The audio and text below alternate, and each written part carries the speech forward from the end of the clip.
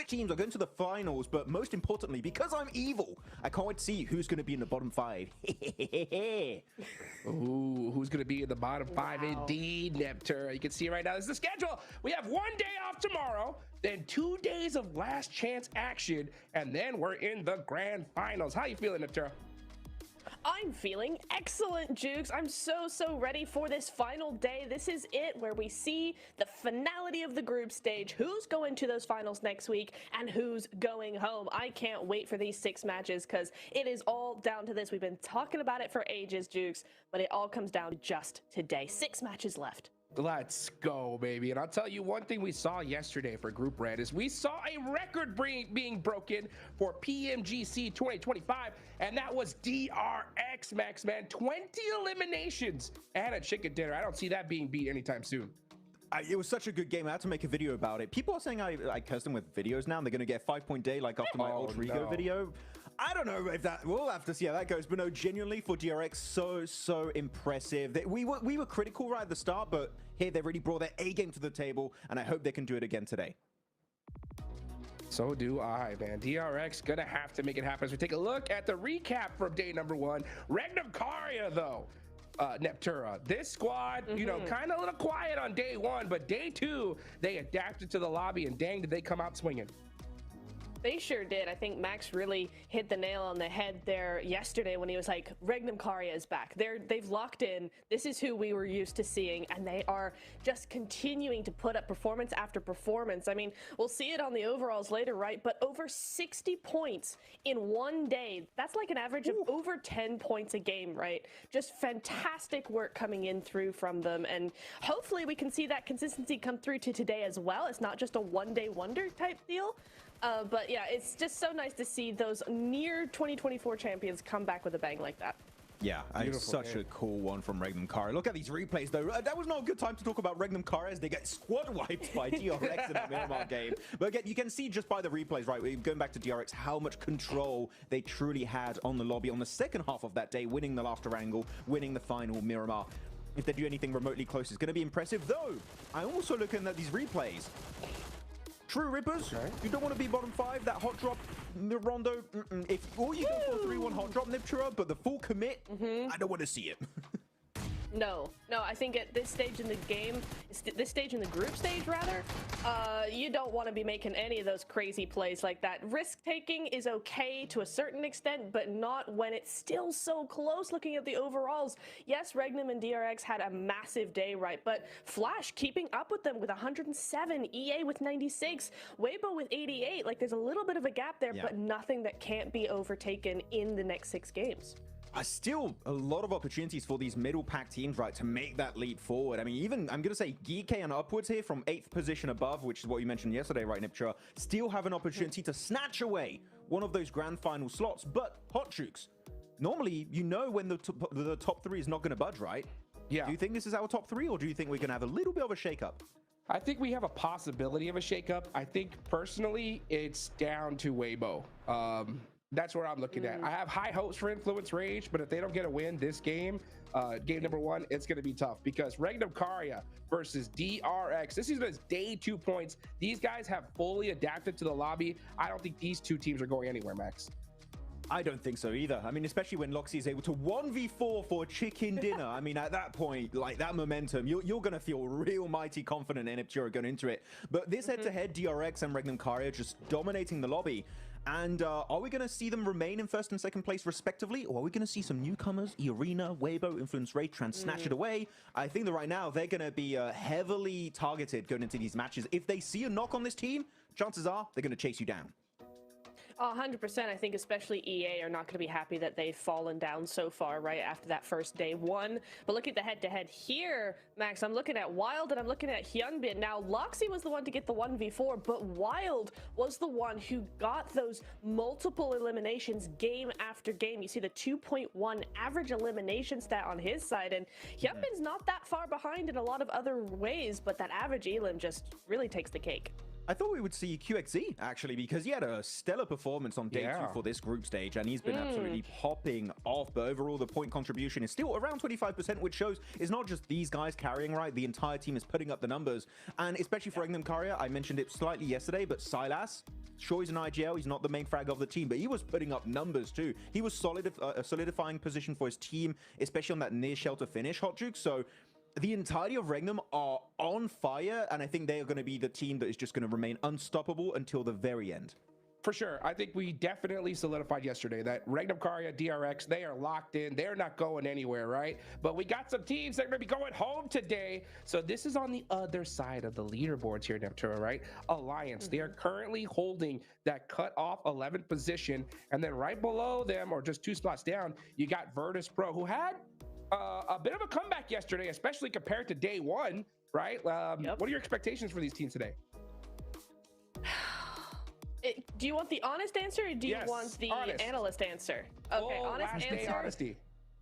They're not gonna do much more. I don't think. VP had a great first half of the game, first half of the day rather, and then they kind of fell off in the second half. I don't have a lot of hope unless they can still pull out, you know, a big match in Rondo, for instance.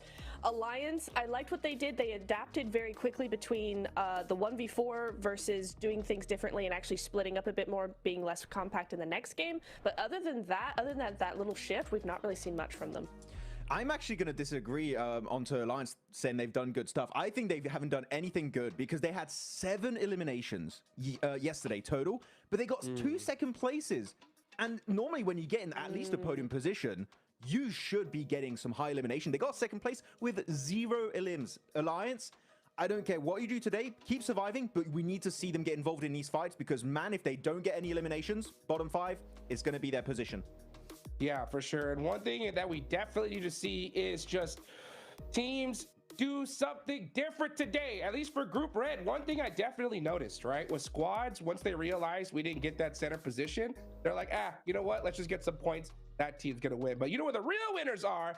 Those who got that Infinix GT30 series, the official gaming phone of PMGC 2025. Engineered for precision, performance, and victory, empowering every gamer to be the one and outplay the rest on the global stage. And they're gonna need to do it here big time, Max, man, because, man, we need to see a mix-up. In Rondo especially, we need to see some squads going for that dominant position and just trying to make things happen. This is also the last chance for True Rippers, right? Team India, they have a good solid point gap. It's 18 away from Alliance. For this team in particular, I think Rondo is going to be it for them. What do you think? I think Rondo is going to be the do or die for True Rippers, really. Just avoid the hot drop, which I already mentioned a little bit earlier on this pre-show. But the entirety of the issue I'm seeing for True Rippers is that when they are getting in fights, they just get overwhelmed and they lose control of the terrain in particular. They just, the teams fight around so beautifully that they just like, well, we don't have any good position to work around, and they just get completely smacked in the face. Just maybe when a fight is coming your way, just take a little bit of time to scope the area around you and know what is a good position you can leverage. And if True Rippers can do that, again, you have players like Hydro. We know he can do well. So I think that could definitely help them at least escape the bottom 5 here, Niptura. Yeah, 100%. I think also the other thing is, in this lobby in particular, they can afford to take their time, right? This is not a fast-paced lobby at all. And so when you do see those threats coming towards you, I think now is the time, or particularly this group is the perfect place where you can just relax a little bit. You can take your time, breathe, figure out your angles, figure out the info you want to use, and then go accordingly. You don't need to rush into a fight like we've seen them do. Ooh, well, I just got word in my ear, guys. The 7WG on the ground, boots on the ground, got some info for us, guys, all right? He's hearing from these players, and they are looking to be a lot more aggressive here in Rondo, Max, man. I love that, right? Because, I mean, teams have to realize, like, hey, if we don't make it here, I mean, it's 2026, a whole year we have to wait, right? So you got to put it on the battlefield right now. I like to hear that, Max. What do you think? I mean, I would like to see that happen, but I'll believe it when I see it. It's like one of those videos where you see a dog barking at another dog through a wall, you know, or like a window, and they open it and then they stop barking. I feel like that's what's going to happen. They're just going to go, oh, no, actually, it was a meme. But yeah, some teams, especially at the bottom or middle of the pack here, Niptura, full aggression. The 3-1 split, take a risk. Guess what? Even if you don't get any eliminations, you can go for the full recall. You can get a game going for yourself and play as per usual. So why not risk it? Go for it. 3-1 split is the way on Rondo.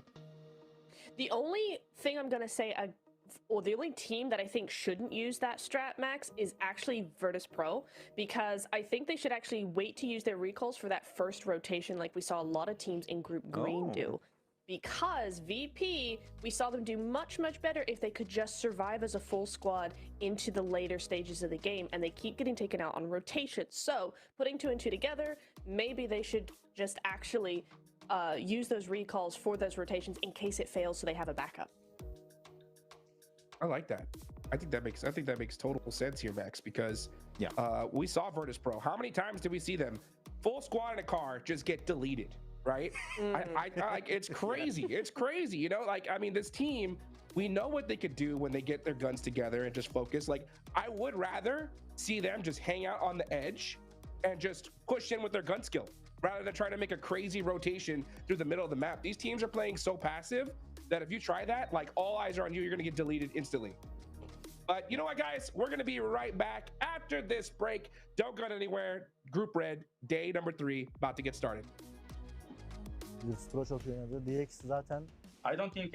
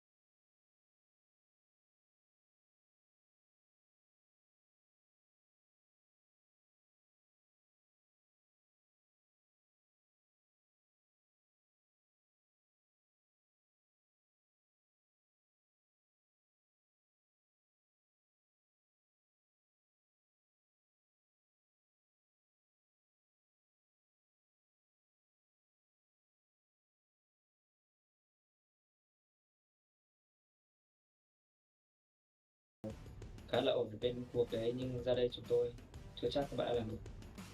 yes, I think we have a lower experience than the other teams, but I think this is benefits us. It's in our advantage because the teams don't know how we're really going to play.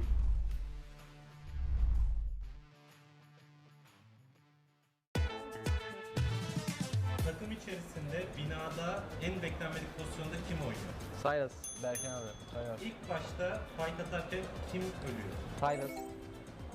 Silas hata. Fight içerisinde fight olarak değil de genel olarak Tamam. panik yapabilen kimdir? Hani mi? Arda mı? var tabii ki oğlum. Ha, tamam Arda, ben de o zaman Fight'ı ben değildir falan. Fight'ı bana gelmem. Mahmut olur ben. Mahmut'u Hayır, da ben- Evet, farklı. en iyi karar veren Silas, en iyi aim de bence Hepimizin White'dır ya, aynen. CJ'den. Evet, yanlış yere geldi. en kötü kararı ve koşun gidemedi adam koydu. Takımda en iyi aim'e sahip olup da kötü kararlar verebilen Devam edelim ya, kötü kararları. Benim. Da IG'li hiç dinlemeyen, kendi kafasına göre hareket eden kim? Buna acil karar versin. Ben olabilirim. Sence abi. kim? Gelsin hadi yerine karar versin. Ya kimse yok ya. No one. En fazla konuşan kimdir? Berkin abi. Silas. Saylar. Küçük kardeş statüsünde kim var? Wild. Ben mi? En küçük sensin oğlum. Takımda diğer oyuncuları en çok kim güldürüyor? Wild. En fazla şikayetçi olan kim? Loxi. Mahmut. Loxi. Net Loxi bu arada. Ya bir şikayetimiz yok ya. En geç uyanan kim? Wild. En fazla yemek yiyen kim? Ya bu nasıl bir soru yani? Yani Şöyle. Bizi izlediğiniz için teşekkür ediyoruz. Çok komik bir takımız. Görüşürüz.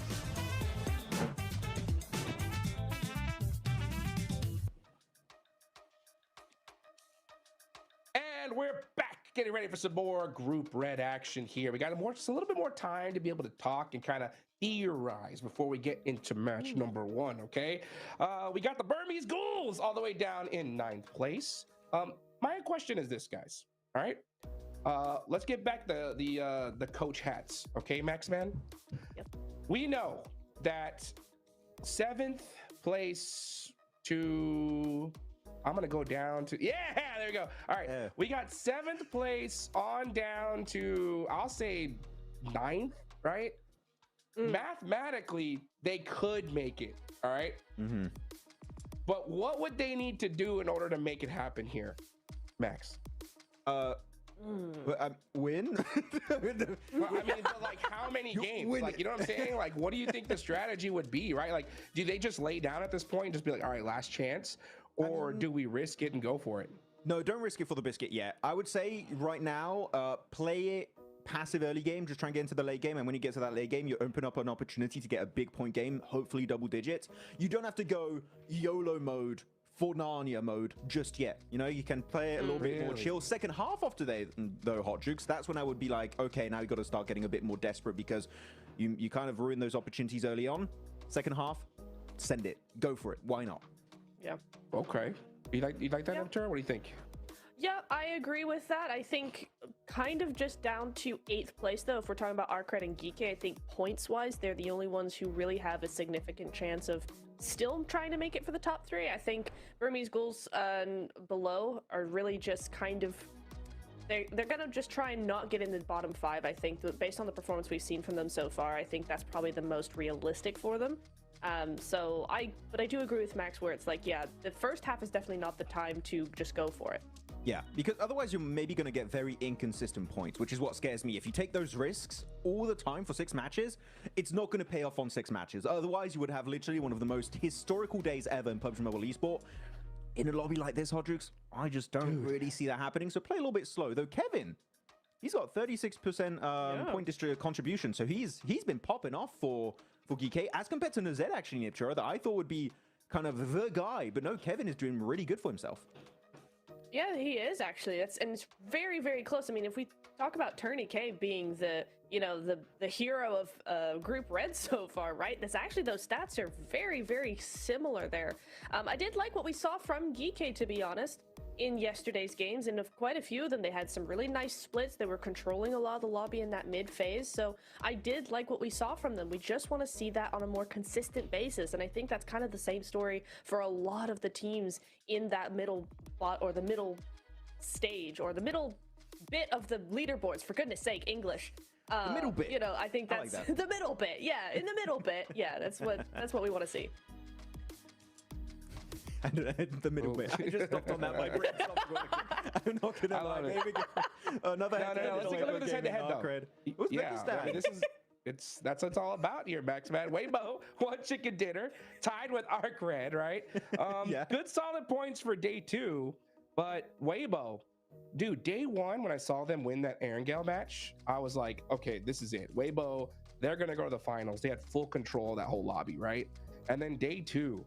Just what is going on? It was like kind of like the way when we talked about DRX Max, right? Where it was just like something is weird with this team, right? Like when they control the lobby when they want to, and then they do a crazy play. We don't understand the next one. I kind of feel the same with Weibo. What do you think about that?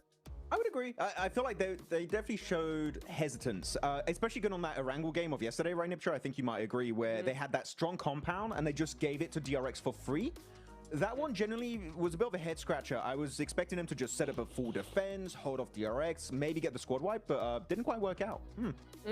Yeah, it's an interesting one for sure, because day one Weibo was looking so smart, so powerful, so dominating. And then day two Weibo was just like, oh, you guys can have the position. It's fine. We don't mind. And it's like, we sleep. A little early to be saying that. You're not safe yet, guys. Come on. So hopefully we'll see a resurgence of day one, because that Weibo, I would, like, new favorite team. Yeah. If they keep doing that, new favorite team instantly.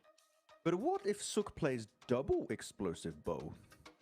I mean, double the power. No, don't do that. Don't do that, please. Sook, don't do it. I mean, it's a joke. Okay, please don't. It's not the meta. Dude, by the way, shout out to Sook though, man. Just changing up the meta just a little bit. I love to see it. Honestly, like M4 shotgun, we see that like constantly, right? To see someone be like, hey, let's bust out some new tech and see how it works, and it does. It does. It has its moments for sure. And it's just sad whenever we see him kind of get in that CQC fight. We're like, oh man, if he would have had a shotgun, he would have won. It's, you know, it's like, it's a tough battle, you know, for sure. Actually, not a bad strat. Just put a shotgun in your boot, right? You know, if you can, just while you're looting, put in the boot, and when you have to swap, go for a quick little chase. I'm just saying, it takes a lot of time to set up and do it, and you really got to think about it. But it's an option if they want to go for it. Why not? And also, we have seen with the PUBG Mobile team, not PUBG Mobile Esports team, the PUBG Mobile team, that they have been looking to slowly over time nerf no shotguns, also long-range ARs. That's coming out in update 4.1. That we're not in for the esports client right now, but it will be coming in the future. As the weapon meta evolves, maybe Sook will just go for even weirder weapon combos, which I cannot wait. That's going to be amazing to witness. Yeah, explosive bow and M24. I'm here for it.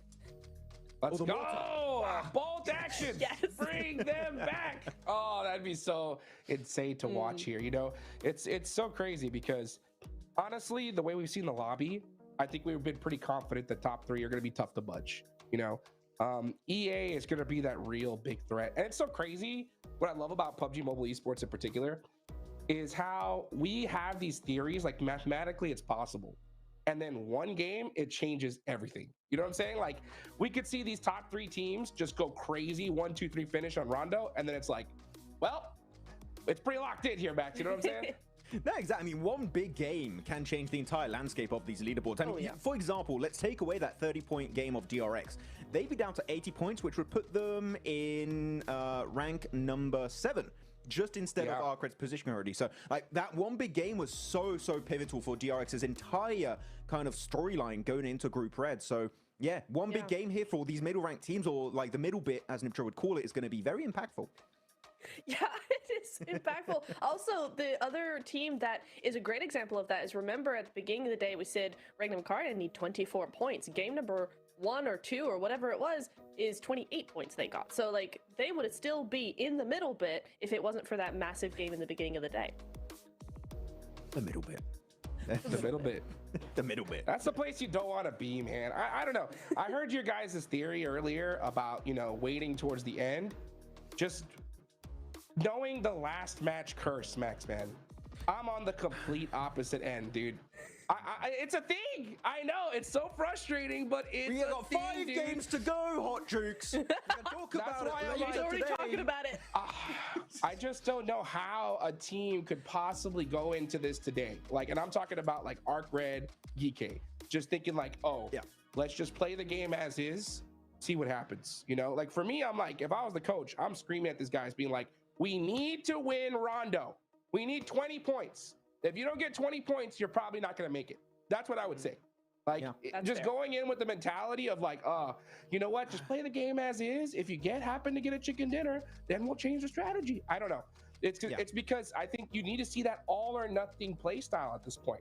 They have a good point gap over Boars, so the risk of going out in bottom 5 is so low, at least in my opinion. I don't know. What do you think?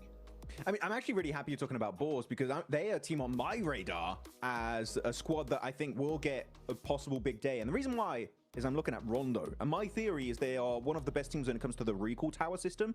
They used the recall tower in yesterday's game where Burmese School won.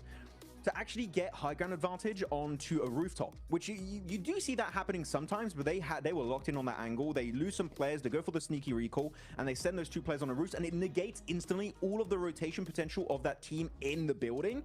So I want to see more plays like that, where you're using the recall not only as a way to get your players back into the game, but also to gain somewhat of a terrain advantage. And I think Boars did that so well that I would love to see a Boars Rondo win here, Niptra, because that recall system they've used was really, really strong for themselves. It really was, yeah. Now that you mention it, I'm remembering, I'm going, yeah, actually, that was a really good play by them. Also in the Miramars as well, right? We saw some really good control coming out from them in the first Miramar game yesterday. So it gives me some hope that they've not been beaten down by their unfortunate performance so far, right? That they're still going, they're still trying, they're still making moves, trying to adjust to the lobby. And so that gives me hope for day number 3 as well. Yeah. I mean, there's also an extra reason why I want to see Boars do well here, is because he has his old Snowix as his old teammates on Team Falcons, and I just want to see that fight, because that would be pretty cool. So that's it. That's my point. Yeah, and we know that Boars can beat. Yeah, and we know that Boars can beat big teams as well, because in that match 1, right, we had True Rippers go out to Flash. But then immediately Boars were able to get over there, and they took out Flash right afterwards, which is a top squad. So it's good to be able to see, you know, a team be able to crush it like that, you know, off the rip on Rondo. But they're going to have to do it again here today, Max. They got to do it once more, bring it back. Hopefully that's going to be the case, but we'll see how it goes. Yep, let's take it to the stage with the 7WG for a quick report. Welcome to a quick report with the 7WG. Just a quick little update here. The players are up and ready, okay? They're no longer sleeping. I do have something to know about Alliance. I talked to them earlier, and they told me they are pushing for top 6. A team that's currently about 28 points away from being there. They're going to have to put up great performance here in Rondo. And another squad is no other than TRX, because this squad is looking to be even more prepared when it comes down to teams crashing on them. Yesterday, especially yesterday, we saw them not being fully prepared. Now they're starting to adjust to the lobby. Let's see if they got what it takes to maybe make that push to top 11.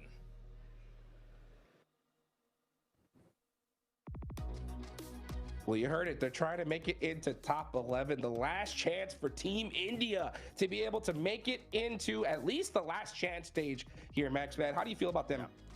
I mean, for me, when I'm looking at Team India, or Team India, like plural, because we had Orangutan too that didn't make it in their respective group. For me, it was never about India winning PMGC. For me, it was like maybe them making it to the PMGC finals. That would have been a good achievement. But it's like taking that experience, and when you go back to your region, you're playing back your regional tournaments, you know, you kind of spread that kind of experience to the rest of the lobby, because you're going to be stepping up your own gameplay. And hopefully that's what I'm expecting next year, man. India could be looking so strong, Niptra, if they're able to really learn from these experiences and step up their gameplay.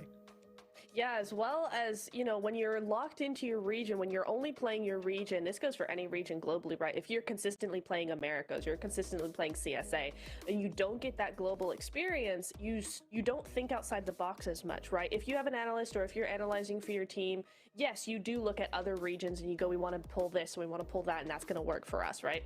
But you don't influence the rest of the lobby when you don't have that experience, yet you're actually able to play that experience. So coming here, playing with that experience, playing with these global teams, and then taking that back home is going to be so valuable for both these teams in particular and the lobby that they're playing in at home. So yeah, it's going to be a really, really good experience for them. So yeah, I agree, Max. We could see a completely different teams stepped up to the global stage next year. Yeah, it gets me excited to see which will be the teams to make it to the next events next year. Of course, we don't even know what the schedule is going to be looking like for next year. Yeah. The announcement from maybe James Yang during the finals. That's going to be exciting to see what 2026 is going to look like for PUBG Mobile Esport. But yeah, India, I think Hodgix is just a matter of time before we know they go back to those glory days of when we had TSM Entity or Orange Rocks. You know, those guys were definitely on point back then. For sure. It's so difficult, right, to be able to play at this stage for the first time. You got the nerves of it all. You got the entire country, right, rooting for you. It's so difficult. You're going against teams, okay, guys, who play 6 to 8 hours a day, right, in the same house with a coach staring at 4 monitors, looking at every mistake they make, right, and being like, how can we tweak this and get a little bit better, all right? And we got champions that have been here before. It's a tough thing to cross, right? I will make a claim, though, and I want to know if you guys agree with me. If OG was in Group Red, I think they would have made it at least the last chance. What do you think about that?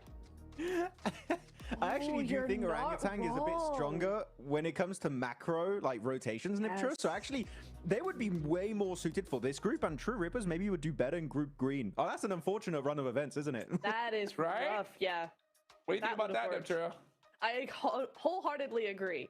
That would have worked out really, really well because I think Orangutan are able to adjust quite quickly. They are not a slow team in that regard. So if they did have some upsets on rotations and stuff in this group, they would have definitely adjusted to that and done quite well. So yeah, that is really unfortunate.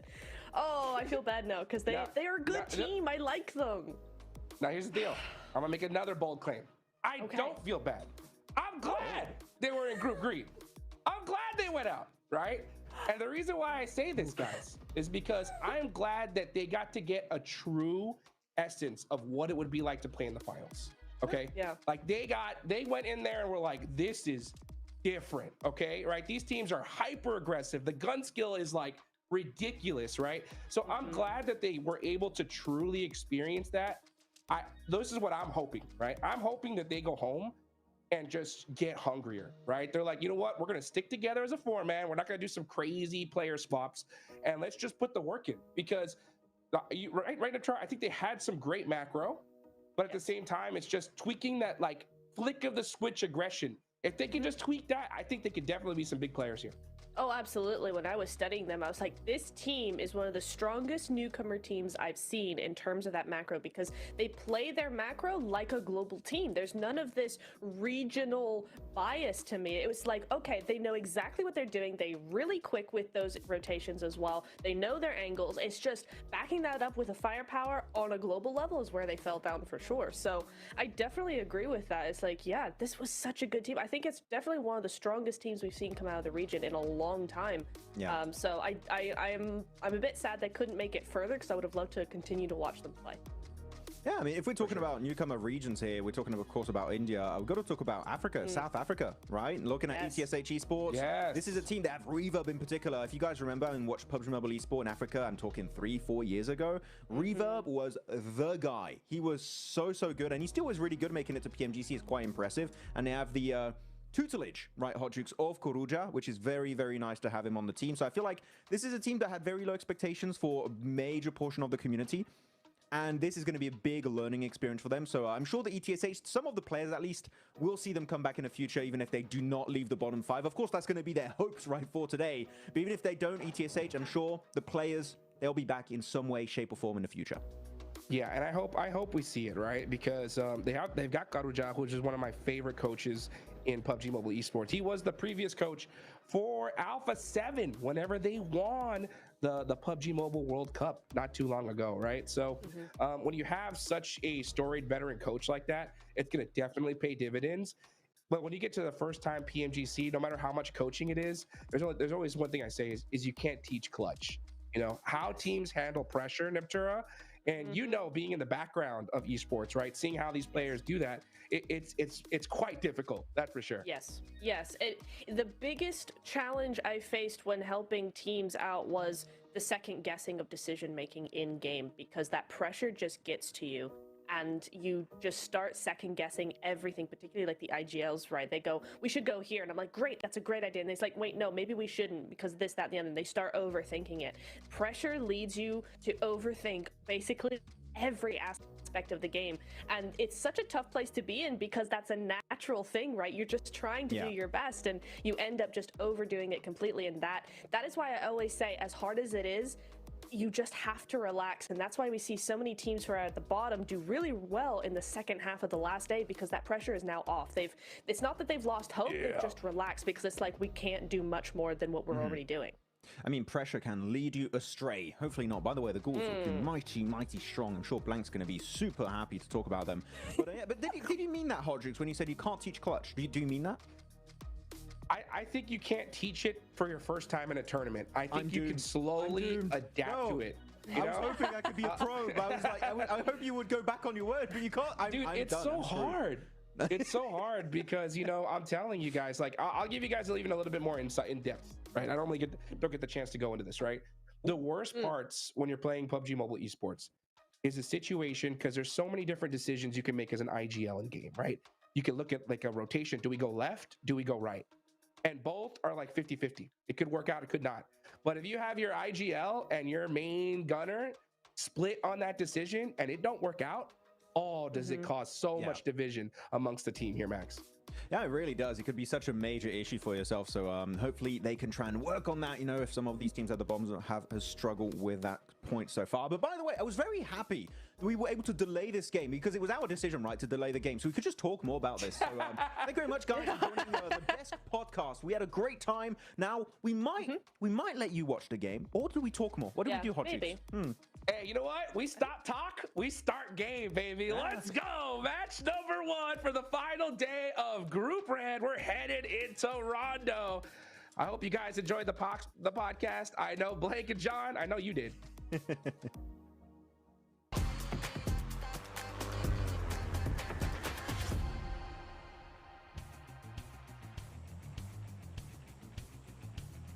I mean, absolutely. We always love to kick off the day with a little potty C from the guys over on the desk. A brilliant kickoff to proceedings. We're heading on into match number 13 and our last rondo of the group stages. Blank. Our teams are going to get hot. They're going to get dropping, and they are going to get stuck in. It has been a little bit quieter, though, here than over in Group Green. I can't believe you dropped a potty C on the broadcast. I'm not happy about that. Map top performers is Sakura from day one. That one day, that one game that he did really well in. And since then, it's not really moved the needle too much from there. It's fair enough. That's a hard target to hit. Very hard target to hit. He's ahead of anyone else. The only person actually challenging him right now is his teammate, Tony K. But we do get a singular playing path here on our final day. Final day! The last day here of Group Red. And it is heading over towards the northeast side of the map. So we're going to be closing all things down here and heading over to that brutal stage of Last Chance in just a day and a bit. Day and a bit. I'm going to call it day and a bit. Day and a bit. All right. Northeast Circle coming in for our last bit of a day as we have a hot drop over on our, multiple hot drops right now. We're going to jump in with E-Arena clashing against Twisted Minds and Weibo off in the distance. Tony K coming down. Well, that's a nasty start for E-Arena, trying to chase for that third place spot, that all-important direct qualification. Maybe a little bit further out of reach. Still got plenty more to go, and remember those recall beacons, the major addition here on Rondo. Judo wants to go up on high, challenge on the rooftops, and able to dance over the shingles. Supreme in the engagement, and Judo able to find a second against E-Arena. Looks like E-Arena, they're not going to have a good time. It's all going to be on those recalls for them. There's a lot of teams. This is very packed at the moment. Weibo even finding shot. Damn, on the desync as well. The drop just catches his noggin. And Twisted Minds are all very happy to pick up the points off the back of that. Basically delivered to them. So it's Weibo versus 2 players here from Twisted Minds. Dropping in some emergency cover flares. I mean, a little bit hopeful on the knock. Not meant to be. Does provide a little bit of cover to walk up to, though.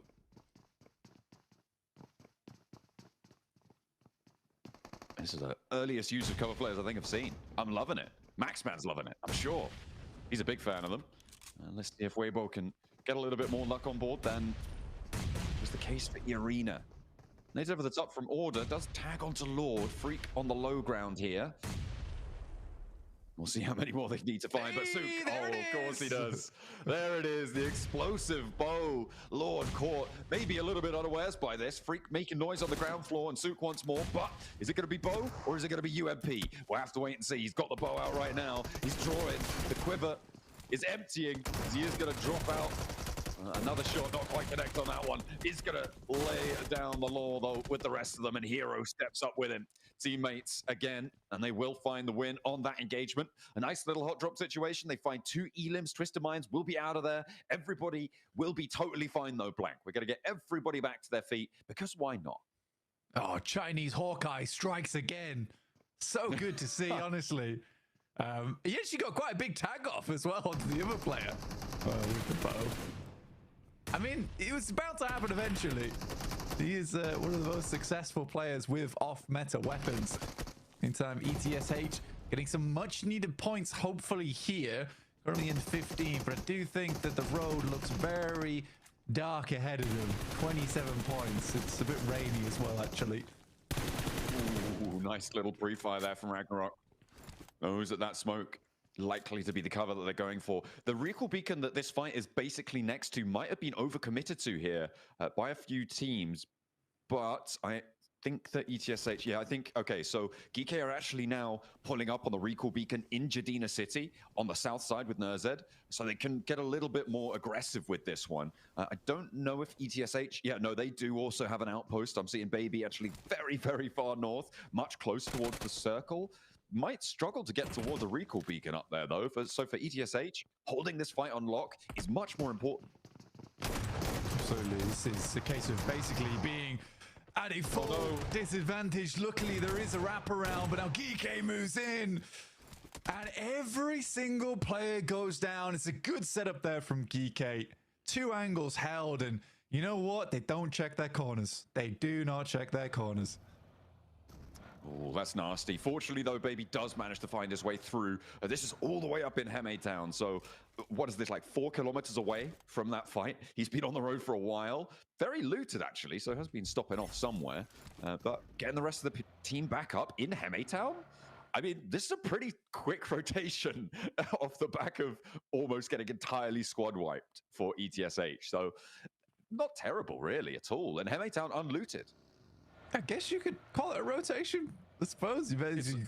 It's pretty good, to be fair. You do completely circumvent all of the teams that are lined across that northeast side. What are VP doing? What's going on? Oh, I think I understand. I understand. No, I understand. They not call themselves so they can get the recall close towards the circle. That's the only thing that makes sense here to me. They did all knock themselves in Meiran, though, which is in the next circle. Yeah. And the last player's in the blue zone somewhere? No, VP is still... Wait, actually, wait, I don't understand. What has just happened to VP? They do recall. They do recall. But where? I actually can't see them on the map.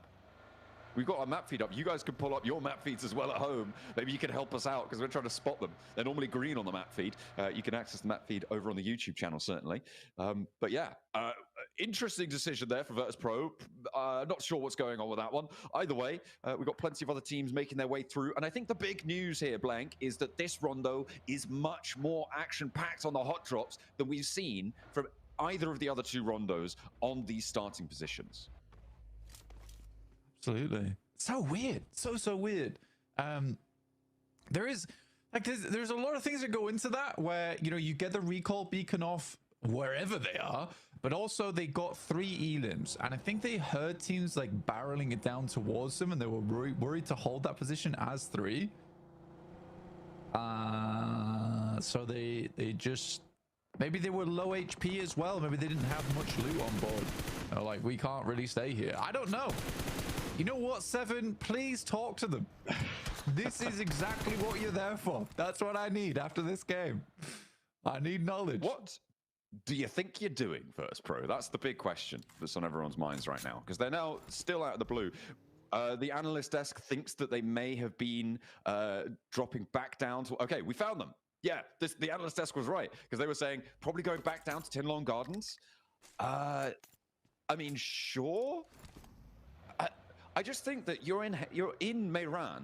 That I don't think there was anyone really too close to you. You just loot up there. And then move from there potentially. The thing was is that True Rippers and E Arena were both barreling towards it. So that's the only, like, that I'd somewhat, is what I was saying before, and I somewhat agree with Max there, where we're saying that maybe they were worried about third party, but still it's just a very strange maneuver to pull. You're trying to limit the amount of eliminations you give across. Your player's down towards Tinlong Garden anyway, so you just regroup as the 4-man rather than have him go out early and then risk getting the res later on. That's the only things I can think of. Again, it's stage 2, so you got plenty of time to make that crossing back in with the circle moving down towards the south. They are quite fortunate in that regard. But yeah, either a brain fart moment or a real big brain blast You know, the Baja Blast brain moment right there. Feel a real Jimmy Neutron with that one. Goodness me. I mean, you don't need 3 of your own teammates and have the vehicle explode by accident, right? Like that's a purposeful decision. So yeah, that's really, really puzzled us. And maybe we should be focusing more on what's going on close to the center of the circle. We've got a couple of teams over on the north side. This is up by Heme Town, where we saw that recall come through from ETSH, but they're not engaging in this fight. This is a little bit of a standoff between ArcRed and Team Flash, 2 teams who, well, now after yesterday, ArcRed a little bit far behind from the bubble on 3rd place, but still within thinking distance of being able to catch up. What is that? 21 and 7, so 28 points behind Team Flash right now. Definitely achievable during a day to make up that gap, but they do need to start off with a big game. And of course, have all the other teams around them do pretty poorly as well. The river that sits down that north side that stretches down from Muhopan down towards Lo Huajing is going to be a difficult crossing for teams in the middle of this circle, Blank. Yeah, I think that, again, it's one of the areas of the map that has a lot of water involved. And this one is particularly nasty where it sort of dips down towards this valley on the riverside. So a lot of teams are going to try and confirm over towards the eastern arena of this map. But even then, it's still some uncomfortable zone to play in. This is what always is tough about Rondo, is that you do get parts of the map which are incredibly open. And that is sort of alleviated by the fact that you can create the craters with the nades, etc. Okay, Reverb. Again, ETSH taking a bit of a lesson from Geeky and playing the corners themselves.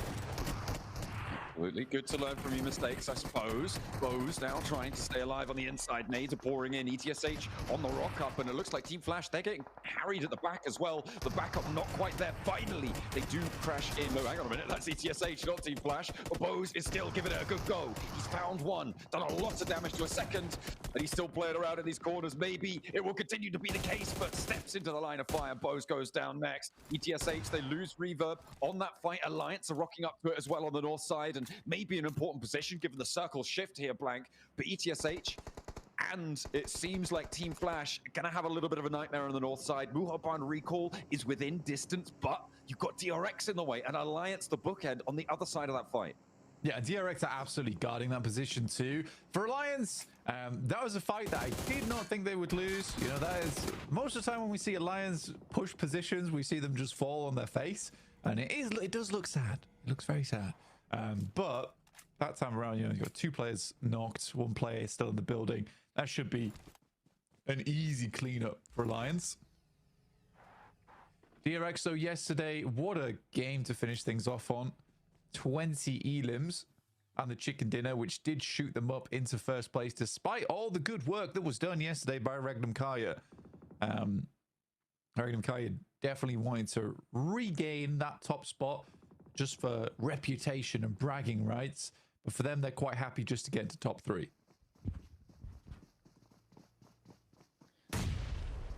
It'll be good enough.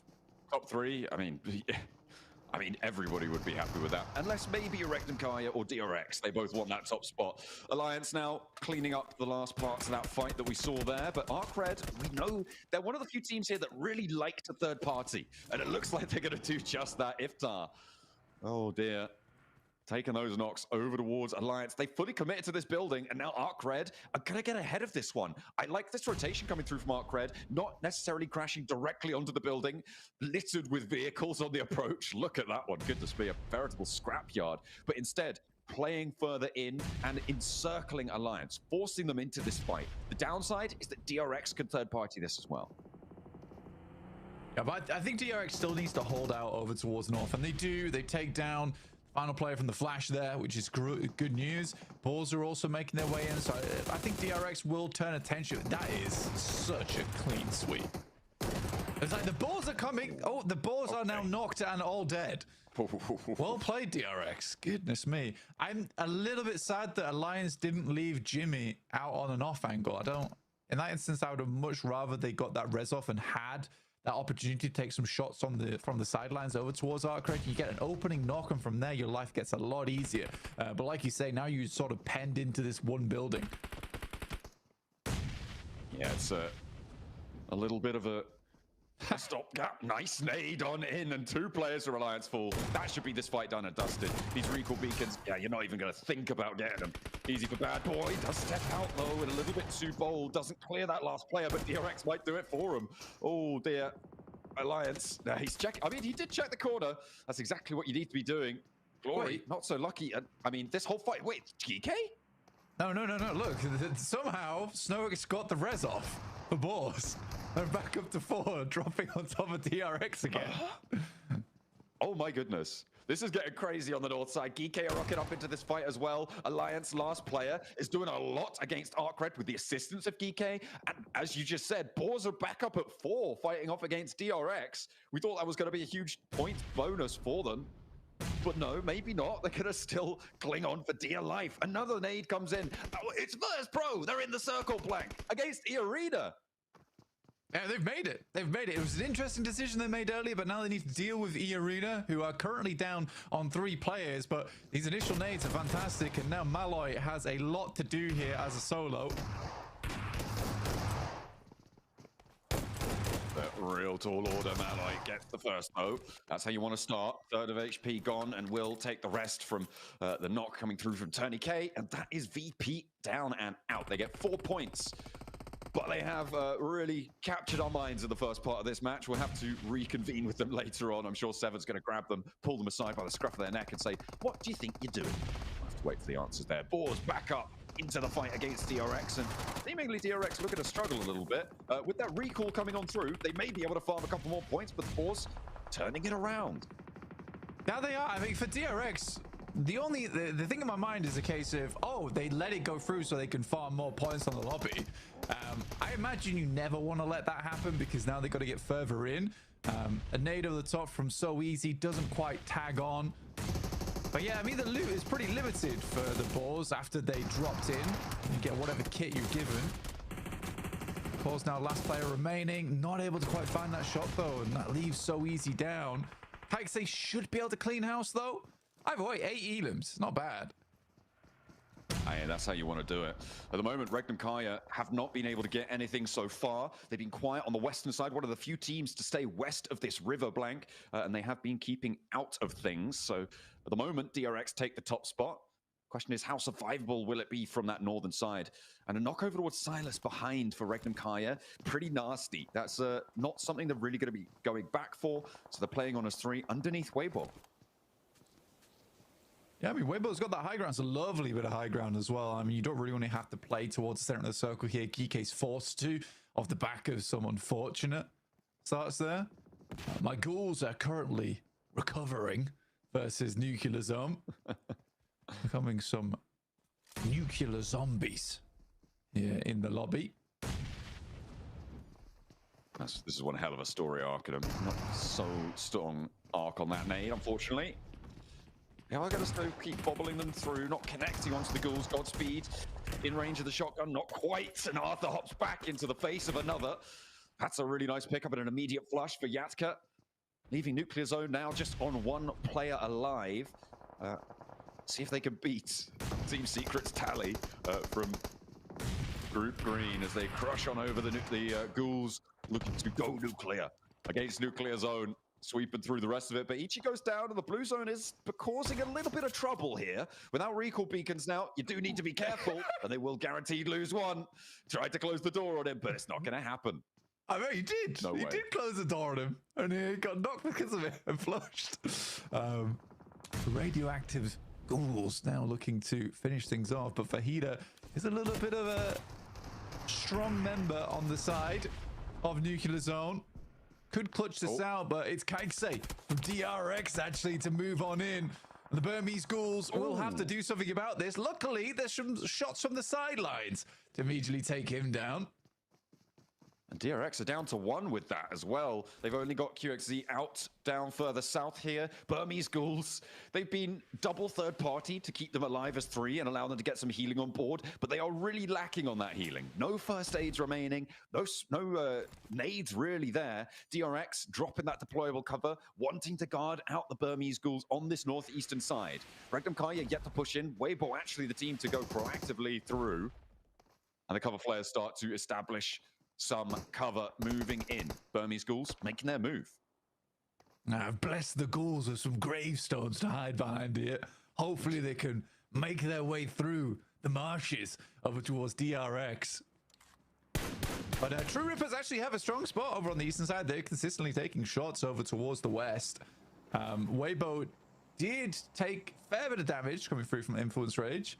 You can't really ever count Influence Rage out. All those players are incredibly good. And I'm a bit disappointed that they're not in the top 3 after their strong start of Group Red. Either way, all the teams up here are super deserving of their spot, and the teams that I expected to make it through anyway. Yes. Spotted. Nice discipline from the Ghouls as they seemingly love a bit of Rondo on this final day for themselves, trying to get away from an 11th place. Still, I think, a little bit too tall of an order to get up towards 3rd place, Blank, but you know what that means? You're going to be able to see them in last chance. And if they get to the grand finals, they're going to be one of our most played teams, I suppose. Unless we get a gauntlet team also. Okay, I'm not going to continue to do this maths, but still, you'll be happy to see them again. I would, yeah. Definitely a lot to go over there in a short amount of time, which we do not have as we are coming to a close here on Rondo at stage 5. Moving to stage 6 soon. Regnum Kaya officially do outlast DRX, but they don't out-elim them. Currently with 9 total. Good nades from Lord over the top. Does take down 1 from Influence Rage, leaving just Lil Boy up and remaining. I think Lil Boy is definitely not someone you want to back into a corner, though, because he can strike out quite wildly in these final moments. Weibo didn't even really want to touch Influence Rage after they took a few knocks from them. I mean, Weibo are back to full force now, though. And I did see Sook still has that explosive bow. Maxman's really very happy. He's only got the 1, though, so maybe not quite there. I mean, there's the shots coming over through to Twisted Minds, having a tough time. They're going to have to move further east as well. They're regrouping all towards it. They're fully committing to a pretty much full front fight with just this duo from Influence Rage. Can't get rid of them. All you need to do is land 1 nade properly, and that should be them done and dusted, but Twisted Mind's struggling, and Lil Boy steps out for the spray. Weibo are taking shots out towards them as well. They just don't have any room to maneuver. I mean, that's why you can't count out Lil Boy. He is such a good player on the squad. Really holds his nerve as well. But there's the Ghouls taking a shot over towards Sook. Finding at least one elim there over towards Weibo, and that's from up on high on the northern edge.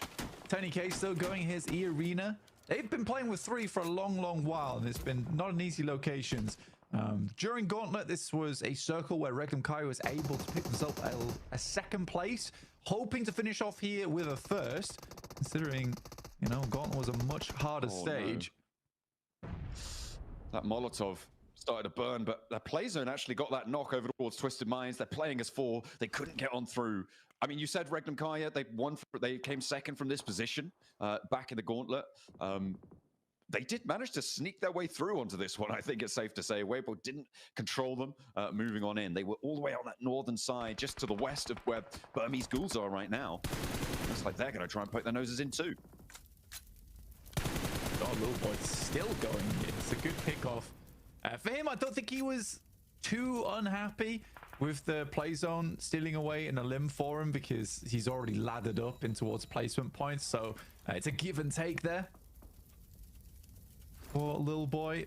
Gemma Backpack does finally run out of juice, though, so he's going to start taking big damage. Zed Wolf finds shot up towards Godspeed as they attempt to rotate in. They do get Yatka towards the front line, though, at least. Yeah, it looks like, Unknown gets clipped as well, so Yatka not going to be able to get them back up, more than likely. And Regnum Kaya up 2 elims now, Blank. They're chasing down that 120. They want to stay ahead of DRX, and Lil Boy will finally go down to Weibo, who are playing as 3 after losing Sook. In the meantime, Regnum Kaya trying to step up, but True Rippers, I mean, on this eastern side, leaving Hydro down on the south, they've got a pretty solid hold onto this one. Yeah, True Rippers played a pretty slow game here. I think they did a good job of controlling over towards the north side, though, to be able to confirm onto this position. And as of 4, they have a massive chance to close out this game. imagining a lot of Indian fans will be very happy with them if they're able to make it happen, which by all means they should. I'd like to see a little bit more of a flex out come stage 7 as teams start to diminish more and more, and you can see Hydro going for this. I really like Hydro as a player. I think he does try and take as many opportunities as possible, and I think he has the chops on him to do it. He's your Hydro homie going on in right now for the True Rippers. The off angle's good. I think when these two teams start to have a tough time on the south side, Regnum Kaya might have a better time of it, but that circle is just it's gleeful for Regnum Kaya right now, right? Moves completely off of that True Rippers position, and the tables are completely turned on this one. Even with 3 players, this is a game now that Regnum Kaya should be looking to close out. Yeah, from this spot, it's great. I mean, if you do look at it, though, it's still pretty uncomfortable for Regnum Kaya. It's like an open location up a hilltop, so you have to be 360 degrees on this. Luckily for them, a lot of the teams on the outer edge are going to start fighting first for position before attempting to fight against Regnum Kaya. Good shot from Jelly over towards Sakura on the cross. Will result in 1 knock and Elim, and Hydro will do the rest. So that leaves 3 teams. True Rippers with 4, and both others with just 3. But look at all the utility that True Rippers have been able to maintain here. Something I didn't consider is that True Rippers are holding this eastern side of the hill against any other team, and now that they are no longer holding it, they themselves can take it. That might make it a little bit harder for Regnum Kaya. Weibo really suffering here on this south side. Just could not transition further north, but still a pretty solid game for them. Getting up to 9 elims here. Blank still very much in the conversation for a 3rd place as Regnum Kaya start to pick up those elim points too. They want to try and rack up as many as possible.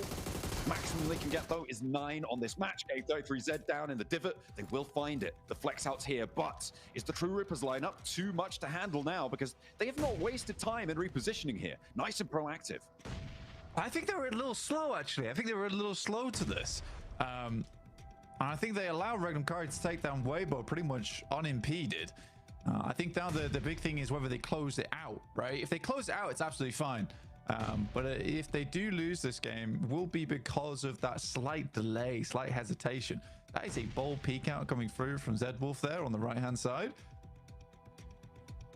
I mean, they definitely did not want to get stuck into that 3rd party, right? They moved across nice and rapidly, but after that, they just, yeah, you're right. They could have controlled the fight a little bit more. And they don't have that opportunity anymore. Wild immediately finds Hydro on the trade, and they're looking for more. Not really moving, and that nade looks pretty good, Blank. I might find what they're looking for. Not quite getting a knock, not quite getting a flush. There's an answer over towards Wild, but Zedwolf has some of his own. The cover flares start to drop from the sky, and it is necessary to get this res to keep the numbers advantage on side for True Rippers, facing off against Regnum Kaya. Both teams pretty desperate for these points. Regnum Kaya more for pride than anything to jump up towards that top spot again. I mean, it's also kind of crazy that True Rippers have eaten through pretty much all their utility already. They were on like 12 nades, they're now to 2. Regnum Kaya have 3 more to work with. So I'm not sure where all those nades went from True Rippers. I mean, coming through thick and fast. Yeah, we're setting things up here. Right now, Regnum Kaya does control a lot of the zone to work with. But True Rippers back up to 4. How they deal with this slice across from Regnum Kaya will be determining how this game ends, John. I mean, if Zedwolf had a nade or 2 here, this would be probably a different story. But this is, I mean, this is fairly masterful for Regnum Kaya. A little bit allowed to do this by the fact that True Rippers didn't crest over the ridgeline fast enough, or at least push on towards the northern side, right? Wild and Zedwolf, they flexed all the way down south to deal with Weibo. The time was then really to try and push onto Loxy with 2 or 3 of your players for True Rippers. So they did miss that opportunity there. Yeah, I mean, as a foreman, you always take those pushes, right? As a foreman, you always take those pushes because you're more than confident that you're probably the most dominant force in the lobby at that point in time. If for Regnum Kaya, this is a very easy lineup for them. They have the peak over. For True Rippers, they're forced out into the open. For Regnum Kaya, though, it's the fact they have to deal with 4 guns to their 3. So they'll have to be very quick on the approach. And these initial nades, they only have 3 of them, have to be really on target. But there's only a limited amount of space up here on this plateau. Nade over from Wild. Finds Hydro. A massive opener. The answer not going to be there. A little bit off target, unfortunately. Jelly's trying to flank around and find Loxy, allow them to get a little bit further forward. Another nade expended, and it's not going to find the value. Wilds does again, burns Hydro's health bar down, and I don't think you're going to commit for this res. Maybe you look for it, but the blue zone is pushing. Another nade in, and Jelly and Loxy's fight on the northern side is popping off. You can see that fight in the picture-in-picture down below. Jelly not finding the angle they were looking for, and his position now is known. Hydro back to his feet. True Rippers, they're not going down without a fight, but we'll see if they're able to find it. Wild moving forward. Loxy still in combat. They're moving together, and there's no more nades left for Regnum Kaya. True Rippers have the divots, may be able to make some inroads here. Harsh the forward position. Troopers do back off. That res though really slowed them down, and it's a hard decision to make whether you play on as 3 there and go for the 3v3 or go for the res, but it does delay them and pushes them further and further up towards this wall, which isolates these angles Wild. for Regnum Kaya. Wolf as well up on the high ground. One player found the Wild's low. Maybe looking for a trade. 2 for 1 right now, but it's an even 2v2. Loxy on the low ground versus Jelly. Zed Wolf goes low as well. Up against Harsh. He's going low, but he wins that trade by the skin of his teeth. Stays alive. Loxy's down though. A Jelly in a 1v1. Oh, Regnum Kaya just about stay alive. True Rippers took them right to the wire, but they close it down. A 9-point chicken dinner. The True Rippers gave them the fright of their life, and I think they had a total of 2 HP at the end of that fight blank. But nonetheless, that will be enough. The True Rippers could not get through the blockade from Regnum Kaya.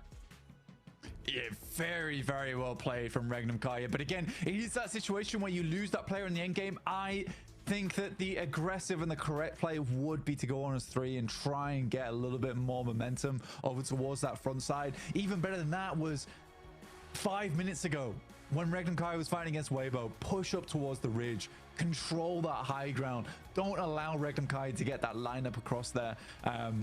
It's an annoying one because I think True Rippers do have the aggression required. They do have the gun skill. I mean, they were going fairly toe-to-toe there with Regnum Kaya, right? But they just don't push quite quick enough. Yeah, that north side not taken. The opportunity not quite there for them yet. Regnum Kaya, though, top of the tables again.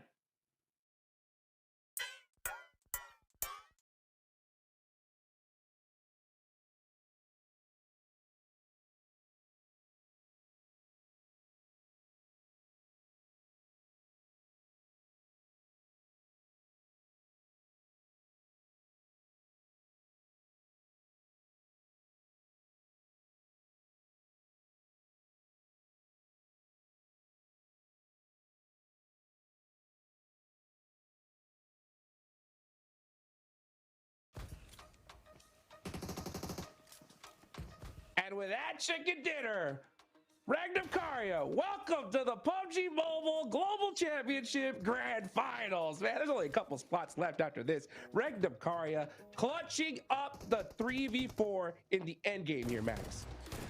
Well, yeah, I think there's only 2 ranks left going into the finals here. Yeah. With a performance like this, Regnum Kaya nail in the coffin, it seems like it. True Rippers, you know, good play onto the eastern edge, playing it slow, calm, cool, collected. Maybe a bit slow on the approach of this fight, but I mean, come on. Z-Wolf, the spray with the UMP was down to 4 bullets onto the M4. Oh. This guy was a menace here on Rondo and Eptura, and really, again, showing up why he is a perfect pickup for Regnum Kaya. Isn't he just really, really good stuff coming in from Regnum? And as you said, both of you, right, that we only have 2 spots left for the grand finals. There is no way this team goes out of this top 3 spot now, right? Not the huge, you know, numbers we're used to seeing maybe from some of the other games, some of the other wins we've had from them, but 9 eliminations, that's a 19-point game on the boards. And I think they're just kind of gonna run away with it a little bit here.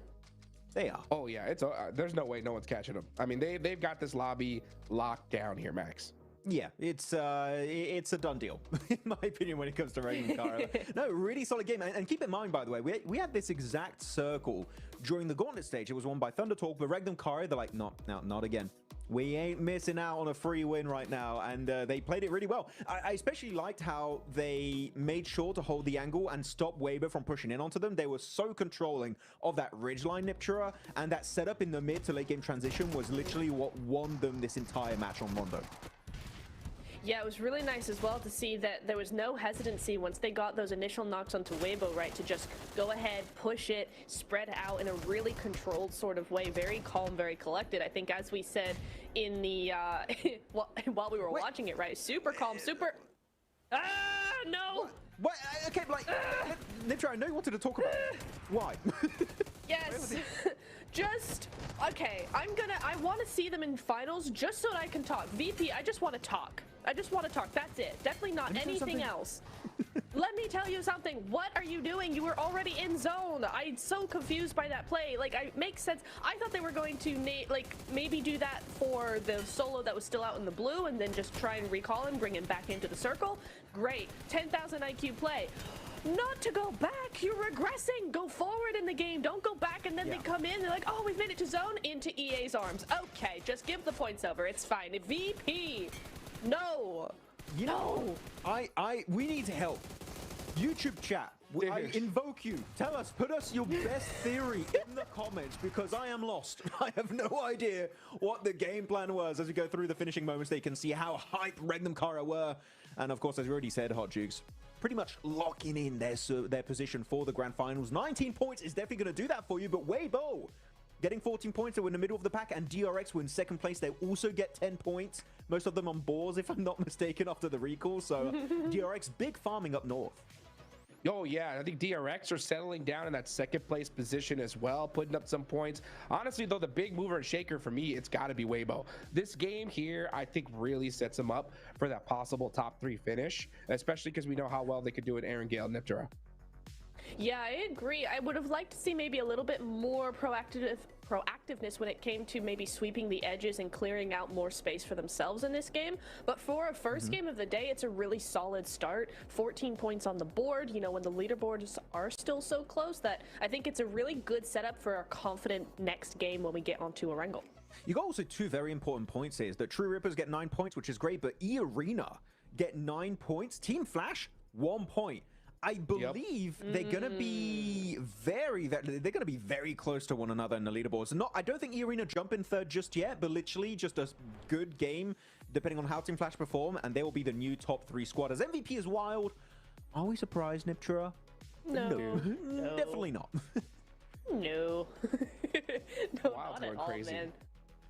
He is going crazy, and he continues to go crazy. Isn't that insane? Isn't that wild, guys? Isn't that wild that he continues to be super consistent? Day 2, now coming into day 3. Love this for him. Wild. That was good. It's true. Yeah. It is true. Hey, that end game was pretty wild. That's a fact there. You know what, guys? I want to know what you guys think. All right. Was True Rippers just late on that third party, or did they just believe in a fair fight and that's why they stayed back? What do you think, Max? I wouldn't say late. I think the timing was good. It's just no willingness to commit once they did make that push. They slowed down significantly. But here we go. Leaderboards. No movement from 9th position and above. It's stale. It's stagnant. Ow. It's not moving. But yeah, True Rippers back on them. I do think that here, just once you especially find that you have the man advantage, I feel like that point, Niptro, they would have full committed, because if they get a big game, chances are maybe they would be over the side of ball and just barely able to make in top 11. Yeah, I agree. I think Jelly had a really great off angle, but he just wasn't able to capitalize on it. He just wasn't able to get that momentum and push forward and try and be, you know, make something. He was just a little bit too careful on it for my taste. If he had been a bit more into that angle, then yeah, I think he could have done something and they could have probably won the game. But Regnum won the game, and Regnum get 130 points. DRX are at 120. We're starting to see a little bit of a point gap here, guys, because Flash with 108. It's not undoable, of course. EA with 105. I mean, we got several teams now with 100 points, but it's starting to be run away with. If Regnum can get some top 5 finishes or just some high elim games, they're going to stay well ahead of the rest of the pack. And we saw Weibo popping off with the explosive bow on that hot drop, right? If he does it again, Hey, 6 more points if Flash gets 0 points, and he could be our new podium squad. Weibo looking really solid. Influence Rage, though. Hot Jukes, where are they gone? Yeah. Had a stellar start here on day 1 for Group Red, and ever since, they kind of fizzled out completely. Not able to really bring too much to the table, except for Lil Boy, though. This game, he was destroying Twisted Minds on the western side. Great plays, but a solo is not going to redeem this tournament for you so far. Yeah, definitely helped put some points on the board, right? I mean, they're not out of this just yet. And look at that little boy. Yeah, with 5 eliminations, he was going crazy there towards the end. Sure, he had a little bit of help from Weibo and EA, but still to mount a 1v4 defense there towards the end with a blue zone on your back is pretty dang tough. So he's definitely trying to keep his team alive here. Now, we didn't see like changes in the rankings, Niptura, but we did see that, you know, Weibo was behind Flash 19 points going into today. Yes. Now it's down to 7. So that gap is getting closer than ever here. Ooh, it really is. And if you're Flash, you're starting to get a little bit nervous, right? And I really hope that means that they're not, that doesn't mean that they're going to get super pressured, right? Because they've been having a really good Group Red stage, right? It's been so easy for them just because of that first day. They were able to just pop off and get all the points they needed. Now the other teams are starting to wake up, starting to go, oh, it's day 3, we better do something. You've got some big teams right behind you. They just need to make sure they keep that consistency, because if they play the way they've been playing the last 2 days, we are going to see them in the top 3 for sure. They are good enough to do that. They have shown us time and time again that they can beat out a lot of these global teams. They just need to stay ahead of the curve just a little bit longer. Yeah, I think that I'm looking at Arcred in particular. We're looking at the squads above them, your Influence Rage, Weibo, E-Arena, but I'm telling you, Arcred, just like Go Team in their respective group, right, were a big surprise. I feel like Arcred could be the ones to come in swinging and steal a position literally last minute. So keep an eye out. Uzbekistan, they're scary. Absolutely, man. And you know what? I'm really just starting to think about Team Flash here, right? Because we had the storyline at the start of day number 2, right? The new kings versus the OGs, right? Regnum Karya, they are so used to the situation, and that's why they are thriving, right? How is Flash gonna handle this pressure? We talked about at the start of the day, right? Pressure is so difficult to overcome. It is now at its peak. With Weibo doing good now, Flash have to be able to settle down and put up some points here in Niptura. They do. I just hope that they don't change up their rotations or their strategy in any big way, right, Max? I think you might agree with that there, because it's just like they've done so well with their strategy as is. Don't change it just because some teams are starting to put up some big points. That's not enough reason. If you start feeling like you're getting taken out on rotations a lot more today, then cool. Then this is the time to actually change something up. Don't do it just because other teams are also doing well. Don't go, oh, we need to keep to ourselves now because other teams are doing big things. It's like, no. Make sure that you have presence as well. Make sure that you have what you want to do, and actually say to the other teams, you can't bully us out of our top 3 position. We've come here, we've earned it so far, we will continue to earn it, and that's the confidence they need to keep up. I mean, definitely, if you're in the top 3 currently in a PMGC lobby, guess what? Maybe what we've been doing so far ain't that bad, so maybe you should just keep it going. Yeah. So definitely go for it. By the way, I do want to point out, Niptura's got a new chair. Let's go! It's cool. Upgraded PMGC chair. I didn't realize. I just saw it. Congrats on the chair. Yeah. Great desk. It's very comfy. That's what I'm talking about, dude. Yeah, you got that IMAX, man. You can see that chair rotation real quick, right? You know what? And it's so crazy when we talk about these top squads. You know, one thing that's interesting that stood out to me, because it just kind of just hit me like a light bulb moment. You know, the fact that Sook from Weibo uses that explosive blow, the bow, right? It's so good because it just blows up everything, and you can kind of get some really good things happening there for you. But what it also does is it's a dead giveaway of who you're fighting. You know what I'm saying? So, like, let's be real. If your Team Flash, Weibo is creeping up on your leaderboards. If I hear that explosive bow in your back, I'm like, that's Sook. Weibo, they're right there. Let's go. Right. So, I mean, there is something that could come into play a little bit. What do you think, Max? Are we going to see some Sook impersonators? Just like, what if I fake being Sook? They'll think we're Weibo and they might run away. Okay, no, that's I'm reading too much into it. Possible. No, it's a real thing though. Like, if you see there's an explosive bow being used, like, chances are 99% of the chance that's going to be Sook. And if Weibo are in a top 3 position and they do clash with your likes of maybe E-Arena or Influence Rage or Arcred, they're like, well, maybe this is a fight that is worth taking at that point in time. So I don't know if it's going to be like a big thing, Niptura, but it is something that, like, if they do spot it out and it does make sense to take a fight with Weibo at that time, maybe it could do something in this lobby. Yeah, it is a little bit of a calling card, right? It's like as soon as you see that explosive bow, you know exactly who that is. So I think Sook's gonna have to be a little bit more careful with how he plays those big old plays, just because that is gonna be now a target on his back. It's a good point to make. Yeah. I'm just gonna be interested to see if we're gonna continue to see it in the next few matches. I mean, any time is good as now, right? Because he did get that first Elim with the explosive bow, that knock with the explosive bow on Rondo. We saw it for the first time after 2 days, so maybe that's just his his sign to just keep on going with it. I think so, because you know what? It plays in two different ways, right? There is that way of where it could be a disadvantage because you kind of let people know who you are, but it also could be an advantage because it lets people know who you are. You know what I'm saying? Like sometimes, like you can be a team like, oh, it's Weibo, and then that could make them second guess themselves. It's happened plenty times before where you realize the squad who it is, and all of a sudden you get so nervous, you panic, and it makes things so difficult here, Maxman. So, man, it's just something to consider for sure. Weibo and Erangel is going to be the biggest thing here. We need to see that day one Weibo for sure if they want to make it to the grand finals.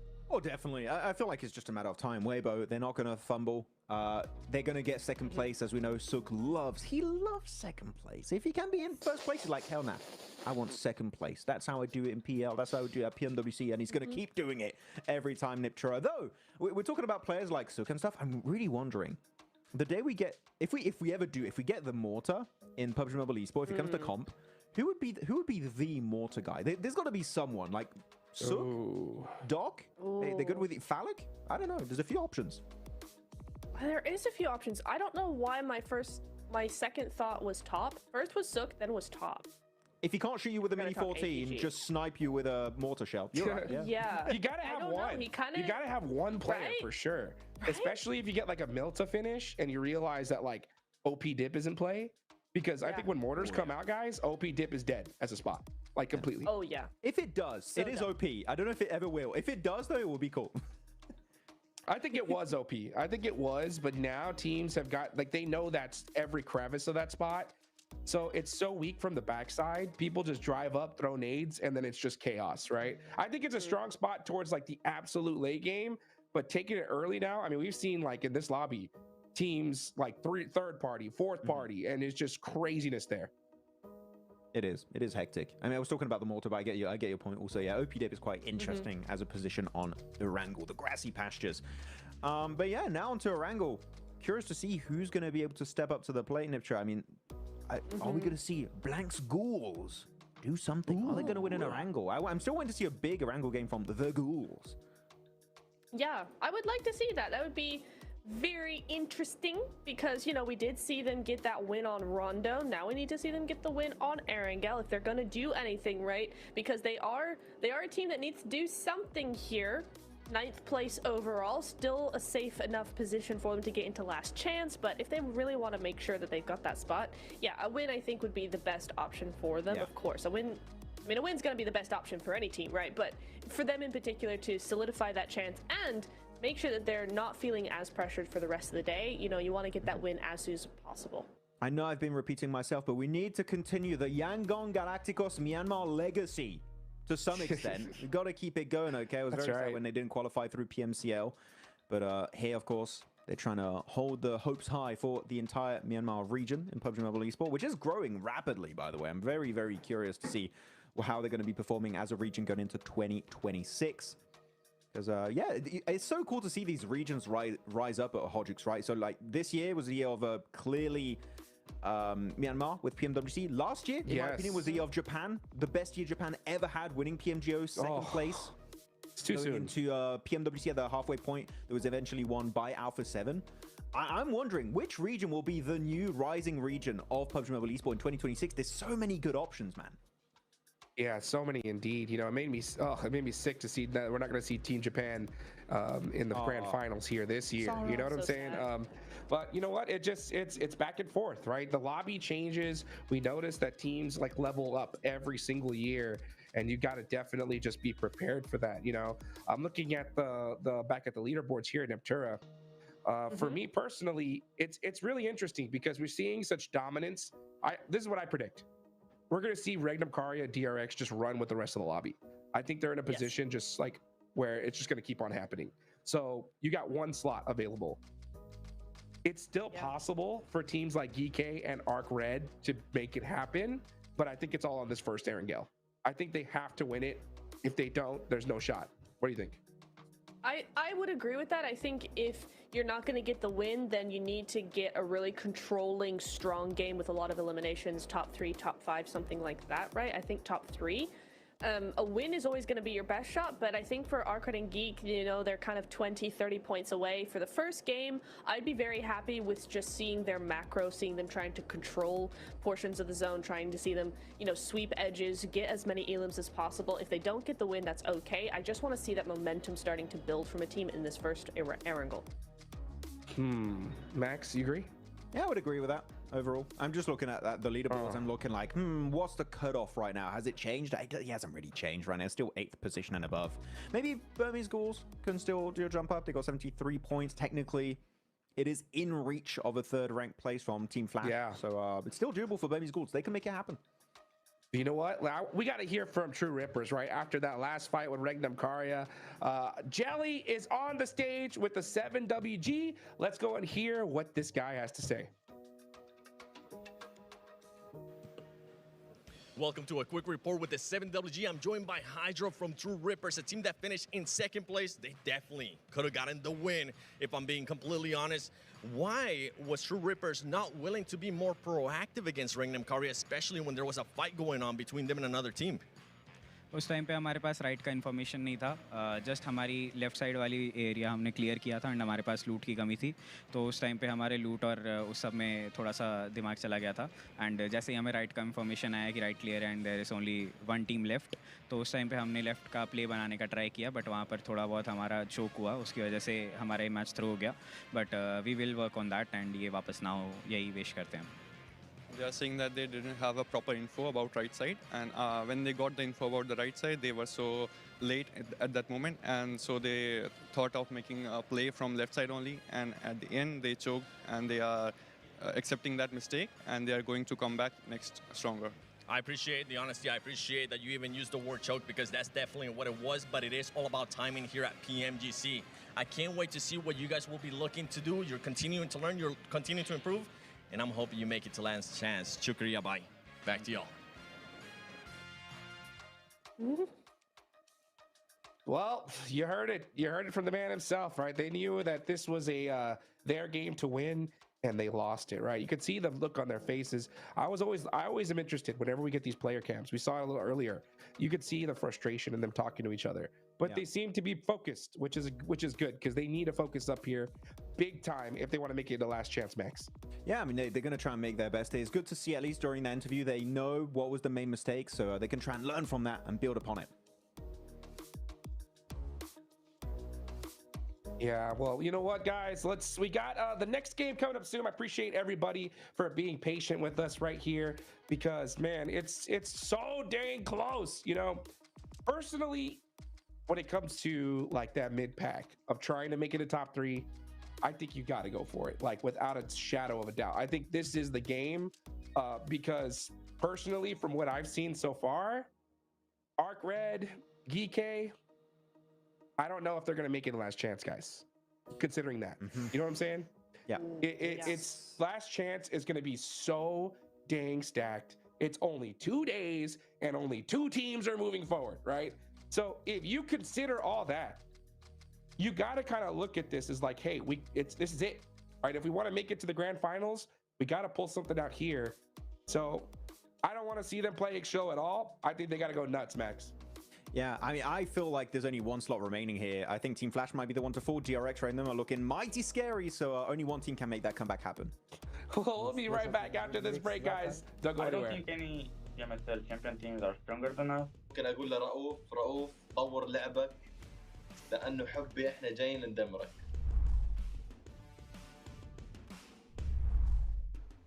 بالتاكيد يعني احنا ابطال بي ام اس ال عربي مينا ريجن من افضل الريجنات بالعالم. Chúng tôi khá là tự tin ạ, tại vì chúng tôi là đương kim vô địch C nên chúng tôi không sợ. Chúng tôi đã đạt được 4 top 1 trong một ngày, thì chúng tôi đến đây mục tiêu phá kỷ lục chúng tôi sẽ cố gắng sẽ được 6 top 1 trong một ngày. I think we will qualify straight to the final. اذا انت بطل بمثل ممكن تكون محظوظ بجيم جيمين، اما انك تكون محظوظ انك تفوز بطولة هذا الشيء مستحيل. Bên Milan tại vì họ là một đội mới nên họ sẽ có những tâm lý khá là bất thường. Büyük ihtimal Wolves derdim. I think probably Virtus Pro just looks like that. Нельзя, блядь, сказать, что они удачи, что они нормально сыграли. Там нет неудачных, и те, кто на удачу выиграл. Я посмотрел, типа, фавориты своих регионов выиграли. Wolves Esports. They have Coops. Best player in the world in my opinion. Đội VP ạ, tại vì bên khu vực đấy khá là căng thẳng và họ chứng minh bản thân mình từ những ngày đầu tiên. İyiler, kötü değiller ama heyecanlı oynuyorlar. Я считаю, что из всех победителей PMSL мы являемся самой сильной командой. Vertus Pro çok iyi oynadı. DX zaten bu PUBG Mobile oynadığımdan beri hiç sevmiyorum oyun tarzlarını. Kendilerini seviyorum ama oyun tarzlarını hiç sevmiyorum. Yani bölgeleri güçsüz olduğu için ben MENA bölgesi demek istiyorum. Oradaki takımları biraz daha vurmak kolay diyebilirim. Main fight hariç. I don't think any PMSL champion teams are stronger than us. Я думаю, для нашей команды будет легче всего зарабатывать поинты на плюсах с Америки. ممكن اقول لرؤوف طور لعبك لانه حبي احنا جايين ندمرك. Em muốn một lần nhắc đến đội đương kim vô địch BMSL Milan là cách chơi của họ có thể là khá là ổn ở bên khu vực đấy, nhưng ra đây chúng tôi chưa chắc các bạn đã làm được. Yes, I think we have a lower experience than the other teams, but I think this is benefits us. It's in our advantage because the teams don't know how we're really going to play.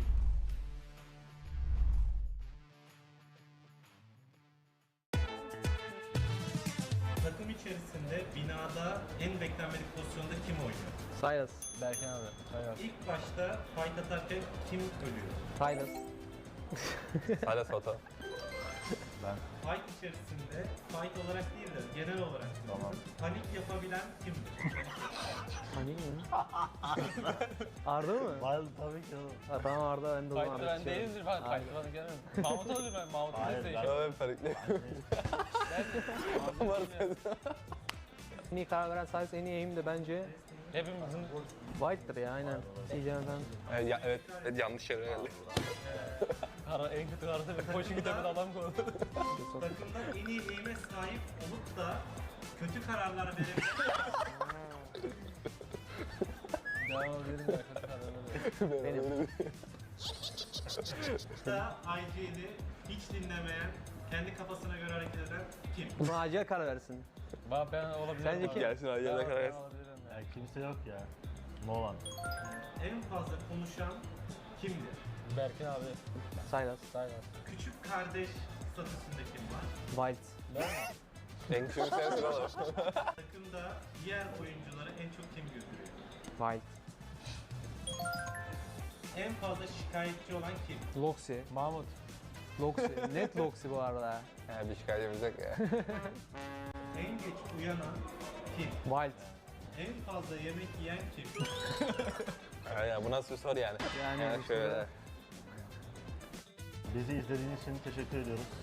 Çok komik bir takımız. Görüşürüz.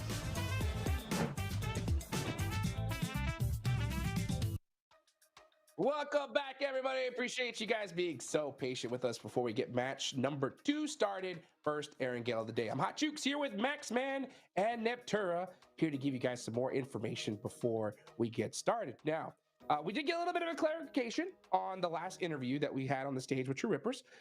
So he said that they lost because they didn't have proper information. The actual translation was they didn't have proper loot. Okay, so he actually accused us saying that we were underlooted there towards the end game, and that was the reason why we weren't able to clutch it up. What do you think about that answer, Max? I don't know why the first saying that comes to mind is only a poor craftsman blames his tools. But no. Unfortunately, bad loot happens, right? But I don't think, looking at the actual game there, I don't think loot was like the thing to like, they don't have enough loot. That didn't sound to me like the main core issue here, Niptra. I think they just didn't show true willingness to commit to the fight with Regnum Karya. So, I think that's a bit of a scapegoat answer coming out in an interview. I mean, we could definitely see, right, that they didn't have any nades, and nades would have 100% helped. Some utility would have helped in that fight. But I have to agree with Max that apart from that, there was also just not a willingness to fight. And I feel like that's a really good description of that. They just weren't ready to commit to that fight in the way that they should have and in the time that they should have as well. So it's a very narrow miss of a win. Hopefully they can kind of just like loot up a little bit more and get into the next game ready to go and get that win. Because looking back at how the players were positioned real quick, Hot Jukes, is Jelly had a really strong off angle, and it's a good defensive angle. If you are going to get pushed up, guess what? Jelly's angle really shuts that down instantly. But the thing is, Regnum knew that, they have a really good setup. If we push, we're just going to get completely fed into the meat grinder. So let's play it slow. And they played it so slow. In fact, the circle pushed all of the, I was going to say Thunder Talk, all of True Rippers out of position, and they'll just force in a really bad spot that can easily be used in favor of Regnum Karya. So in this case, it was a good one. If the circle was slightly pulling their way, but it wasn't, the blue forced them in a really bad spot, made them make a mistake, and Regnum were just like, yeah, that was such an easy way to abuse the circle as their own weapon, kinda, and take home the win. So still a really good setup, I think, from True Rippers, but the circle didn't quite work greatly into that plan, and that's why the fumble did happen in my eyes. Yeah, that off angle from Loxy really shut down a lot of their like ability to kind of use their numbers to their advantage. And True Rippers, they were playing it really separate. They didn't try to bully them with their numbers. I think I would have liked to see that, just kind of like, hey, we don't have the play, but we got the numbers. Let's just trust in our gun skill. Let's just try to get this 3v2 and see what happens, you know? But man, these end game zones, especially when it's like, oh, if we lose this, we could not make it to the next stage. It's really hard, right, to make those happen. Regnum Karya did have the loot, that's for sure, right? Yeah. One thing I loved about them is like those guys were throwing nades, they were making terrain divots, they were throwing cover flares, and they were setting themselves up way better because of it. Now, that is by far one of my favorite things when it comes to Rondo, is the fact that you can make those divots in the terrain, Max. Yeah. What would you like to see, right? Possibly translated from Rondo into some other maps.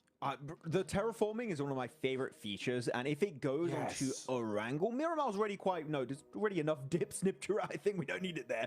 But on Erangel, you got these very flat finishes, especially field finishes or plateau finishes. You add the possibility to terraform, and instantly, I'm telling you, the whole meta of how you play Erangel shifts drastically in esports. Yes. Yeah, I think 100% that's accurate because, you know, you're going to have teams move into positions that before that change are 100% not a good position, right? You just don't go there, and you have teams avoiding those positions. Now, if you add terraforming in there, if you add that possibility of using your utility to actually get those holes in the ground for your cover, now you're getting teams taking far less optimal positions and making them optimal. And it's going to really change how teams view the map and how teams view those rotations. I mean, look, for example, I don't know if you guys agree, Hot Jukes and Niptura with me, but if we don't have the terraforming feature on that Rondo game we just had, I think the game ends literally 3-4 minutes earlier, because that dip kept Regnum and also some players of True Rippers alive for way longer they really should have been able to do. Absolutely. And, you know, that's also a big factor, right? The fact that a lot of these players don't have a lot of hours used to those, that terraforming, right? So maybe that made True Rippers second guess themselves on the push. I know it definitely would have made me, Neptura. But you know what? We're getting into the first Erangel of the day. Neptura, where's the zone going? Military? Ooh, zone is gonna go. No, I'm feeling Georgia Pole. I'm feeling crates. I'm feeling a little bit of Everest. Ooh, Baxman, what do you think? Yes. Stolba, because funny. Please. Yeah, I love it. Well, I want to see it on over to the west side. Blank and John Allen, where do you want the zone to go?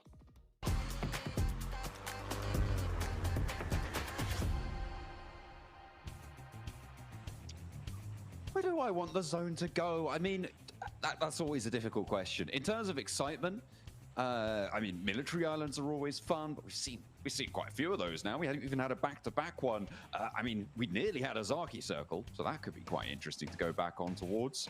Nearly a Lipovka circle. I feel like we've been treated to some decent circle situations, but no Yaz fields. We did have a little bit. No, that was out on the western fields by Hospital. Yeah, Yaz fields. Let's go. Let's be mean. Yaz fields. Mountain finish. Funny. Very good. Yes. Top performance here on the map, though. Silas, Wild, and Zedwolf. Loxy not being in there is kind of strange, despite most of the insane clutches we've seen on Erangel have come through from Loxy on Regnum Kaya. But easily head and shoulders above the rest right now is this team. Up towards Severny, playing path is very central this game, so really easy to spread out across the map. We'll wait and see where this circle does end up, though, and see if we do get one of those funny circles. Real ha-ha good times. Oh, yeah. I mean, you know what? Sometimes it is about those ha-ha good times. If we're going up north, it does put a lot of water into this zone blank. It's likely we're going to see some fast rotates coming on through from our teams down towards the south, getting up towards those shooting range hills, skirting around Stalbert as well. For Weibo, that's maybe good news here, maybe not, depending on who they come into contact with. Disappointed the nuclear zone have moved away from Milton Power. They have been generally disappointing, I think it's safe to say, over the course of the matches so far in this group. But going away from the nuclear reactor in Milton Power, that's the most disappointing thing about them right now. You know it's bad when John uses the word generally. That's everything, right? It's not no particular thing. It's just everything is not great right now. I would agree. I would agree, John. I actually would agree. We're told we're getting an interview. Oh, I thought it was with VP. I did think it was with VP there for a second. I'm very excited. It might be. I hope it is. It might still well be, but there's a little. I think we're on board with this because Havlik is a little bit back and forth with Lil Boy. I think just get away from there. If you can find a vehicle, yeah, he's got a vehicle. This is definitely a get out of town situation for Boars. They're on the 12th place position right now. You can't afford to be taking some interesting flights like that. Don't overcommit when you know there's weaponry inbound. But I believe the interview we have is with a player from VP Blank. Oh, so we get to finally figure out what happened. Why? Please tell us. So curious. But we're going to head over to the stage now with Seven to deduce exactly what did go wrong on that Rondo, or what was meant to go incredibly right. Yeah, we'll see. And over to those guys on the stage. Welcome to a quick report with the 7WG. John Blank, you asked me a question. If I could get it for you, I'm going to get it for you right now because I got Erangel from VP. Why did you end up nading yourself 3 players, to be exact, in Rondo? Так, на карте Рондо, почему вы взорвали себя? Ну, у нас была тактика играть один лонгардена, и чтобы не терять тайминги, мы просто взорвали себя. Потому что если бы мы поехали дальше искать, это было бы очень много времени. So we have a tactic, so we didn't want to lose the timings, and if we will continue to go, we'll just lose the timing. So that's why we made ourselves. Okay, well, hey, that makes total sense. A tactical decision to be able to do it. Now, talking about tactical decisions that you might have to make during the day, you're currently 18 points away from 11th place. If that starts getting a little bit further away, are you willing to hunt down 11th place to stop them from getting points? Так, сейчас ваша команда на 18 поинтов от 11 места. Будете ли вы охотиться на других команд до 11 места, чтобы ворваться? Ну или 11 место, кто сейчас находится? Ну, еще есть очень много матчей до конца, поэтому как пойдет. Если будет мало поинтов и нам нужно будет руинить, то мы будем руинить. Мы готовы на все, чтобы пройти. So we have a lot of matches now, and we will see what happens. But if we're gonna lose, we're gonna fail, we'll just try to win them and get less chance, yes, sort of for less chance. This is why I like this team, because I know they'll pull through. Spasiba, Erangel. Back to y'all. Thank you. All right. Well, I mean, that's good to know, but it highlights, I think, a little bit of a weakness potentially in VP, right? If they don't have the ability to adapt to having to go to a different place on Rondo, that's not great. I think that's not the sort of thing that you can really be relying on. Sure, it's a new map, so your strat book maybe isn't padded out in the same way as on Miramar and Erangel, but I mean, yeah, in my mind, it's not that. It's not a real confidence booster in their performance. John! Hello! Yes? Hello? I was waiting for you to get that one out. God damn. I know. Hey, look.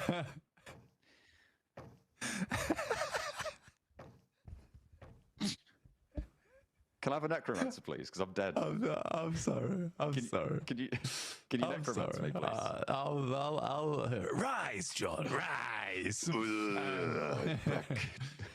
But yeah, I think honestly, your point was good though, and I think that it is important to think about a little bit, because I think for VP, I think the key word for me there was the timings were wrong. So it sounds like to me that VP has like a very rigorous playbook. That's not always the best thing. And I think you're right. If you can't play outside of the norm, then you don't get into those late game situations where you're able to pick up a chicken dinner that comes off from an odd rotation or an interesting start to your game. I mean, there's situations where you're able to cut out two teams from the Western side off of some fortuitous fights. At that point, you need to start controlling a lot of area. But for VP, that sounds more like they're just continue with their original plan, which I think needs to change. And it does explain a lot of why VP looks so great towards these end games. Because if everything has gone right up until the 24th minute, then they'll let off the leash a little bit and they can play a little bit more freeform. And that's where they can close out the game strong. But I think, you know, hoping that your plan goes correctly all the way up towards the end is the wrong idea, because it's the age-old sentiment of, you know, fail to plan to fail. But if you prepare a plan and don't prepare for that plan to fail, you're equally going to lose out. So yeah, I think VP needs to have a little bit more freedom to make plays in that mid game. Yeah, you can't be relying on just the single strat, because sometimes it's just not going to be realistic. And I mean, we saw them say, oh, we really wanted to stick to our strat, we thought it was really good. Well, they didn't do that well in Rondo. They didn't get very far at all. So maybe needs further rethinking there on that front. Let's hop over to the North Shooting Range Hills, though, because teams now have started to group up. Blank. We're on Geeke on those Shooting Range Hills. They've got Nuclear Zone, who started all the way up north, very close to them, and further north than that, you've got DRX out to the west side of Severny, as it looks like we've only got a few teams yet to cross the river, but Influence Rage and E-Arena, two teams that we praised during day one and to an extent during day two as always surviving into those later stages of the game, playing edge out on that west side. Yeah, 100%. No, you're so right there. And between DRX as well as E-Arena, I think that they are some of our best edge teams so far, because I think there is this real, to me at least, I don't know if you'd agree, but I think that there is that real dichotomy between E-Arena, DRX, and then Weibo and Regnum Kai. It's like your two top central teams and your two top edge teams. And I think that they're sort of playing the best out of our squads. And then you got Flash. And Flash is a weird one, because I think they play a little bit of both. Yeah, well, being adaptable in a lobby like this where, as we said, a lot slower, although today things may be on for a little bit of a change if Rondo's anything to go by, a higher elimination count there than we've seen from them in the previous 2 days. So maybe a little bit more dynamism in this one, but being adaptable certainly has served Team Flash well so far. And right now, they hold the mantle of third place with Reckon Kaya and DRX starting to really stretch their legs here in towards the lead and getting into the sort of territory where they're guaranteeing themselves into those top spots, into those top three. The bubble in the previous group was 131, I believe. Regnum Kai are very close to that already. Anywhere over 140, good news. Anywhere over 150, you can already start planning your trip. It's what you're going to see over in Bangkok, because it's very likely that you're going to be heading there. Yeah, absolutely. It's happy days if you hit 150. But for Regnum Kai, yeah, currently down towards the south side. They did make that crossing a little bit earlier. They're going for a 2-2 split again. One of the few teams actually we're seeing take these splits out. I think Weibo was trying to go for it before. Unfortunately for them, some of those splits just have not worked out, or if they've not had the firepower to rebuff some of the squads. don't really know how True Rippers were able just to remove this, honestly, but they did. The Flash was like, we don't want anything to do with that anymore. That's what I was owing. I mean, like, interesting. I guess you don't want to stand off there. You just want to regroup with, you know, teams are going to be smashing further forwards north, but you want to hold it out. And not really wanting to fully commit to that side. You say, you know what's not worth it even holding it. But True Rippers, they're just not going to let them go. Oh, they're like a dog with a bone on this one. Blank Bose does get rest. Hydra and Jelly sail on in, but they realize that the time has ticked away a little bit on that opportunity. And back to their petrol station they go, or gas station for our American viewers. You're welcome, Hot Jukes. You're welcome, Seven. I know it's difficult and confusing when people say petrol to you, but yeah, I've clarified that.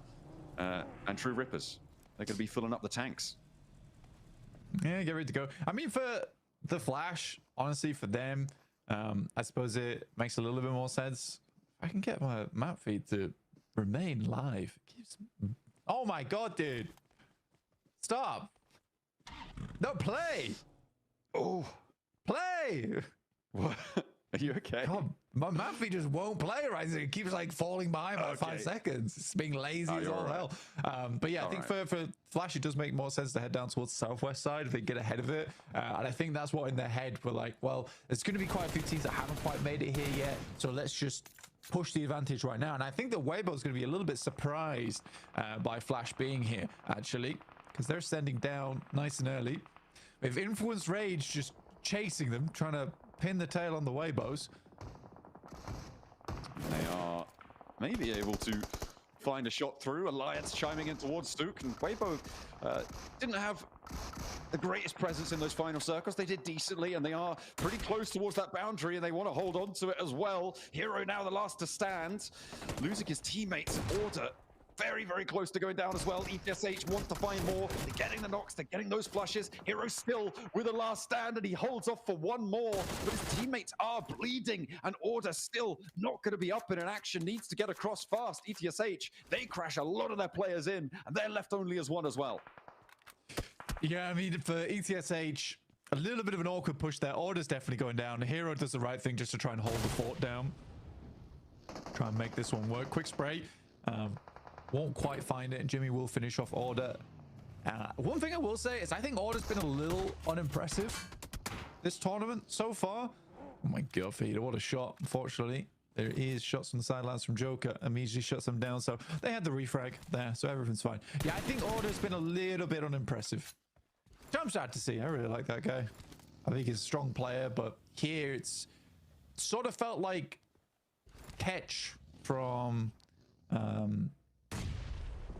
Ulf. Yeah, I mean, he has his off tournaments, and he has his tournaments where you're like, oh my, this guy's godly. So yeah, I'm a little confused. It's I mean, it swings and roundabouts for a lot of players. I mean, we've seen rises and dips from quite a few powerful players over the course of PUBG Mobile's history. It is just the way of things. Sometimes you have an off year, sometimes you have an off week, and you can't really afford for that to be at PMGC if you want to keep things going. But I mean, for Weibo, they're still up in 5th place. They're still 4 points behind 3rd place in a direct qualification spot, so it's not like they're dragging their feet on that front for now. But we are comparing them to past performance, which maybe is unfair, maybe not. It is a bit of a confusing lobby after all on this group. Things have changed. When you add Rondo into the mix, it gets all the weirder. The Boars, they are moving in from that western side right now, close to E Arena. They're also fighting around a bubble of their own, but this time it's around that 11th, 12th place bubble. Ooh, so glides down towards the southeast here. The Burmese Ghouls do grab themselves a location on the eastern side, but for how long will that stay in play? For Alliance as well, they need to move back out from that south side, push over towards the north here. But for Regnum Kai, they're going to get a move on. Influence Rage will be in front of them. Weibo still hanging on with their one player in Hero. Krona from Nuclear Zone, I think that time is coming to an end. It would seem so. Stage 4 Maybe a little earlier than he'd like to go down, but not much choice. Team Flash fending off against the boars here, and the nade comes on through from the outside there, and a nade over towards Team Flash actually catches wind as he was trying to get in and amongst the boars themselves. And it looks like the boars are starting to take control of this fight, but Reckon Kaya moving in. Got Weibo as well on the south side, but only a solo. ETSH only a solo as well. And the boars absolutely have this one in hand. The crawl back though for Win is there. And True Rippers as well, chiming in. So a dangerous fight to be taking. This should be the boars sweeping through, though. They've taken down the majority of Team Flash, and they only have one more to go. Everybody crawling out to the outside, and actually the boars try and step on the in. Tops immediately into the fight, and he's going to put him back down, and that is the end of Team Flash. It's good play from True Rippers as well. I really like this. You know, this time I like the slow approach. You see that Regnum Kai is also pushing in, so you don't want to go for this engagement, but you slowly pull yourself further down towards the south side. You gain more control over towards this area, and you can get a shoe in because eventually Regnum Kai is going to have to push something, and True Rippers is going to be ready when that does come through. So this actually was a nice play from True Rippers. I respected the discipline on that. Arcred just have a really nice spot to play out the rest of their game. Some teams would maybe rather be down towards the south side so they can play out those ridges when it comes to the late game. But that does require the circle to push south as well. So it's definitely not a fun one here, John. There's a lot of ifs and buts when we come through to stage 5 and 6. Yeah, there's a couple of questions that desire an answer, or at least we desire them to be answered. Sure, plenty of players are dreading what that might be. As at the moment, we're on board with VP, looking to guard out that influence range position. I think under the bridge at the moment, I mean, it's not terrible of a spot, but not favorable for the time being. If it shifts over that direction, it starts to go up in value slightly. E-Arena under pressure, True Rippers. I mean, they're really getting stuck in. To be fair to them today, they have not been bowed out. They will not be cowed, and they will look for these fights, it seems, willing to get stuck in, but a little bit slow sometimes on pouncing on those opportunities. So the thought is there, the execution just a little bit faster, and maybe they'll be able to jump up into 11th. I mean, it's not looking terrible, right, for True Rippers. I mean, 49 points. There's still a lot of chance today to get up towards 11th, which is 64. So they're only 15 points behind now. I think it's definitely possible for True Rippers. I think they are learning quite quickly, and even if that last match, like, that's a big adjustment right there. Even then, on that engagement of how they played it out, they pushed down. They were like, we need to take advantage of this moment. Then they saw it was getting a little bit hectic. They didn't want to get third party by Regnum Kai, so they pulled back. So I think the overall decision making process there was really quite good from True Rippers. And that could have gone horribly wrong for them if they actually crashed onto where Boars is currently playing. So yeah, I was quite pleased how that panned out, because, you know, looking into the future, I saw very, very bad events happening. I mean, this gas station's working out well for them for the time being. DRX trying to move up to it. We'll see if they're easily pushed off. Jelly on the outside of this one.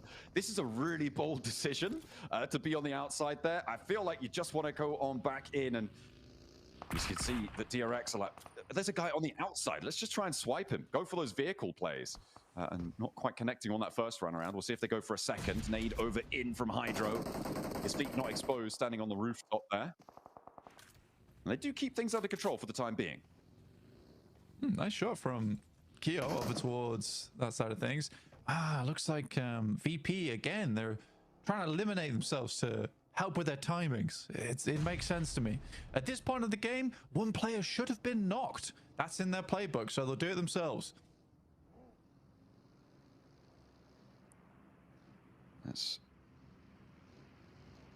opener looking to be found here by Hyunbin. Hydro has that lineup. All the players hitting the dirt. No way you can do that. Hyunbin, you should know. These shots are coming through. They're going to see you immediately. Maybe he thought the smoke cover was there. The answering nade is pretty good, though.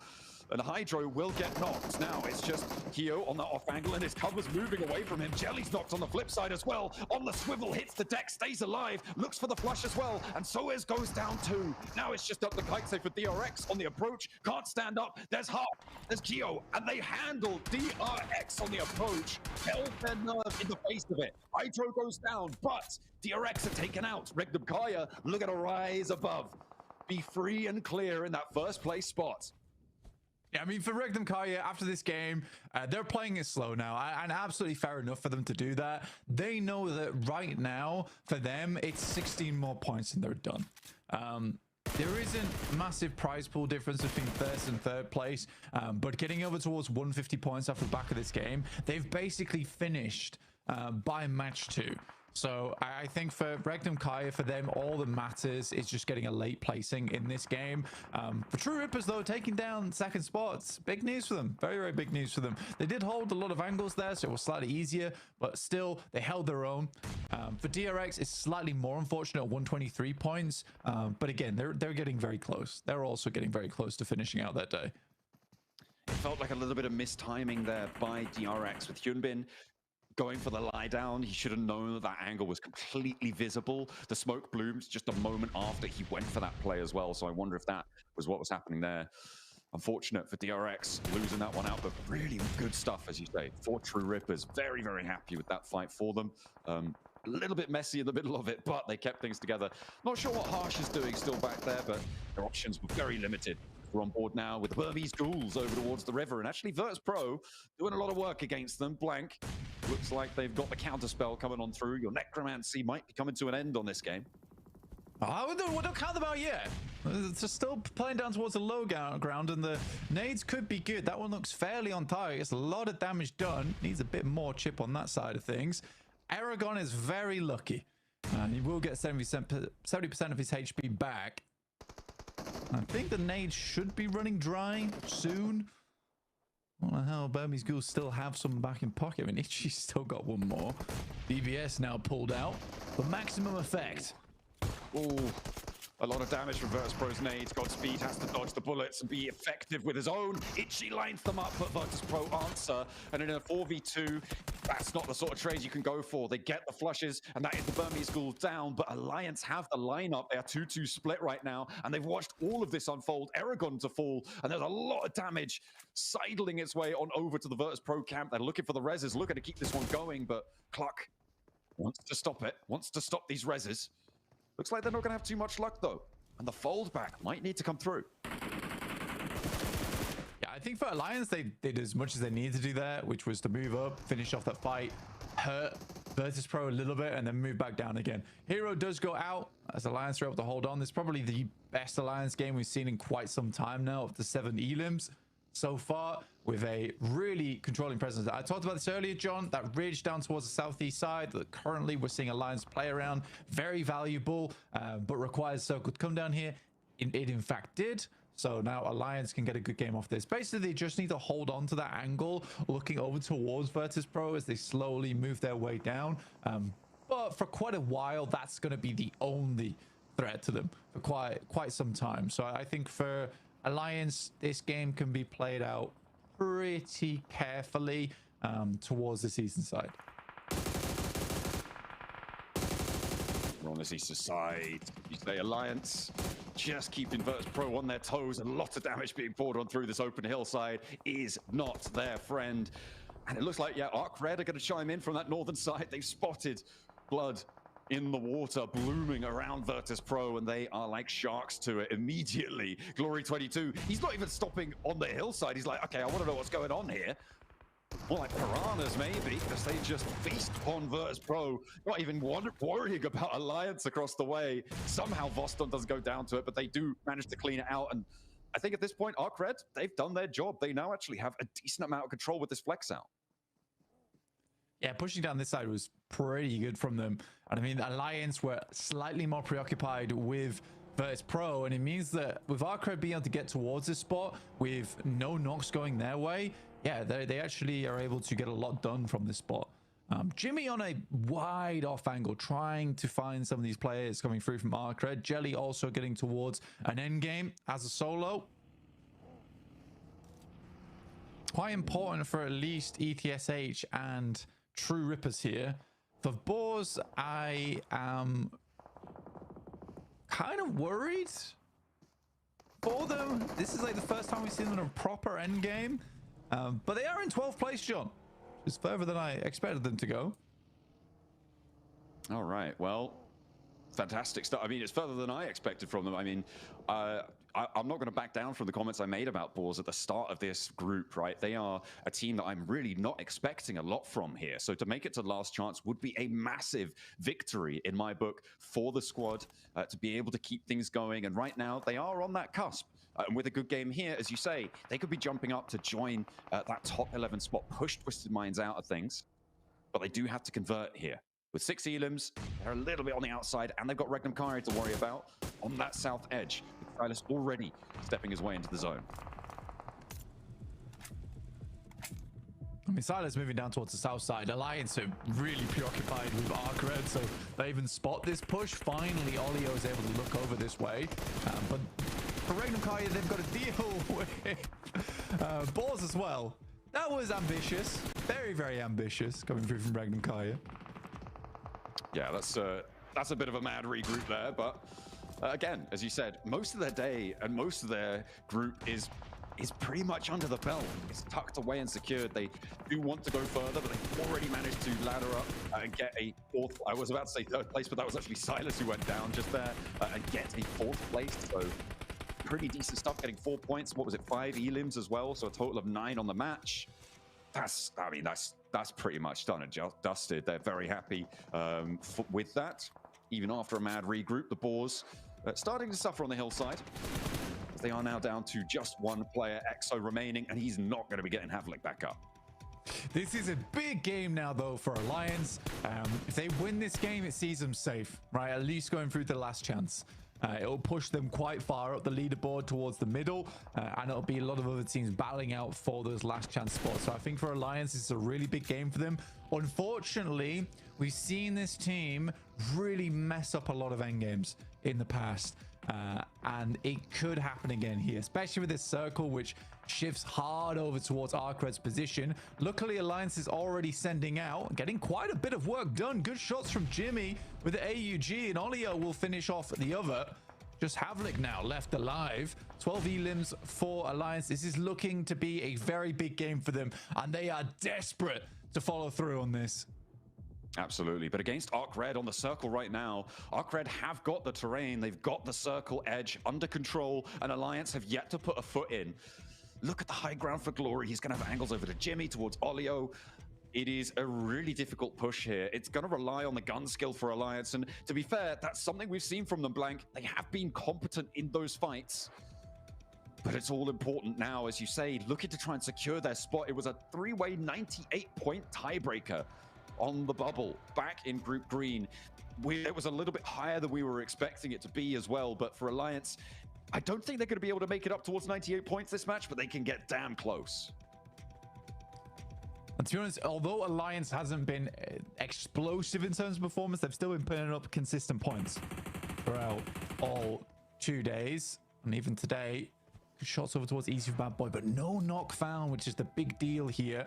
Glory also is always a worrying aspect. He has some of the slickest off angles we've seen so far from any team. And he could really be a thorn in the side. Currently, the algorithm's giving it by 0.10% over towards Arcred. But it is going back and forth. I mean, it's getting closer by the second. Oh, Cluck not going down there is huge news. Glory desperately wants that nade to find it. So much needed, and he will be able to connect. Cluck going down there is disastrous. Holding that position would have been brilliant. That's why I was so excited for them to be able to stay up and alive there, because it's unlikely you can go for that res and immediately Arcred pounce. They're moving around. The Piranhas of the lobby moving through, and it's all coming crashing down for Alliance. Immediately 2 more knocks found, and it is not to be denied. The Piranhas swarm, and Iftar, the last to stand against them, looks to try and find one, get a point on board, but from the high ground, it's shut down. It is Arcred. Alliance just cannot play endgames. It's sad to say, but it is the damn truth. They cannot play an endgame to save their lives. closing games out is just not a possibility. For Arcred, this does push them quite far up the tables, though. And I'd be excited to see what the desk have to say about it, because I wasn't quite following exactly how far they were going up the tables there, but I do think that it puts them in striking distance, at least. Yeah, absolutely. It's still a good game for Alliance, right? On that match, they were able to earn a lot of points and get deeper into the middle of the tables, which is where you want to be for those last chance prospects. For Arcred as well, see where that ends up sitting them. It's getting nice and close still around that third place bubble, but really at this point, it seems like maybe only one position is malleable in those top three, with DRX, with Rek'Mkaya starting to lock down those top two. Yeah, DRX position is pretty solid. I think it's the only one that you could really take a pickaxe to. For Rek'Mkaya, it is impossible to catch them up now. But some of the other teams, they are still absolutely pushing for that third place.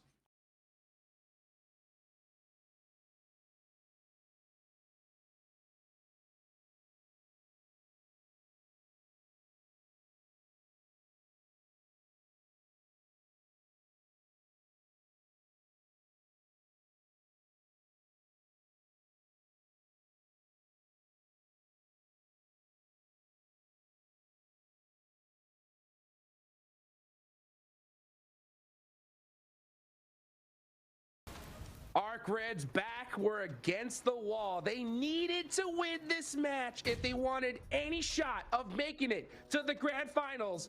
And boy, do they do it right towards the end here. Alliance put up some serious points as well. What a way to start off Erangel, Max.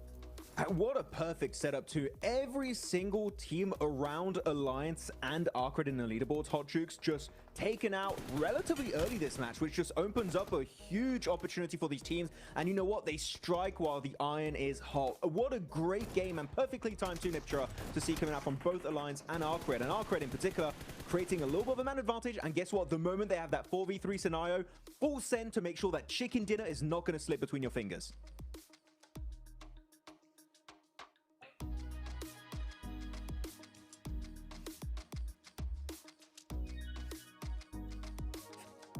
An open mic. They definitely need to have an open mic. That would be fantastic. For goodness sake. No, I think it's really, really nice what they did here. They had, like you said, the perfect setup with all the teams around them going out. And we were talking about it before this game, right? That this team, both of these teams in the top two, Alliance and Arcred, they needed to get a win here and now in this game if they wanted any sort of chance of moving forward in a different position at the end of the day. So really happy that both these teams were able to do just that, Max. Yeah, I'm sorry for laughing at your muted mic. Damn it. No, it's fine. It's fair. It's fair. But no, Alliance, I'm very excited. I think that you in particular, Niptra, are going to want to break down their map rotation for Alliance, because they had some very interesting setups for them to be able to get to the late game. So we'll go a bit deeper in that at some point in time. Let's get ready for some highlights. And man, the mid-game stage had so many crashes. Hodgix, I think we're finally at that point where teams are like, okay, we got to do something. We need to go for these big plays, and the crashes are beautiful.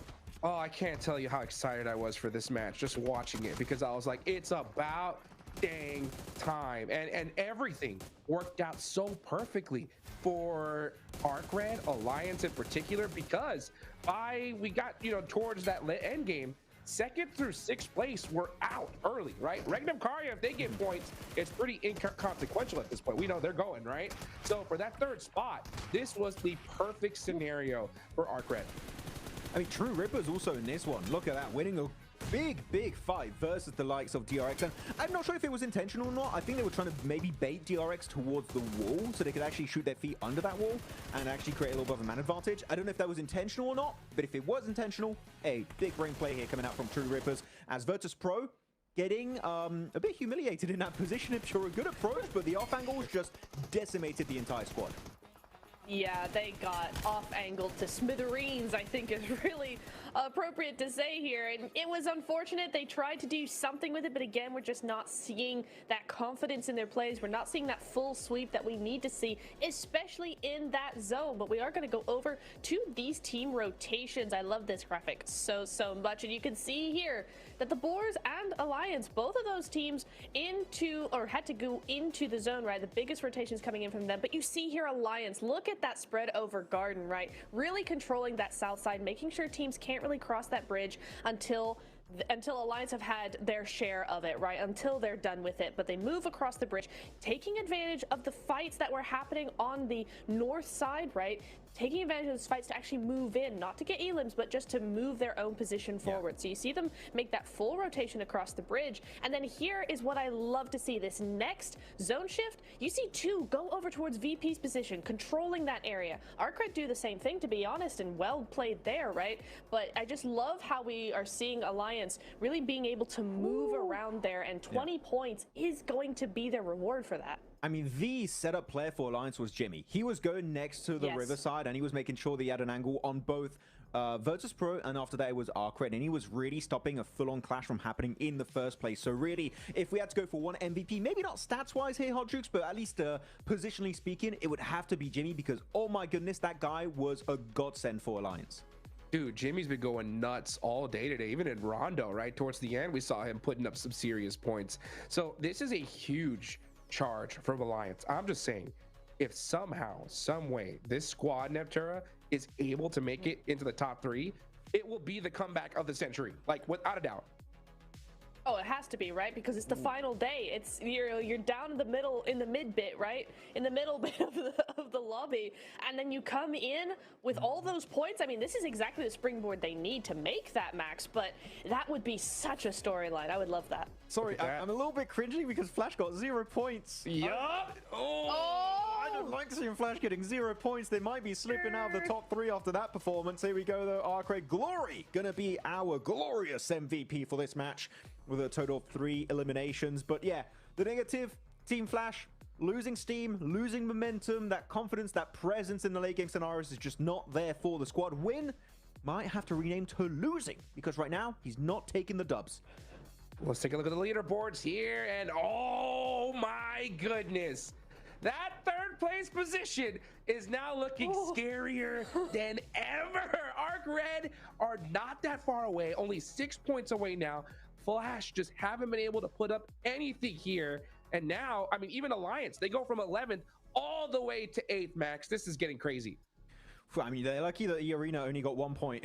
Is all I'm going to say for Team Flash. They got a little bit lucky in that scenario. But yeah, looking at that, Arcred able to jump up, finally escaping these middle ranks and able to slowly begin the ascent. Here, just behind Weibo, 3 points away.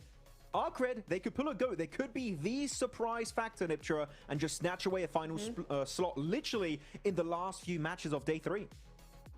I mean, I'm really scared for Flash. When you think about, we have 4 matches left. I mean, Arcred starting this momentum so early on in the day, so decisively as well. Like, it wasn't just the zone was handed to them or anything like that. Yeah, they held a compound for a long time, but as soon as they had to push, they pushed. They pushed in style. They had the big split over the rest of the circle. They were moving for that control. They were trying to move other teams around as well. So for Arcred, there's a lot of mentality there that I see in them, that it's like they are confident in that push. And so this game is very scary for Flash. Also strong performance from Alliance, as we already said, right? Able to jump up 2 ranks from 10th position up to 8th. And Boars escaping the red zone at the bottom of the rankings. Boars definitely going to be over the moon about this performance. So really, really happy with them. Havlik actually being a top performer. We know this guy's an absolute OG in his region. And Havlik kind of, we know, can bring some big numbers on any kind of stage, especially the global stage. As Olio, though, sneaky angle right, Neptura, able to get that huge spray from like, what, 150 meters, 200 meters under the buggy. That was insane accuracy from this player. Yeah, insane clutch indeed, and that's gonna contribute to one of his 5 eliminations coming into this game. And you talk about, you know, how we were saying, I think yesterday it was, that a 2.5 average elimination is insane, right? We don't talk enough about how insane it is to get a 5 elim game for one player. Like, especially in that zone where you're looking at a lot of other teams as full squads trying to get all the sneaky angles. And so for Olio, for Jimmy, to get 4 eliminations is pretty crazy. Like, there's a lot that's going on there. You got to be real quick with those peaks as well. Like, some really, really good skill coming in from these players. I'm sure Sakura from E-Arena is like, yeah, but I got 11, so like, you know, you're bad. Me, Sakura. Sakura, you had a mountain. Come on now. What a crazy game. You guys want to hear some crazy stats? Yes. Let's do it. Yes, please. All right. So at the start of the day here, Alliance, they were in 11th place. All right. In order for them to make it to third, that was a 49-point difference. Okay. A mountain to climb. After these first 2 games, they have closed that gap down to 23 with 4 matches left to go. It is possible, folks. And the only reason why this is even possible is because in the first 2 matches, Flash have only gained 1 single point. So, oh no. Yeah, that lead that they had, it is gone at this point. It's do or die. They have to perform here. There are now so many squads that are a huge threat here in Neptura. Oh no, that is really troubling to hear, because I feel like if any team deserves to be in that top 3, it's got to be Flash, right? Because they've been so consistent over 2 days. They've come in with a massive day 1, and then we're consistent day 2. But for day 3, for them to fall off day 3 would be so heartbreaking for them, Jakes. Man, this is getting crazy. I'm so excited. I mean, DRX too. DRX need to start making a little bit of movement because they've only gained a handful of points as well. I mean, I'm looking at the numbers right here.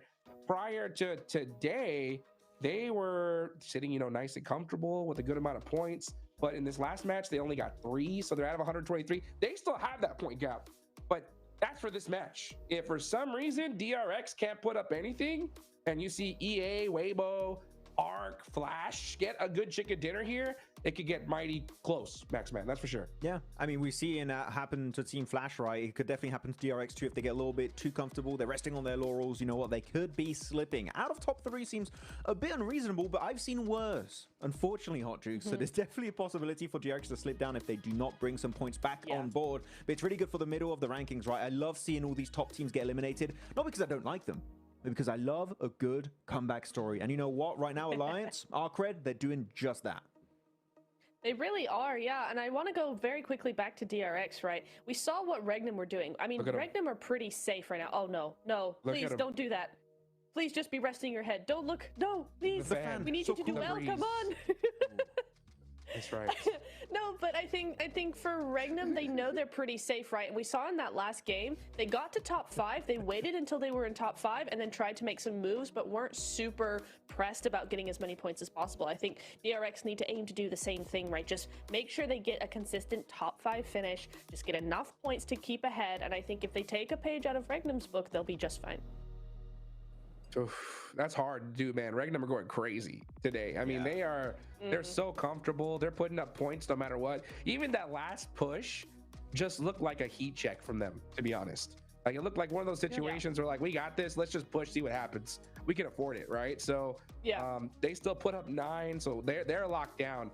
I mean, I doubt it. I still think DRX are a lock because we know what they could do. There's still a lot of matches left to go. But it is a little concerning when you see a team jump up so much, right? Like, they need to perform. They need to put something up for sure here. If they pull an alter ego, which if you guys don't know what that means a 5-point day on day 3 of Group Green, then they could slip.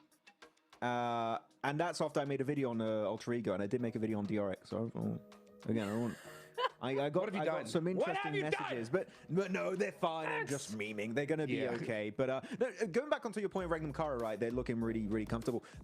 I don't know if you guys would agree, but they just look to me like they're playing, and the way they're playing is effortless. They're just it's our game. It's such a good way to play the game that even a PMGC lobby just crumbles at the sheer thought of playing against us. And right now, Regnum Kara, they're just cruising. I'm telling you, this is the easiest performance I've seen them do so far. Regnum, they're big chilling. Yeah, I think honestly, they're just sitting so comfortable now.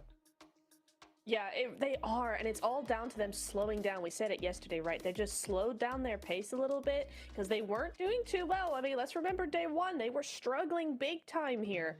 But then second day, they went, oh, what we need to do is just play slowly.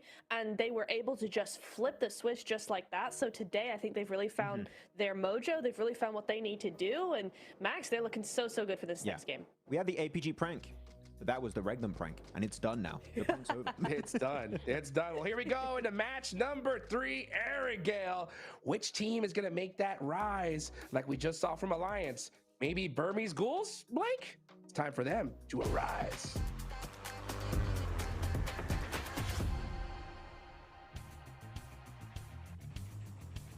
whoa.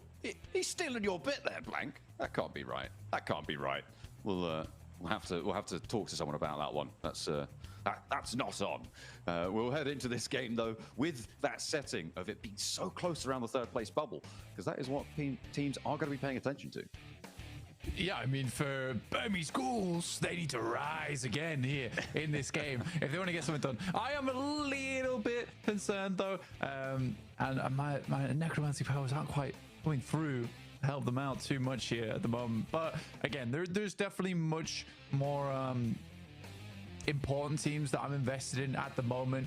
I think for Regnum Kaya, we can probably stop talking about them altogether at this point in time, John, considering they are currently in first place, and with the amount of points they've been able to get, and I think Erangel is just such a strong map for them overall anyway, it's likely that they should be able to get through towards top 3 now with no problem at all. We're looking at DRX to finish out the race, finish the job, and our third place team to make themselves known. That is the question, isn't it? Right, DRX are primed, the princes of the lobby right now, to jump up into that second place. They could take first place away from Regnum Kaya. Oh, goodness me. But this is where you want to try and test for a third place team. We are going Millie off a north plane path as well, which means nobody is dropping there and will start there early on. It's about moving fast. It's about moving now. For our teams looking to try and control those points around the bubbles, it's all or nothing, and to the skies they go. This might actually work for... No, it's not. They're all the way up near Severdi, up near shooting range for nuclear zone. That is a long flight. It is a very, very long flight to go for, unfortunately for them. But we'll see how they make it happen. We have no teams in South Africa, John, which is crazy to me. Absolutely crazy. So see if teams can get there quick enough. For Vertus Pro, I imagine it's a swift descent towards the south side of Mills Power and pick yourself up a boat or so and get through to Novo, which is free. Twisted Minds, though, Chudo does get knocked by Havlik as they attempted to make that early cross. Getting across early. I mean, that is the name of the game, right? No quarter given either. Judo in the middle of the road gets run down. And that is nasty news around a bubble place team, and actually 2 of the bubble place teams going very early into the scrap. Good news for Boars, though. They're up into the top 11, Blank, in that 11th place right now, with 67 points earned, added to their tally. They are far from safe, but it is good to see. Twisted Minds not so happy with this one. No, it's a rough start. It's a rough start. Max is saying this is a ghoul circle. Technically, if they were here, but it's going to take a while for them to get down. Currently sat over towards Watertown at the moment. But they'll get a move on, I imagine, eventually. Twisted Minds do end up over towards Millie base. It's a central area, but playing as 3, I believe. Sometimes you can get caught off guard here with like a small sliver of HP, but I am curious. Yeah. I think Twisted Minds are actually split. I don't know how. I think only one of them is in Millie base right now. The rest are still on this northern shore, north of DRX, who are now trying to cross this western bridge. Boars set up a roadblock. They want to try and farm this one. This is the position that we saw Regnum Kaya do incredibly well from in that previous military circle that we had. They won't be there this time, though, Blank. Boars are trying to take up that mantle, but it's probably more profitable generally to be going further inland, right? Get in and across fast and see what you can find. Silas grabbing a jet ski and actually just going to head straight on over the water, not got to wait for his teammates. They are already, it looks like they're already swimming. Yeah, getting across nice and early. Ooh, hovercraft. Making no pauses there. I mean, from the small dinghy into a hovercraft is quite the upgrade, John. Isn't it? Oh, yeah. I imagine they spotted it across the water, He jetted out, and now he's going to be able to pick up the rest of his team. And you're right, those hovercrafts, really powerful for these crossings. We've seen them develop moving forwards. Another team going for the crossing right now. It's Alliance. We're going to be heading on with Jimmy with an interview as well. 7WG was able to catch up with them after their match. They're in 8th place, 85 points. Let's see what they had to say. Welcome to a quick report with the 7WG. I'm joined by Jimmy from Alliance. They just put up a great performance. Let me just break it down real quick. Day 1, you put up 39 points. Day 2, you put up 19 points. This match, you were able to put up more points than you did in Day 2. What happened in Day 2? Okay, kalau kita tengok hari pertama korang dapat 39, hari kedua 19 dan hari ketiga ni baru beberapa game poin korang lebih banyak daripada semalam. So boleh ceritakan apa yang terjadi pada hari kedua semalam? Apa yang terjadi, mungkin kita orang terburu-buru lah untuk pergi ke dalam circle and ambil division fight, and itu saja. Mungkin saya buat keputusan yang terburu-buru, and hari ni kita orang dah reset dah. Yeah, I mean, I think as a IGL, I make a lot of like a rush decision, like such an example, like we too rush to get into the circle, and I think that's one of the problems that we encountered in the Day 2. But yeah, as usual, we already reset, and yeah, we're just gonna focus on today. Okay, well, the reset definitely helped out. You're currently 19 points away from 11th. Now you got a cushion sitting in 8th place. What are you looking to do for the rest matches today to make sure you stay within the top 11 or maybe push to top 3?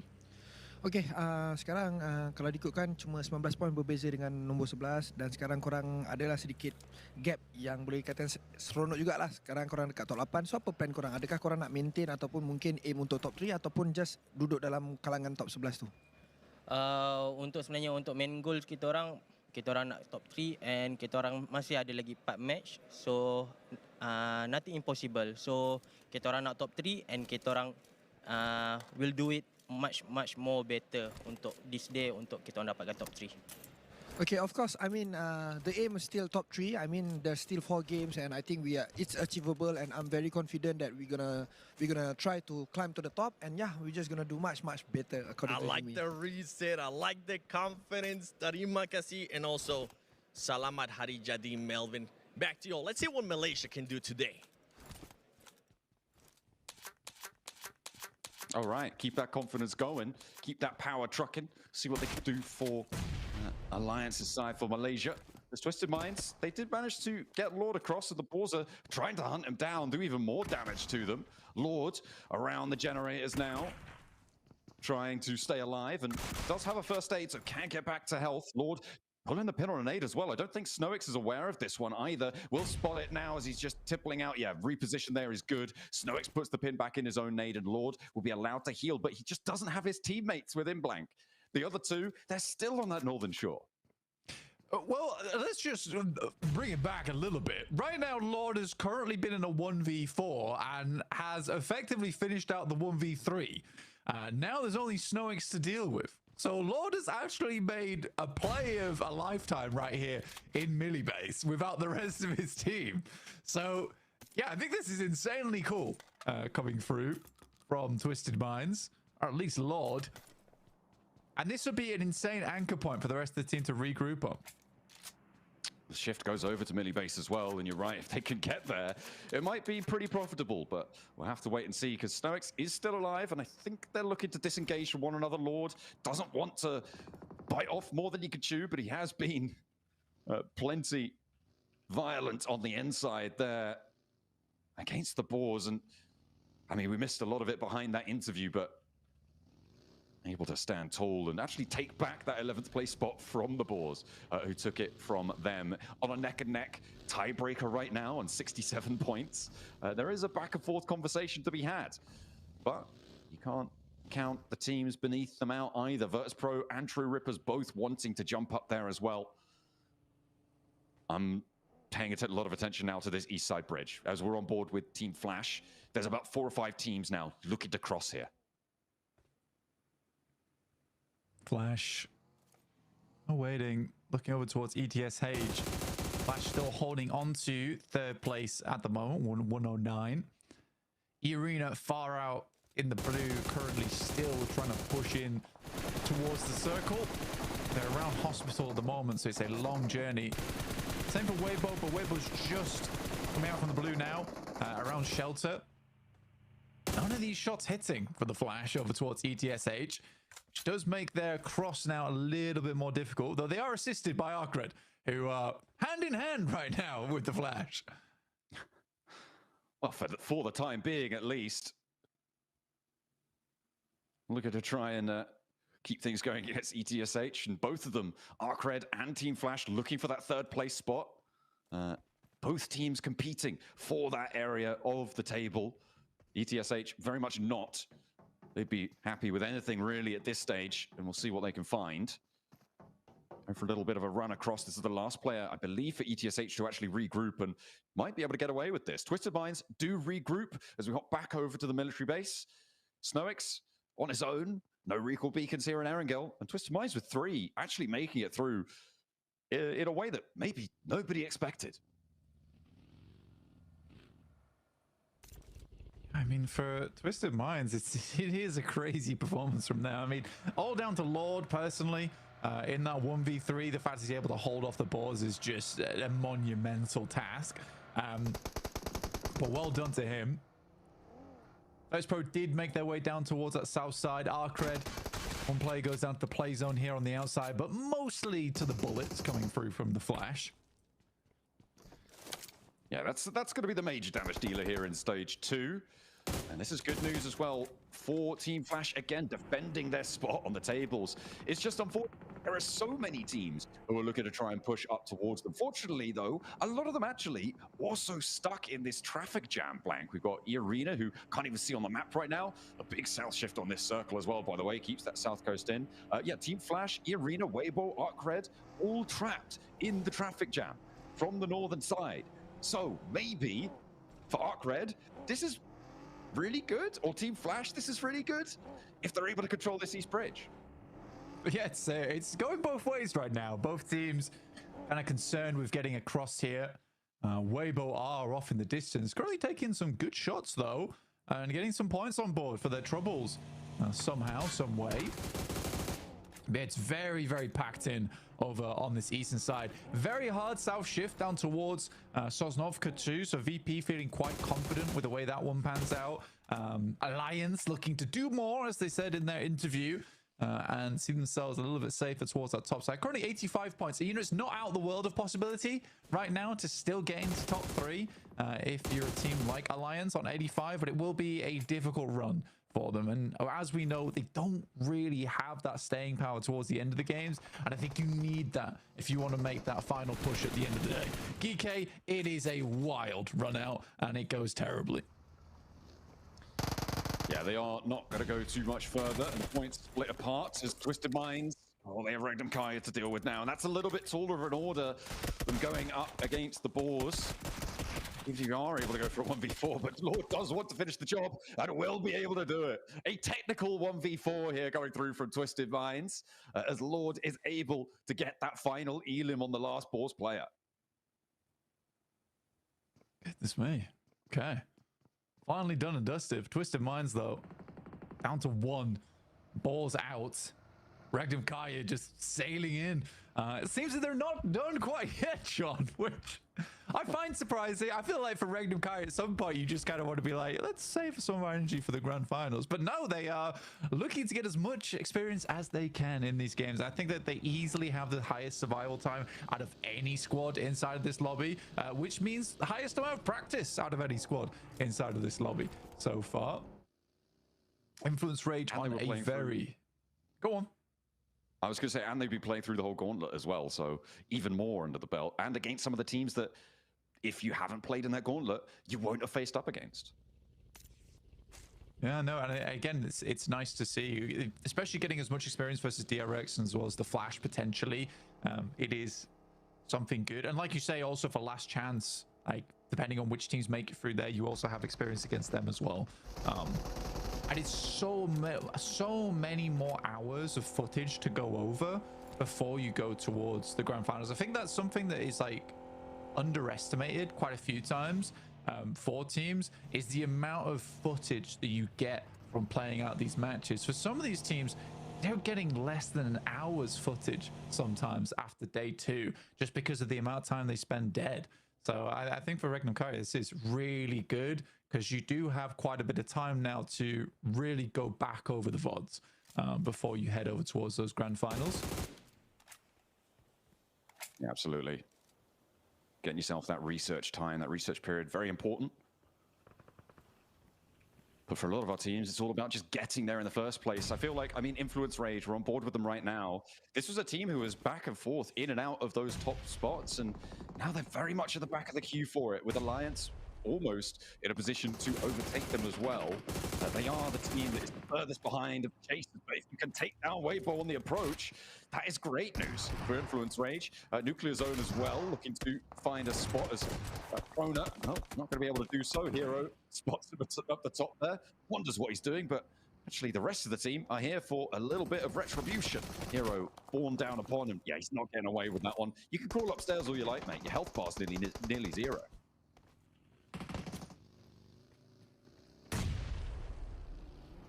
These nades are kind of going off target slightly.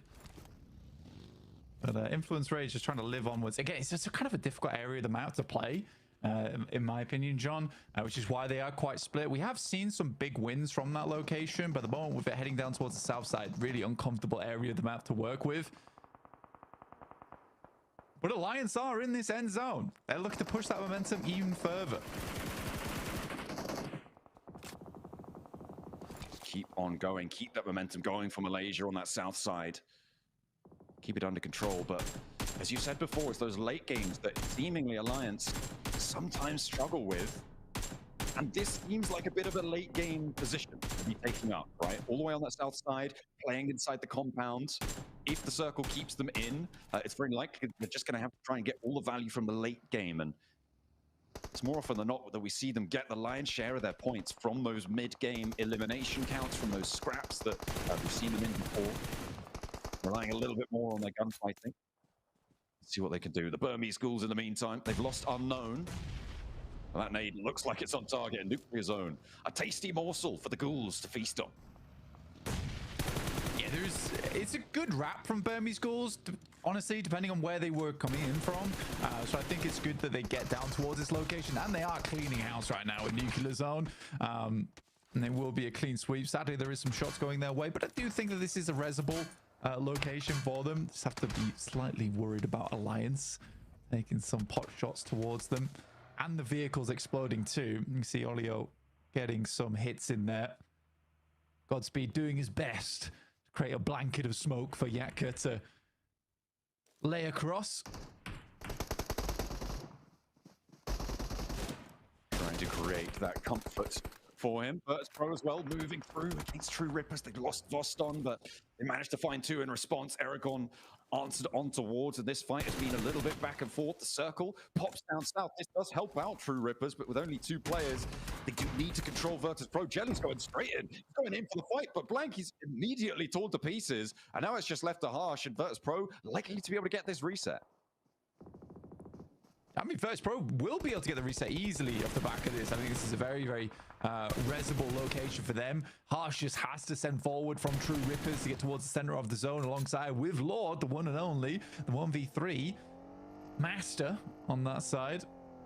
Influence Rage, I think, are quite unhappy with how this one's set up. I think they set themselves up nicely over towards airstrip. Sadly, the circle does move away from them. Now they have pretty difficult ground to traverse ahead of them. I think DRX is just looking to strike out at any moment and pick up a lot of elims from the stragglers in the zone. Regnum Kai here, this is a very aggressive approach. They have to take this circle. They're going to have to sort of battering ram their way in. Kaya getting battered by the vehicle approach there on the swing around. I'm not sure. Wait, that's just a ghost vehicle driving on its own all the way on out. I'm not too sure what happened to Regnum Kaya, but they get run through, and DRX all the more happy to take those points, adding 2 to their tally. Regnum Kaya with 3 points this match, though. They're on 141. Blank, again, they've kind of done enough, and sure, they still got Wild going. Maybe you can get an extra point or two, but once more, they'll just look for what they can find. In the meantime, True Rippers are going to be eliminated. Their last player eliminated there. Twisted Minds can sit in 11th place for at least one match longer. Yeah, they're right on the edge. They are right on the edge. Vertus Pro definitely wanted to catch up, though, on this southeast side. Alliance, again, they're very good when it comes to the opportunity plays towards the mid game, and these shots are good from Jimmy. It's just so I don't know what happens, or the pressure gets them in that end game, but that has to change. But if that does improve, oh my god, we've got a team on our hands. And we will see if they can make that ascent, but there's not too many more matches to do it. Alliance do have a crash on their hands as Influence Rage making their approach and doing so very effectively. They lose Diego, but the majority of Alliance are taken down very, very quickly here. A really bold approach coming through to this fight, and only Jimmy now stands. Influence Rage giving them the run around. They will not be able to hold this compound on the south side uncontested. That's for certain. They're going to have to disengage. Meanwhile, over on the northern side, this is Team Flash and DRX crashing as well. And DRX finding ETSH as well. It's Flash off in the distance. A lot of similar nameplate colors, but ETSH go down. DRX adding the points to the tally, which is not good news for Team Flash, for teams around them as well, all competing still for that third place. Yeah, well, I think for Team Flash, yeah, losing players like that is awkward. For DRX, though, what a good game for them to really put themselves further the leaderboard. If they're able to get a chicken dinner here, yeah, they're done. They're finished, right? They're into top 3. It's unlikely they'll leave. Vertus Pro, they need a really big run here if they want to make it out from that bottom 5. And they are setting themselves up for success.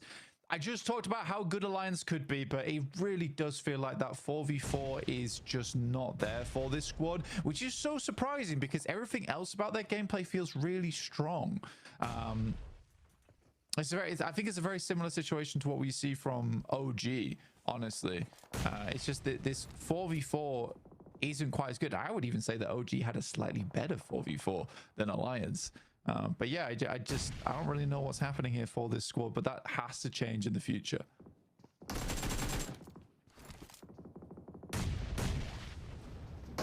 Players still alive though for Alliance. They got top of this match, solidifying themselves. Remember that 98-point three-way tiebreaker bubble on 11th place. They're getting pretty close to that now. With still 3 more matches to play after this, including another Erangel. It should be okay. So Influence Rage, but Influence Rage wanted to jump up a lot further. E-Arena, I mean, a lot of these teams in that 3rd place competition have had a tough game here. E-Arena will be going down here as well. Arcred, Weibo, E-Arena, all out and eliminated. The fact that Team Flash are still alive is massive for them. And they're alive as 2 in a not terrible position. If Influence Rage lose a player here, all of a sudden their southwest spot is looking pretty great for a top 4. Yeah, I think so. I think Influence Rage looking just to clear out the rest of Alliance and then potentially push over towards the roadside. The roadside is going to be the most difficult spot. Max brings up a really great point as well, is that the hovercraft here that DRX I think they have on board is going to be huge in this zone because it is quite open, and having that massive bit of cover, which is essentially a wall towards the end game, is really useful. Not only that, it's a wall that you can maneuver. So I think for DRX, like we say, if they're able to close out this game, that's their run done, and they're in the top 3. For Vertus Pro, it's all the more scary for them because they are in the bottom 5. They're at risk of going out. So although for DRX it would be lovely to finish off the day right now, for VP it means all that more for them. Influence Rage, find another more, goes for the spray and immediately goes for the flush. They clean it out and they don't take too much damage. So can they transition now for Influence Rage over towards the center side of this circle, because they've got the 2 players in the way from Team Flash, and DRX covering the run out. Finding the shots over to DRX would be huge, but Lorison doesn't quite connect fully on the spray down there against QXZ.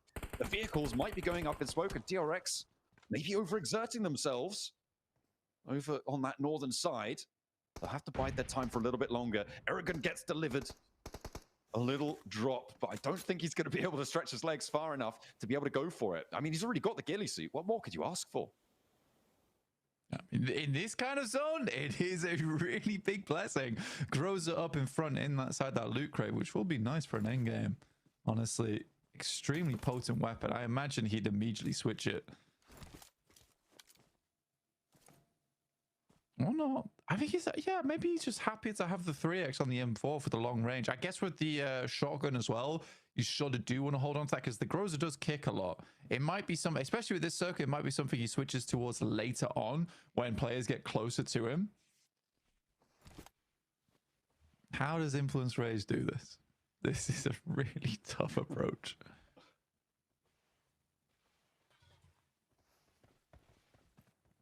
There's really not too many options. They need those smokes pretty desperately to cover their approach, but DRX, I mean, they know that this is dangerous for them, and they're all too willing to take those points, right? Jump up over that 130-point boundary, up towards the 140s, get themselves a lot safer. There's still potential for them to take that top spot away from Regnum Kaya, even if Regnum Kaya super unlikely to be going down below third place. First place bragging rights, you know, it is good to see. And Influence Rage really under pressure now. The zone's starting to move away from them, all the way on the out. And TRX, the only 4-player squad.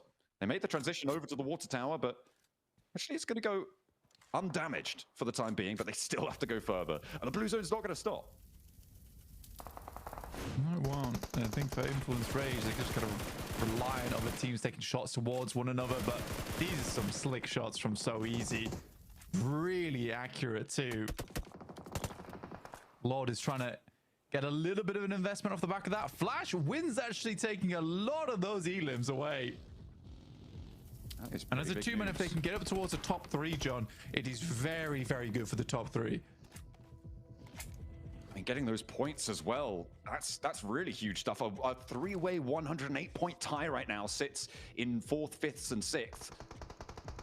They are on, what, 111 and then a couple more, so 113 right now. 5 points ahead, that's not comfortable, but the placement points that they're going to earn here is good news. They've already got at least 5. The nades from Vertus Pro, they look pretty good, but they're not quite getting the job done entirely. Still not quite connecting that one. Will find the knock on towards win. Erangel still has another, and the answering nades are not quite there. Vertus Pro removing Team Flash from proceedings. DRX getting involved. The spray down towards Erangel, but finally the flushes come through. They lock down in towards a 5 elim 3rd place. So a good result, but they're not out of the woods just yet. In the meantime, though, DRX, they're looking to control Vertus Pro. Shut this whole thing down here, right now. They want that top spot back. Regnum Kaya have challenges, but our top 2, blank, they are pretty much guaranteed here. Regnum Kaya and DRX are going to be in Bangkok. Yeah, it's a good finish there for Vertus Pro, but you are right. For DRX as well as Regnum Kaya, we secure our top 2 spots in game 3, which is fairly insane, honestly. So very well played to them. And that's even after the fact that Hyunbin's got a bit of a headache going on right now. In fact, a fair few of them do. All got the cool and soothes on the head, and they certainly need that soothing prowess because it ended up in a very nice win. It was a soothing win. The leaderboards as well. And there you go. I mean, the top 3 is the 3rd place spot is still the 3rd place spot is still very much hotly contested right now. There's still the same 4 teams going for it. Influence Rage as well, jumping up a little bit closer. The 11th place all to play for the second half of the day. It's going to be exciting. Stay tuned.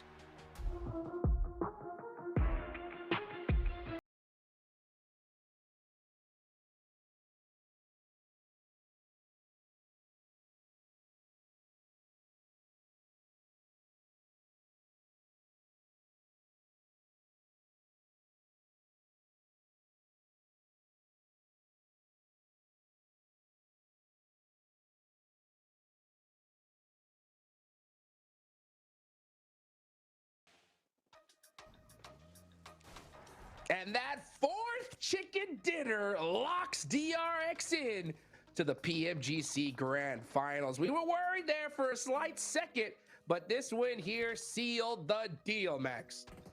Not a flashy game, just straightforward. They drop in their main drop location, Gatka Fields, quick rotation across. They even shut down their looting phase to try and get across very soon. They play landing strip very well, make sure no teams behind them, such as Regnum, E-Arena, Influence Rage, become an issue. And then they just start bullying this lobby into oblivion. Niptura, this push-up, while Flash are fighting VP, the timing is so good, they know they're in full control. This is the DRX we expected going into this, and now they're going full steam ahead. They sure are looking over at the winning team stats here. Yeah, 8 eliminations coming on for them. So, you know, like you said, I think what you said is pretty accurate, right? That's not a flashy game, but it's just some good old pogey mogi. It's just coming in here, doing the business, doing what they need to do, and securing that win. And I do want to say, Max, right, is we had all 3 teams that were in that top 3 desperately needed a good game in this game, right? DRX were in danger of slipping down. So were Flash. VP still trying to make it into the top 11, right? So all 3 of those teams came out swinging when they needed to. Yeah, and not only that, also Lord, right, from Twisted Minds, able to kind of somewhat redeem this game for his team, able to get, I think, a total of almost 5 eliminations, not on his lonesome, but still able to get some really good fights, especially versus Boars in military base itself, as we have these quick little highlights of this match. And you know what? I'm going to give props to the team right now. Not that much bridge camping, except for that one. And maybe that, and that one. Not as much as you would usually see when you have a very, very military island circle one. So teams are definitely very quick on the rotation, which you always like to see in it. It shows the lobby respects the zone very nicely. Yeah, it is really nice to see that. I also really was looking out at Flash here. I mean, VP being able to clear up True Rippers here and move on through, clearing up Arcred in the meantime as well, actually. Did some really nice sweeping of the edge. But for me, Flash really stood out because we talked about them slipping and we were hoping that that pressure wasn't getting to them, and they just came into this game fighting. They knew what they had to do in this game, and this game alone, they went, we have to do something, and we're going to do a top 3. It was like a lot of eliminations as well, so some great stuff coming in from Flash. They really impressed me in this game. It still doesn't feel like the Flash we saw at the start, right, of this group stage for Group Red. They definitely feel a little bit slower, a little bit more passive, so I'm still waiting to see that little oomph from Flash that we used to see back in the past as you go over these rotations. And look at DRX, as I said, their looting stage was just cut short. They instantly make that transition to make sure there's not going to be an issue. They even go and cross over the wart itself, over the likes of Ferry Pier, Western Coast, play landing strip, play that very, very strong dip. And on the meantime, we saw in that rotation near Ferry Pier, Niptura, they took the hovercraft that we saw was just making that move from landing strip into the open fields onto ETSH so much smoother to execute. Yeah, they really did. And I also want to point out, well, first of all, Flash, very late rotation through the blue there. But VP as well, I appreciate them spreading out like they did in the end game. That's a little bit more like the VP we're used to seeing. I just would like to see them do a little bit more with the rotations that they have, right? I feel like they always play catch up in these circles rather than waiting for teams to come to them and having that layer of control. I really do wish they would actually just be a little bit more proactive, but they redeemed themselves in that final game, or in the final stages of that game. 14 points for VP is huge, but it is going to be DRX who takes the chicken dinner and the most points as well with 18, Max. Ooh, now, okay, so we had Regnan popping off, Hot Jukes. Yes. DRX 18-point game. You know where I'm going with this. Flash 10-point game. Is the top 3 going to even move today? Because as of right now, it's not budging by 2. Well, it hasn't budged at all, actually. So what are the middle pack teams doing? Come on, take them down. Hot drops. Make it's it a bit happen. risky, but could be cool. This game was the game of just like keeping yourself alive, in my opinion, right? You got Flash putting up 10 points. That kept them in the game here. You got Vertus Pro putting up some serious points. That keeps them in the game. It's still not over yet, right? We still got a few matches left here to go, but I mean, man, it's so good to see DRX say, you know what? And it's so funny, they did this yesterday, right? We're kind of like worried, we're like, oh man, you know what's going on with this team? And then they shut us up. They do the same thing today. Lock it in. They've made it. Hyunbin! Sorry, I got excited. Sorry, he's my guy. I support my boy. Hyunbin, MVP, QXZ, I think stole it at one point yesterday, so I'm very happy to see Hyunbin up there again. The one of the new gens of top tier global players, not just from South Korea, but globally speaking. So good to see him get 4 eliminations on board here, Niptura, and this guy, I'm telling you, I said it multiple times, and I'm going to repeat myself because I'm a bloody broken record. He will be global MVP one day, as the leaderboard here, DRX are standing strong in 2nd place. 1 point behind Regnum. Oh my god. Wow. Wow. With 4 chickens, Niptura. With 4 chickens and they're in 2nd place. That's crazy. 4. That is insane. I love to see that from him. GG. And it just makes for a very, very spicy next couple of games coming in here, because those two will probably be battling it out. Oh man, there's gonna be an absolute war coming up, guys. We still got 3 more matches left to go. Get your drinks, get all nice set up and cozy, because we got some serious action coming up right after this short break.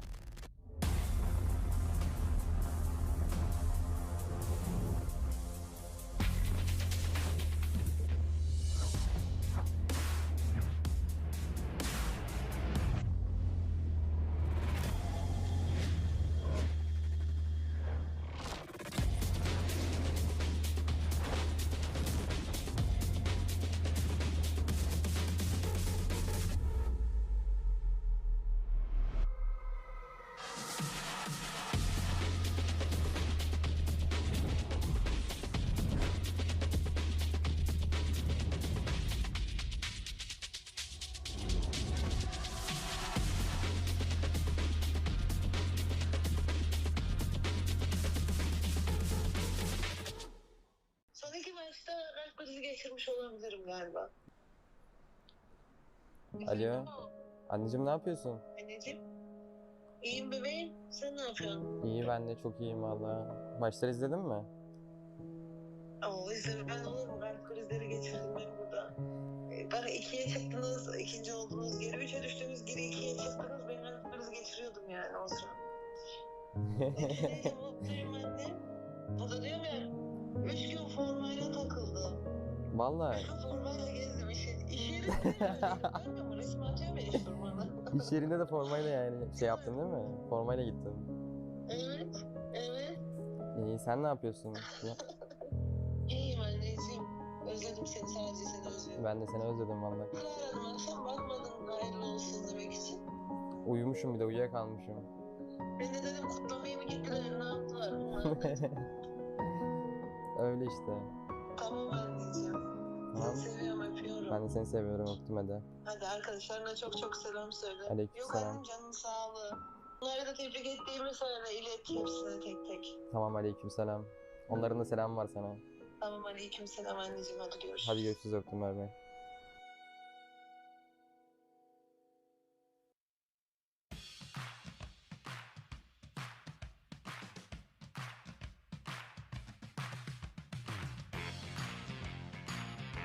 We're at the halfway mark of the final day from Group Red, and I'm standing next to none other than the IGL for Influence Rage, currently sitting in 7th place with 101 points. We did notice you make a bit of a roster change today. How is that roster working out with Federal sitting out? Vocês fizeram uma mudançazinha na line, né, trocando Federal. Como é que vocês estão se sentindo assim com essa line nova? A gente se sente bem confortável porque a gente jogou muito tempo com essa line, com o Lohan, praticamente mais de um ano. Então, praticamente o sentimento é o mesmo, a mesma função também deles. Então a gente tá bem tranquilo. So yeah, we have the same feeling because we've been playing with Lohan for more than 1 year. So we are very familiarized with the team, with the roster. So yeah, we are pretty comfortable. Okay, you're currently 17 points away from 3rd place and a healthy amount to 11th place, meaning that you are able to take risk. What is the team going to be doing in the next 3 matches to make sure you secure a top 3 finish? Então, vocês estão a 17 pontos ali do top 3 e estão com uma distância bastante grande ali do 11º. Então vocês podem tomar um pouco mais de risco, né? Então como é que vai ser o approach de vocês nesses próximos jogos? Acredito que a gente vai fazer nosso jogo, ver o que a gente combinou, o que vai dar certo. E é isso, acho que é só jogar nosso jogo mesmo que a gente vai conseguir essa vaga. We're just gonna play in our play style, so we're gonna maintain our stuff. And yeah, we are pretty confident. With that said, I mean, going especially into the last 2 matches in Miramar, when teams realized that they have nothing to lose, which team do you think might try to target you in those last 2 matches? Então, nessas últimas 2 partidas de Miramar, vai ter muito time aí que vai vir pro tudo ou nada. Você acha que algum time específico pode querer focar vocês, alguma coisa assim? Eu não consigo prever nada agora, mas a gente vai estar preparado. A gente está trabalhando para isso e se vier, a gente vai estar preparado. So yeah, I'm not really thinking about like a certain team, but anyone who wants to fight us, they can try to get us. All right, well, I know the guns are going to be ready for y'all, so hopefully you will be ready. The other teams will be ready because it is the final 3 matches of Group Red. Let's see if Influence Rage got what it takes to get a direct ticket to the Grand Finals.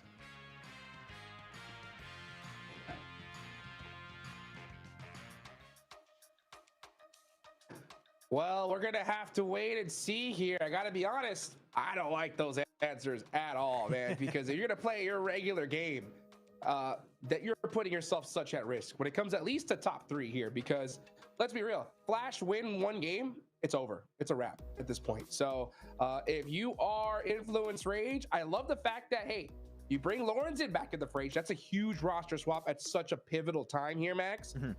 And in that last game, he ends up outperforming them all when it comes to eliminations. But you know what? He got all those eliminations on the Infinix GT30 series, the official gaming phone of PMGC 2025. Engineered for precision, performance, and victory, empowering every gamer to hashtag be the one and hashtag outplay the rest on the global stage.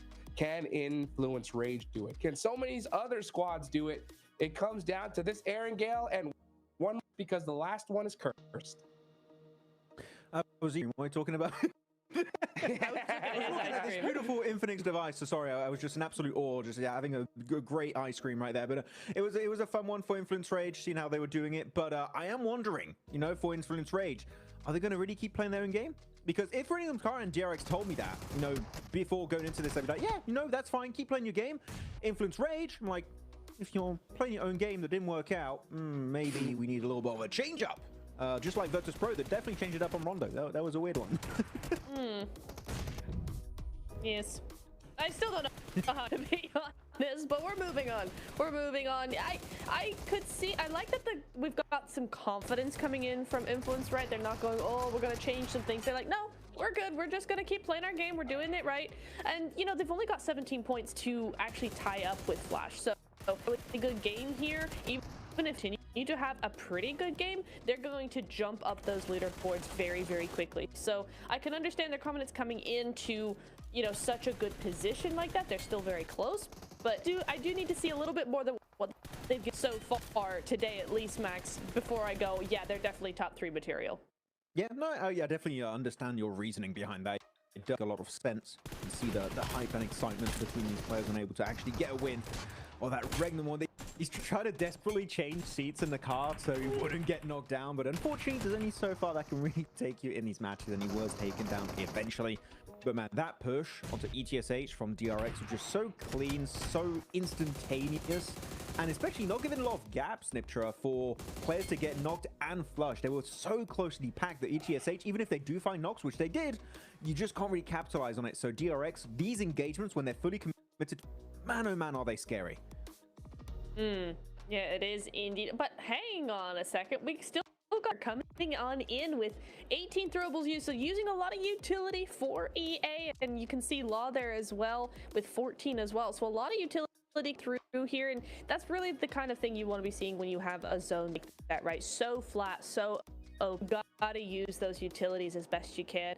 I mean, I think we've been harping on about VP for a long time here, Max, just because VP we're used to seeing, but I will give them, they played that end game pretty darn well. They saw a little bit of a ridge in the middle of their circle and they took it. They were able to defend it well there, and just DR able to sweep on through the north side. Just didn't really do much else, especially as a duo. But honestly, it is exactly what they needed. Hopefully next game it can be a little bit more than that. It was a bit messy over to the side, actually, for VP versus, I believe it was True Rippers. That fight, they were clearly pro engagement, but once they go for the res, they back up as a 3-man lose 1, but they were still having 3 players alive at that point. They really are pushing away. I think it was Team Flash in particular tried to take some of that real estate on the high ground away from them, but no, they instantly shut that down, saying like, no, this is our high ground position. They kind of chased them away with the cars, which I really appreciated from VP. The respect in that Erangel lobby, and that was enough for themselves a decent finish. Not quite the win, but you know what? Still some points on board. And when you are so close to Hot Jukes from the bottom 5, those points could be so important, but they still are in the bottom 5. I'm going to say it, VP, I need a win for you to show me that you have potential to do well in the last chance. It's the last Erangel of the day. Honestly, if you're going to get it, you need it right here. But that's the thing, is that the later we get on into this day, the harder it gets to get that win, because there are so many teams desperate for it, right? I mean, even Alliance, 92 points, a win in this one could put them in that chance for top 3. If they don't get it, it's over, right? So there's so many squads desperate at this point. It makes things harder. That's why I was talking about that last game curse. It's going to be crazy to see coming up. But, you know, Influence Rage had a nice push onto Alliance in that last game, Niptura, right? They were able to take them all out. If Influence Rage wants to make it a top 3, they need to do the same thing, but to Flash, right?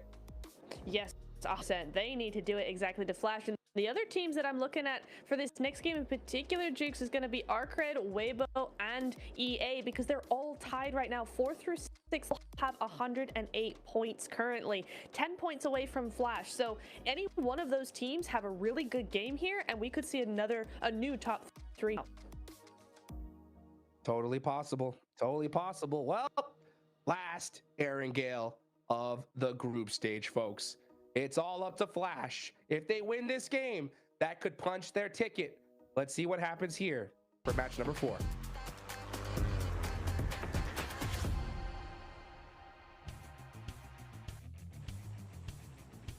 It is getting really close for those teams on that 3rd spot that is still up for grabs on these tables. Blank, as Duke said, it is maybe Team Flash's time to punch a ticket, but even with a chicken dinner, if they have a poor Miramar set after that, teams behind can still catch them. It's very much a possibility, John. Very much a possibility. I think that it is slowly and surely becoming more and more concrete towards the top of the tables. A few, I wouldn't even say a few, I'd say right now is where you need to make that breakout performance, right? And to do it on this playing path is so unfun. It's a really awkward start for a lot of our teams, a lot of our squads, a lot of squads forced to head down towards Sosnovka.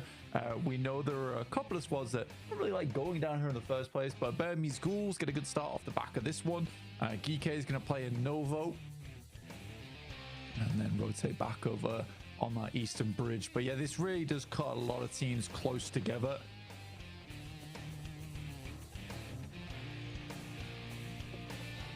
It's going to force a lot of potential hot drops on these vehicles. On the south side, I'm seeing Influence Rage and E-Arena both out near Primorsk. I mean, we've seen E-Arena. Oh my goodness me. Blank. Whatever I was talking about doesn't matter, because we got another back-to-back military circle in the PMGC. What is it with these lobbies? This is absolutely crazy that we've seen this not only, it was the other group as well, wasn't it? It was in Group Green that this happened, and now it's happening in Group Red. The teams are having a nightmare, and it's a Southside Circle, and Blank, the ghouls are on the island. It is actually ridiculous, and it is a ghoul circle. For real this time, it actually is. They got to drop here. This is their time to rise. Rise up, my ghouls. And win this game, potentially. I'm casting with Sung Jin Woo here, bro. It's absolutely crazy. He is having a crazy time, and I mean, right now the ghouls should be popping off. The balls are moving fast. The teams over on the mainland gonna look to transition as well. Are we gonna see that same roadblock on the east, or a team's gonna change it up? Because of course the plane path was a lot more north facing on our last Sosnovka military circle. That started out very, very far on the north plane path, so not quite as far for teams to rotate. This time they're very, very close to the circle. For Regnum Karya, in fact, they're slightly pipped to the post there by Alliance on the south side, so they're getting there a little bit sooner than them. For Boars, they got to cross very cleanly and quickly. Twisted Minds, on the other hand, weren't there in time. But the Burmese ghouls do control the entirety of military base. Very pleased with this one. Looks like the Boars are going to try and set up a little bit of a roadblock there over on the western bridge for any teams trying to get through. So that does include Influence Rage, who are chasing 118 points right now with that game from early from Arcred that placed them just 10 points behind. Same with Weibo, same with E-Arena. We got a three-way tie here on the leaderboards. Yeah, it's not pleasant. An Influence Rage, only 7 points behind that, and only 10 points ahead for third place. I say only, that is still quite a margin. But as the desk was saying, it might be an opportunity to jump up and challenge on that spot. With an only 10-point difference, that is very much a chicken dinner away for any of those teams. And it is not comfortable at all. It is really back and forth. And this is the sort of circle that you hate to see, right, when you're in this scenario, because all of them got caught in the traffic jam before. Every single one of those teams got caught in the traffic jam on the east side bridge that were all chasing for that third place. So not much movement. Max wanted to see movement. Maybe he's not going to see any more here either if they all get stuck in again. It's so tough. I mean, having this be your last Erangel of the day too. Oh my goodness me. The shots out from the back of the glider towards Milky Way. Inside the hovercraft is going to put a bit of a dent in the time of this. Good shots from Erangel from VP will take down Corona at least. Oh, the hovercraft has exploded. That's a big deal. That's a very big deal. That was the major transitional vehicle for Vertus Pro, and not being able to have that under control. I mean, you're right. It is a big, big deal, right? Because otherwise they would have been able to wrap around to the south, try and move their way up, but they don't have that tool anymore, so they've got to figure something else out. That's actually one of the cooler plays today, is taking that glider and just being a nuisance over towards the hovercraft. I mean, denying that really does cause problems now for Nuclear Zone, for Vertus Pro, sorry. It almost feels cruel from Nuclear Zone, honestly, because they've still got to get their way into the circle now. And posting up towards Nova Up Noise is not going to be easy with Geeke being there. That's real aerial combat coming on through. Two gliders, in fact, in convoy. A little bit of a replay. Okay. So Voston spotted this on the takeoff and did get a knock. They lost their player, but they're still not going to be dissuaded. There were going to be three gliders going across. Regnum Karya going across the battlefield right now. They lose Loxy, however, against Twisted Minds. They trade 1-for-1. Lord is out of the mix. Sorry, it's 2-for-1, as Regnum Karya wanted to keep that top spot still under control. They held this compound before, couldn't do it in the last match. This time around, maybe they'll be able to find it. If this fight continues, Blank Influence Rage could use this opportunity to come across the third party. So could the Burmese Ghouls, and they do just that. They give the assist to Regnum Karya, and Twisted Minds fall 11th place. Tenuous.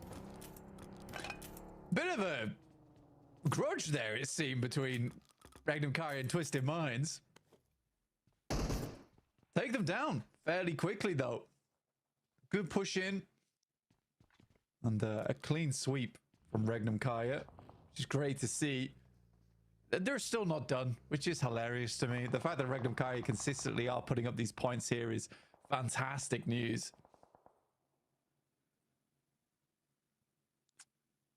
True Ripper's making a slow approach right now, John. Nice and quiet, but do get themselves into a good position. That Eastern Bridge is completely clear at the moment. I think everybody tried to learn their lesson at the same time, which is unfortunate because there's a lot bigger of a traffic jam on the west side now for Influence Rage, for Arc Red. They're all now kind of stuck into it. Regnum Kaya not extending back on over. They don't have 4 players this time, Blank, which was a major factor in their ability to hold this bridge previously on a similar situation. And that could severely diminish the power of their position. With Influence Rage now holding the stop, though, it may be a 2-team hold, unless Influence Rage want to go for the crash. Arc Red, they're marauding around on the north side of the shoreline with ETSH kind of stopping them for now, getting closer towards this bridge.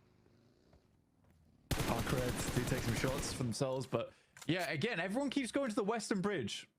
No one's really challenging out for the Eastern Bridge, despite no one being there. Everyone's taking these weird approaches to get out of dodge. I mean, Vertus Pro tried to take a hovercraft. There was multiple gliders in pursuit. But no one's really like, hey, why don't we just drive? That'd be good, right? Everyone's playing wacky races right now to get across the Sosnovka, and most of our teams have actually been able to do it. Twisted Minds technically did also do it, but they are now down.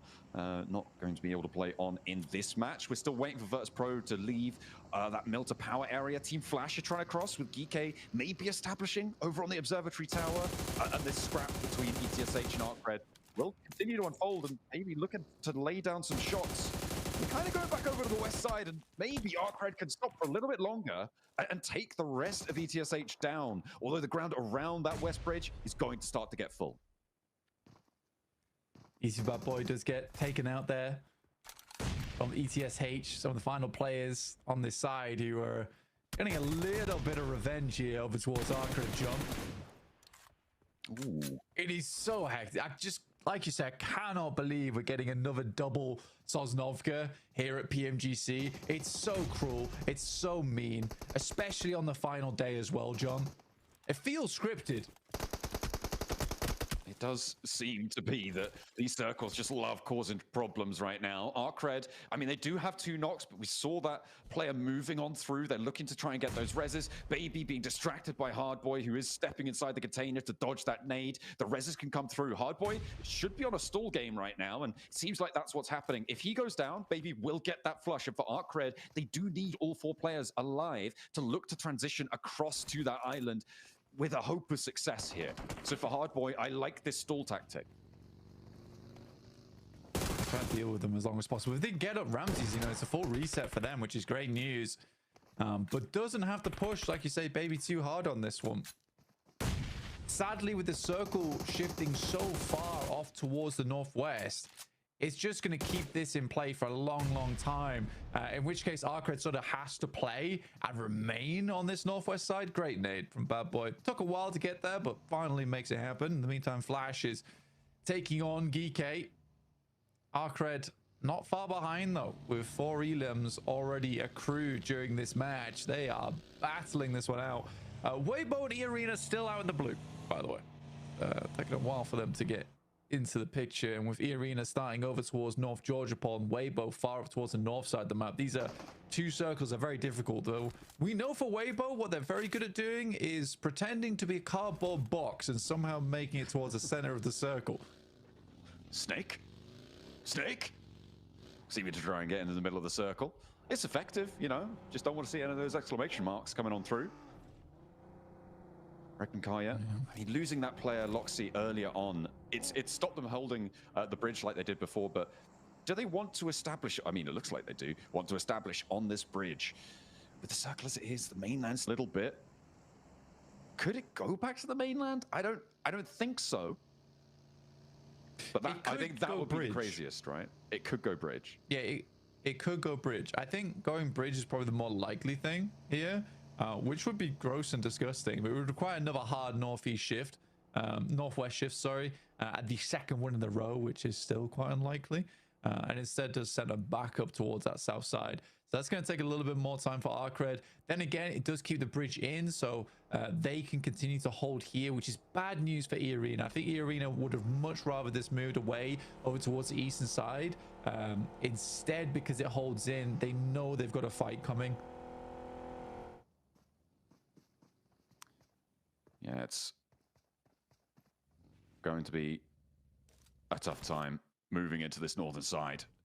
It is a little bit close to that bridge. Easy for Bad Boy. Ooh, takes a lot of damage, but I mean, he's got the bandages. Should be able to heal that one up. E-Arena stood behind them. Arcred and E-Arena, again, two of those teams chasing right now for that third place. With Team Flash already across, they're going to challenge out against GK. They managed to get the run through straight away, out and into the points as well. They're up to 3 now, Blank. They lost Zeus earlier on. And on the Shackle, the northern side, I mean, they might just be able to hold this one out, but their power to impact this circle is going to be severely diminished by playing this area. They want to scout further. You can see them moving players out wide to get a little bit closer to it, but that is really, really tricky stuff. Yeah, very much so. You're always gonna have difficulty on this kind of circle, on this kind of position. It's never fun, and it's never confirmed either, John, on this sort of circle. You really do have difficulties putting up those consistent points. I think all the more reason to be so impressed by these squads towards the top side of the lobby throughout some very weird zones, some very weird gameplay going through from all our squads. To be able to be here in that top 6, that's a difficult task to make work.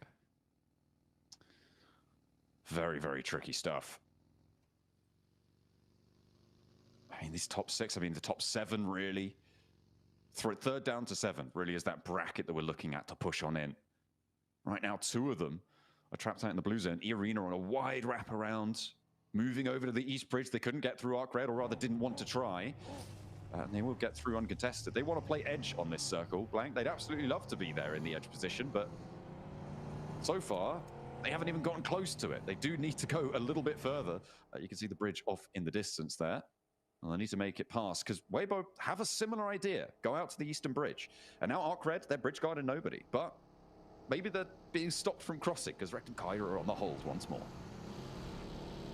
For Arcred, that was their choice, right? They had to hold that. I think it was the right decision to go for. For E-Arena, I'm glad that they didn't even attempt it.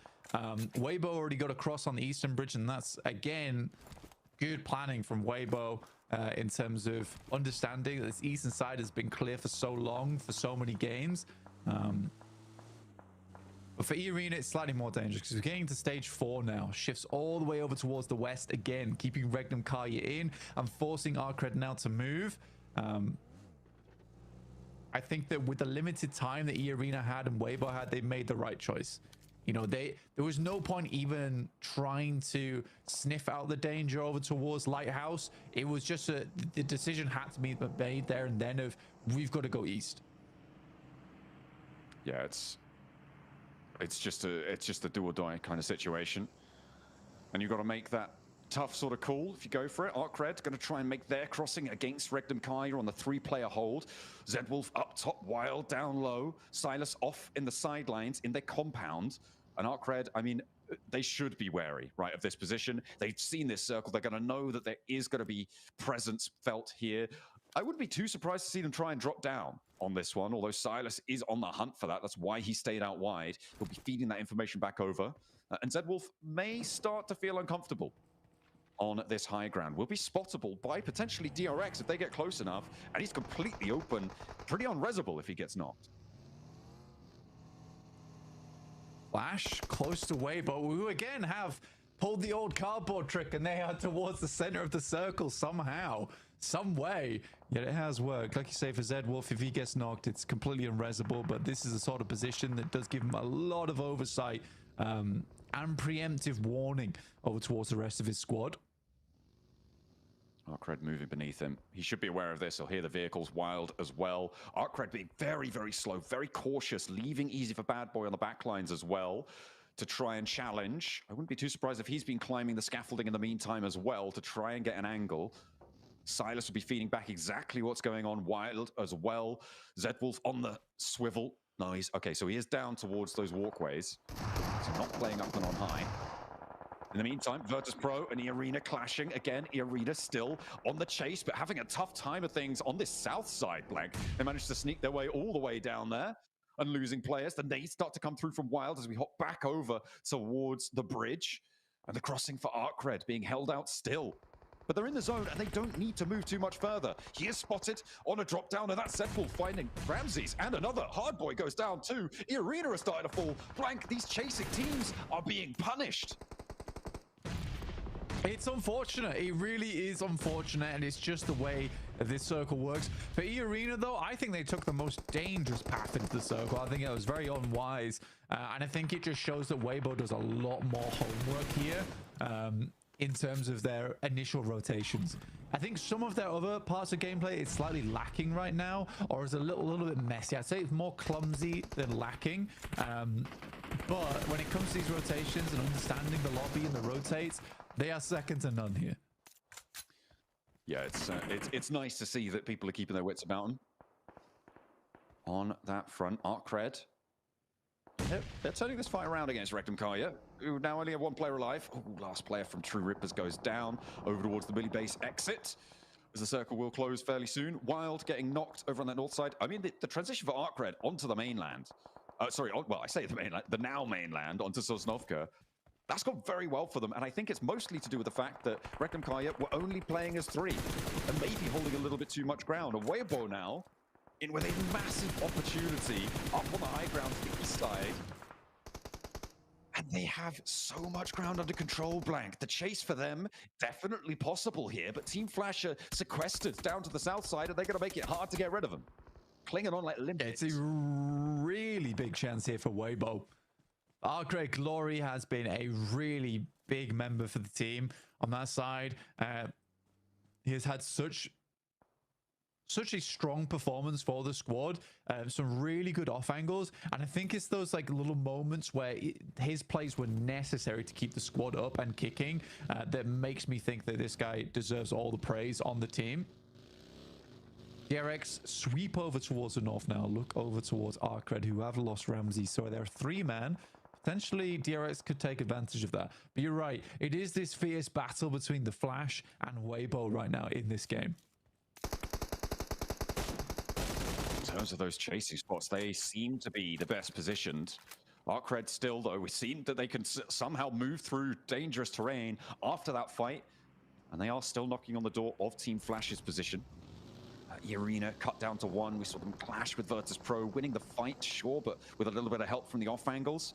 Nuclear Zone rocking up to the boars in the meantime as they try and move up to the top of the hill. And with just Tony K up the top there, this is a very viable approach coming on through. This spot in the next zone, up the top of that hill, should be fairly takeable, but it's Nuclear Zone, and they're playing as 3.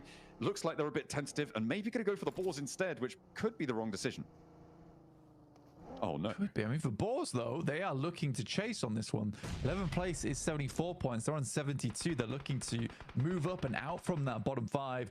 DRX with some great shots, not only over towards Arcred, but to Weibo as well, as Weibo drops down to just 2 players, John. What a disastrous result for them. I mean, Arcred just seem to be able to get through these situations where it seems like they should be dead to rights, Blank. And again, they've moved in from that north side. With the Burmese Ghouls distraction on the eastern side, it's allowed Arcred to do a lot of damage to their position, to their hold, and Weibo are getting dismounted. Nuclear Zone really not able to do a lot against the boars here. They're just not going for it. They're not going for the fight. They're not taking these peaks, not taking these fights under control. And it is going down around them. Further up to the north, you've got Influence Rage as well, who sit in this compound out to this northwest side. And maybe they are going to be the team to be able to take this one down. But, oh, Blank, you've got DRX to deal with on the north, who are now in first place. Yeah, they do accelerate ahead. And you're right, first place for them with the chicken dinners. They were able to get on board. Lovely stuff. Arcred able to find 33Z with a well-placed Molotov. Oh, it's Order up against Hardboy. Finally, he does come in clutch. Got to find a player from Arcred that finally is going to bust them down to size. Humble them slightly, but easy for Bad Boys still live and kicking, and they are really pushing on the Elim count now, Blank. If Team Flash don't survive for too much longer, if they keep being quiet as well, they're getting very, very close. Very, very close to things indeed. Oh, easy for Bad Boy goes in, and he hops out to the side passenger seat, and again, the swivel round, the swift takedown, and Weibo not going to be able to chase.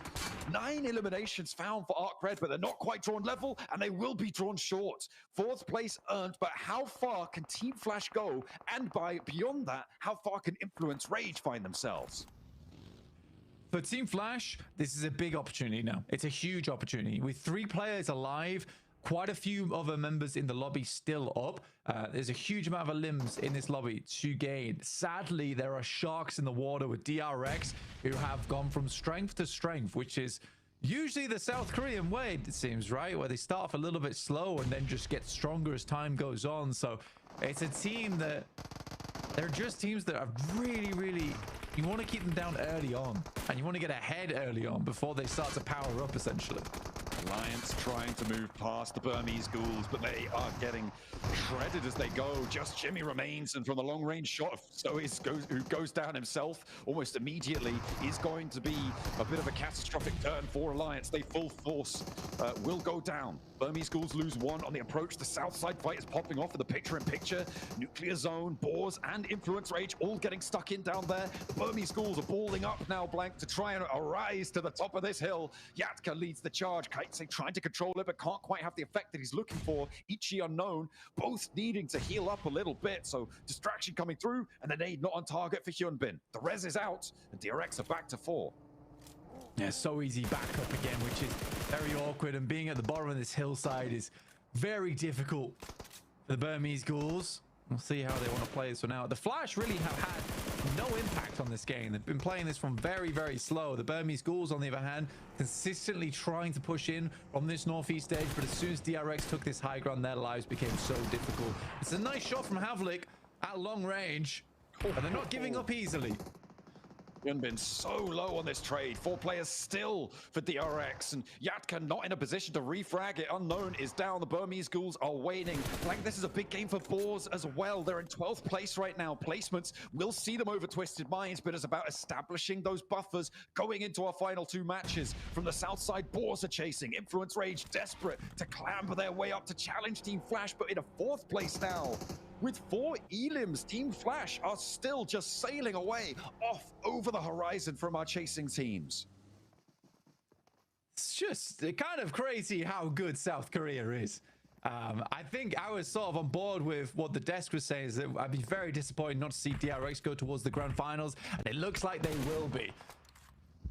What a performance from them over the last 2 days. Regnum Kaya looked insane, and then somehow DRX has just performed on every single map to a very high degree. I think that is the difference. They are looking for DRX to move down south. Influence Rage playing up in the hills, but a Team Flash holding off against the Boars. 2 teams looking to try and keep things under lock and key, but it's the Boars who win it. Blank, this is big for the bottom bubble. The Boars looking to break through, to burst into the middle pack and stay alive. Team Flash will stop here, will stop now on that south side. I think they're going to lock in 126 points here, which puts them quite far ahead of 4th place. Arcred do a lot this match, but it won't be enough to keep up. Influence Rage as well, looking to keep things going, but it's DRX who just will not stop on the transition down to the military island. With now 11 eliminations, Influence Rage look to open them up. Sadly, Hyunbin will go down as the forward vanguard for the squad, and Influence Rage will waste no time in pushing over towards them. Diego up front, 2 players in the vehicle, trying to go for the drive-by, get a little bit of damage done. And Diego goes for something a little bit crazy, in my opinion. I think unnecessary would be the word I was looking for.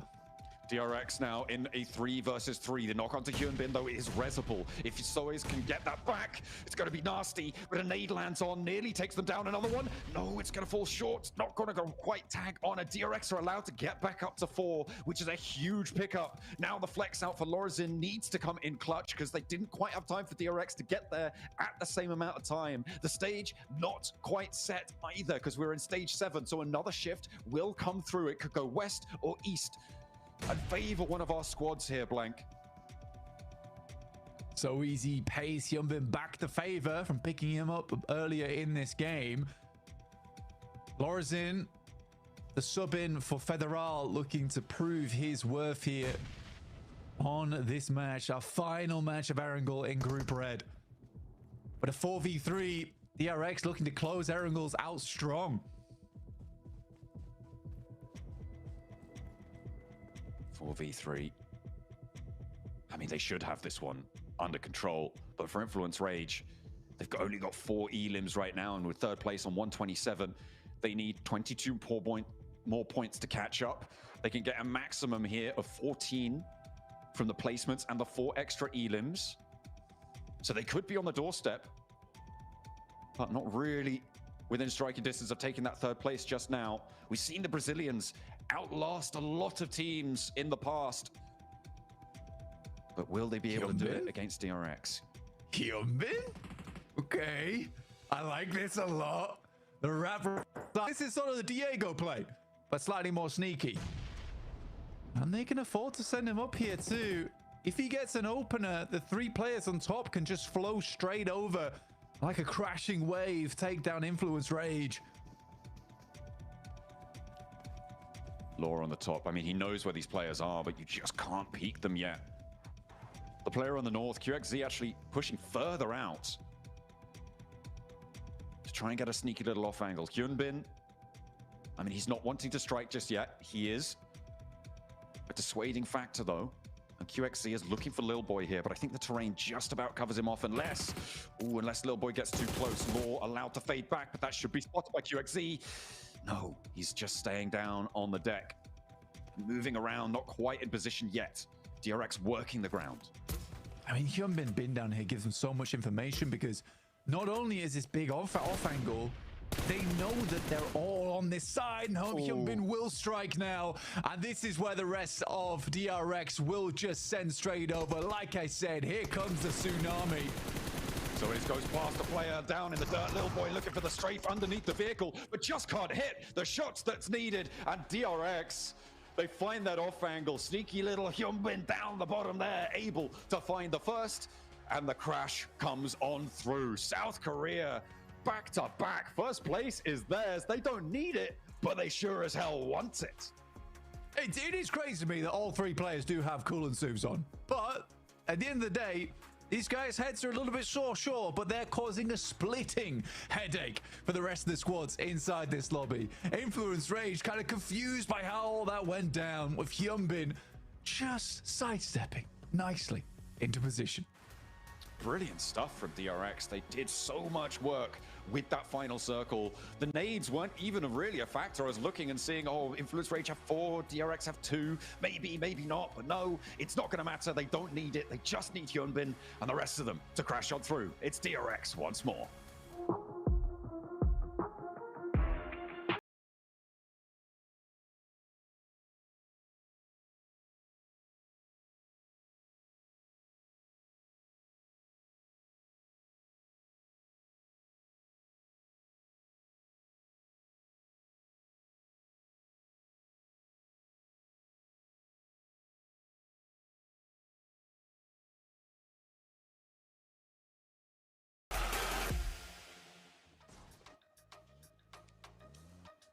DRX set the record for PMGC 2025 with the most chicken dinners in a single stage. 5 chickens so far, and once they got this zone, we knew these guys had it on lock. A good effort from Influence Rage, but this off angle from Hyunbin Max was just too good.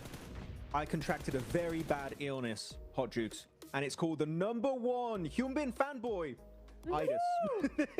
That is my predicament. And you know what? I am loving what we're seeing. It was a slow setup for sure, but it paid off significantly in those finishing moments. And then they're like, yeah, we opened up the floodgates.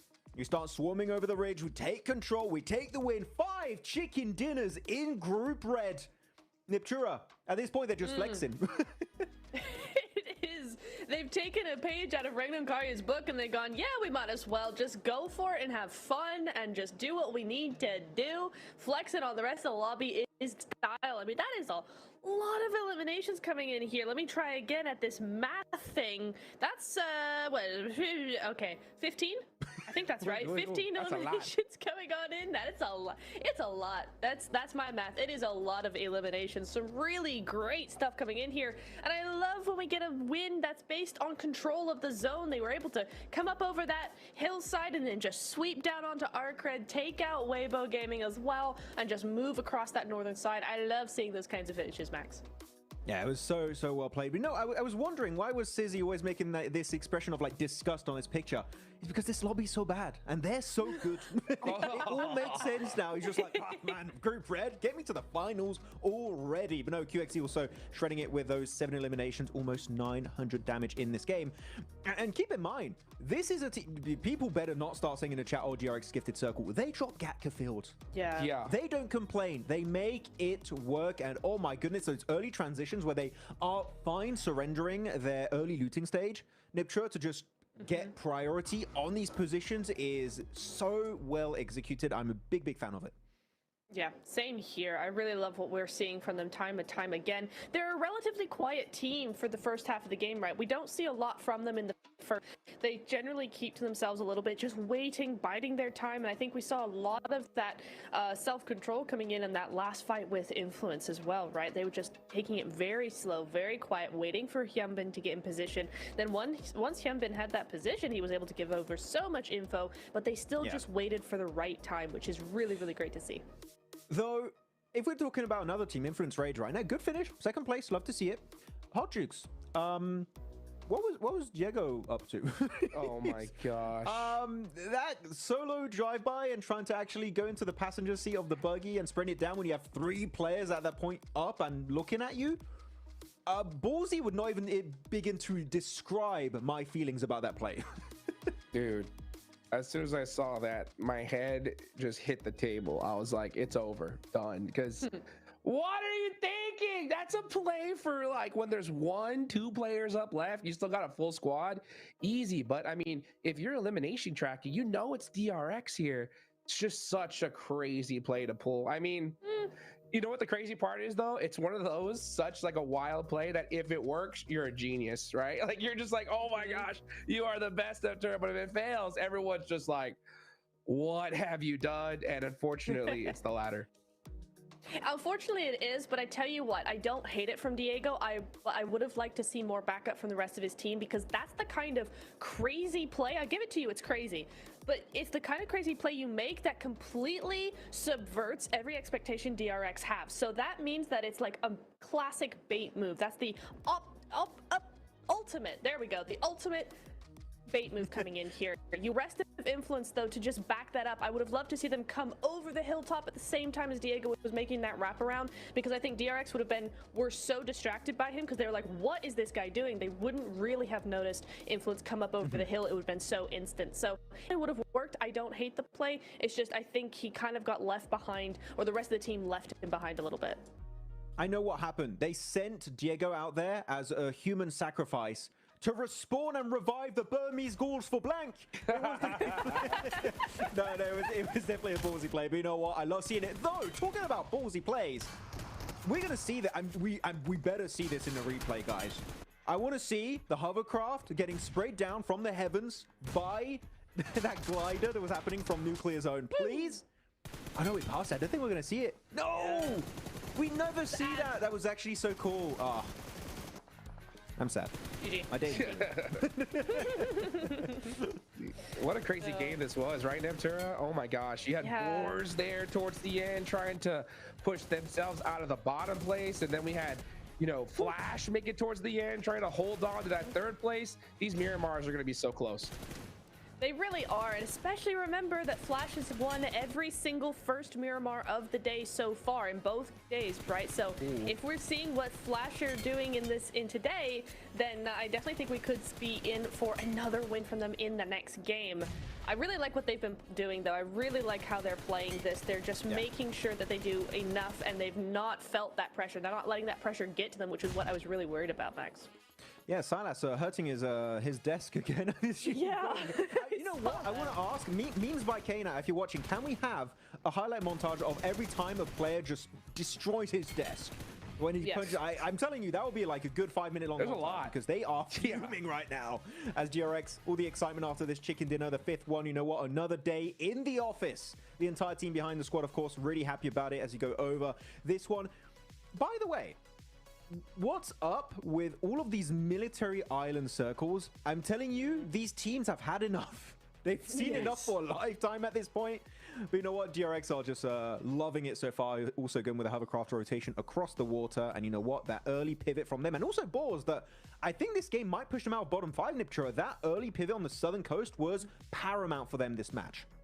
It was really nice to see. Yeah, I really liked how they played this. They played it with a lot more confidence than we're used to seeing from them. I did say at the beginning of the show today, I was like, listen, they had a little bit of a glimmer in the last Miramars. Maybe we'll see something from them yet. Still, is it enough to really want a win or predict a win from them in the last 2 games? No, but I think you're right. I think they do propel themselves into the top 11, so they probably have done just enough to get them there. Man, dude, look at these points. Oh my gosh, 25 points for DRX. I think after for the first time, right, today, we are going to see a new leader. That's for sure. With 25 points, I think they have locked down first place and are looking to get those bragging rights, right, for Group Red Champions, Max. Yeah, seems like it. It seems like they're going to be taking 1 crown home and joining their homies of D+. It would be, can you imagine if we get PMGC 2025 trophy going over to or D+, or DRX, just showing that South Korea are just the dominating region in this esports. Here we go, second page though. Weibo only the 1 point. E-Arena only 2 points. And Niptura, they're slipping unfortunately at the really worst time imaginable. Sure, we have 2 Miramars. But Weibo, E-Arena, this is not what we need to see from them, especially at this moment in this day. Yeah, I am confused by Weibo, actually, because they had such a fantastic position once that circle shifted on that north side, right? And they just seemed to set up a defensive position, which is okay, but they just kind of were a bit weak in it. They didn't have enough presence there. Presence that QXZ definitely had, right? 7 eliminations, 900 damage nearly. Like, this guy is taking up space. He's making teams know that he is there. And that's just really what I would have wanted to see from Weibo, given that circle shift. Yes. I really like the approach of Weibo because they were trying to negate the rotation on the eastern edge from Burmese Ghouls, which I think was the right decision. But unfortunately, Arcred also made a very good call, which is to push on that fight in third party. And you know what? That allows Arcred to remain very comfortably in a top 4 scenario. And actually not that far off, 9 points away from Flash in third position. But as we do now have officially Hotchicks, a new first place team for the first time over Regnum. And it is going to be none other than DRX. Woo! And that might just stay that way. With 5 chicken dinners, they've definitely deserved this. So they are set nice and pretty. Regnum Karya, I mean, they're just happy to make sure that they make it to the grand finals. You know, it's really just comes down to that 3rd place. But with that performance right there, that could just have done it. There's a 9-point difference. It's still possible, but we're going into the last 2 games, guys. And we know just how crazy it's going to get, right, Arturo? Absolutely. I want to point out as well that Regnum and Flash both have the exact same amount of placement points, 51 each. The only difference in their points are those eliminations. So Flash, we know they can frag out. This is definitely something that they could do. So I almost want to say Regnum still kind of needs to be a little bit careful if they don't want to drop down further. I think top 3 in this is kind of finished in two games. I don't think it's too early to call it. That Arcred and Influence, even if they do massive games, I think Flash are hungry enough for that top 3 where they're just going to keep ahead of the pack here, Max. You can see Flash also, by the way, they're playing Niptura. They're just trying to get into a decent position and try and salvage it to some point. Get into the late game, get at least a few placement points, maybe a few eliminations here and there, just to make sure their position remains solid. But when you see Arcred, get a big game like that where the gap is closing every time, Influence Rage getting a top 2, we need to see more than just them trying to salvage these games, Hodrix. We need to see them try and go on through these big double-digit matches, because otherwise, Flash, unfortunately, a 5, 6, 7-point game is just not going to cut it if you want to be a Grand Finals contender. If we consider the last game curse, Maxman, if we consider the last game curse coming into play, it's up to Arc Red right here, right now. This first Miramar is so crucial for the squad. You know it's at play, Max. Yeah, I guess. No, it's gonna be Arc Red. They're gonna overtake it. Flash, they're gonna fall out of top 3. It's happening right now, Hodrix, on Miramar. Some bold claims. Let's see if that will come to fruition as we get ready for the first Miramar of the day in the last 2 matches. John and Blake, take it away.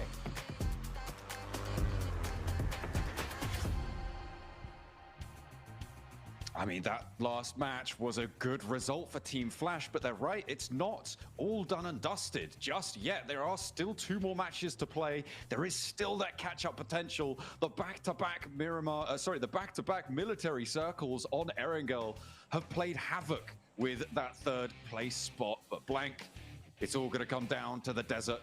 Who's going to be joining DRX and Regnum Kaya in those top 3 spots? It's all down to this. There is a lot of teams chasing for it.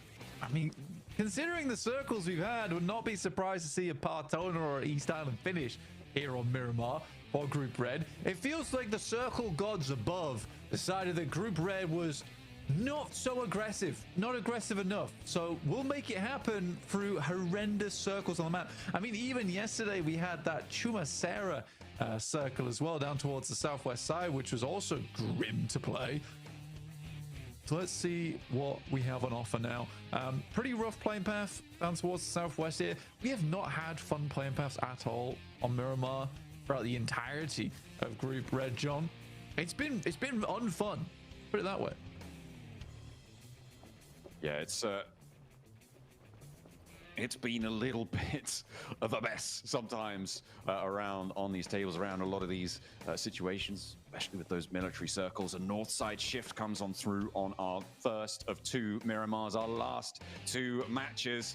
The penultimate chance to earn those points to get those top spots or make it out of the bottom 5, because that too is a closely fought competition. Burmese Ghouls, GK, Boars, Twisted Minds, an outside chance for Vertus Pro as well to try and make it up on that bottom side of the table.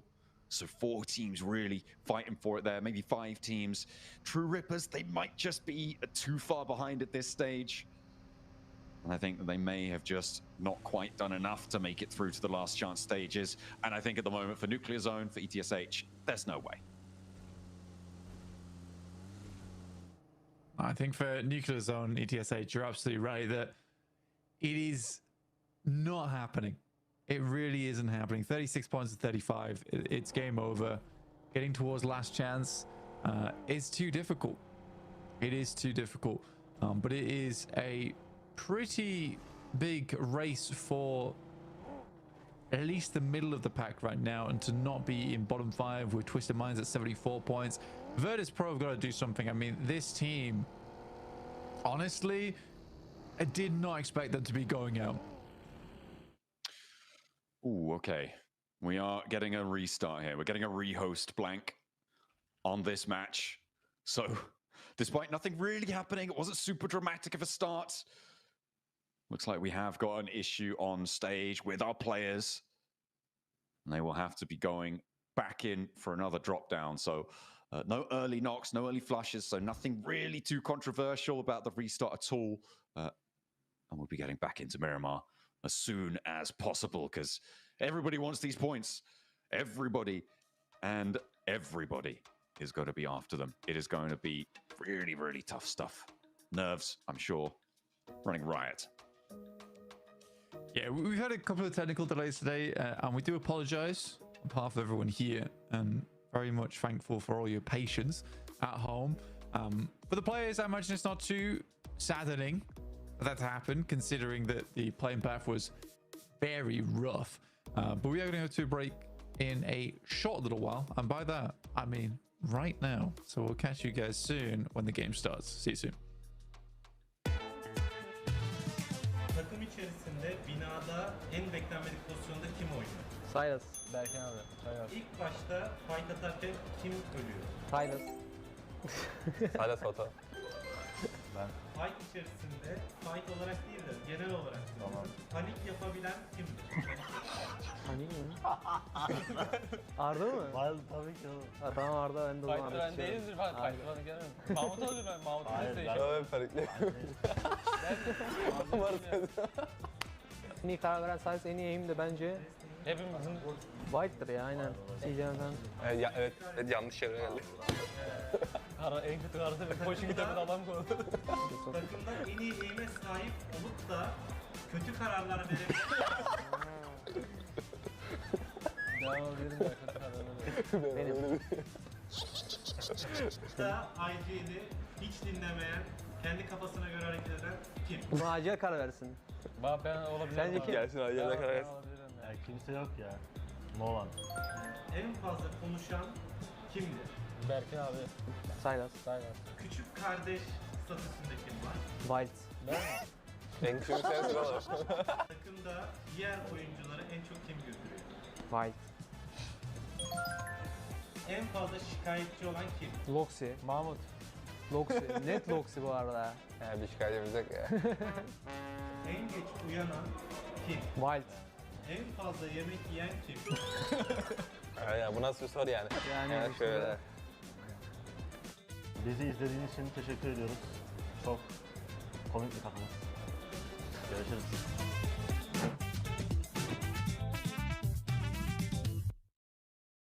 Vertus Pro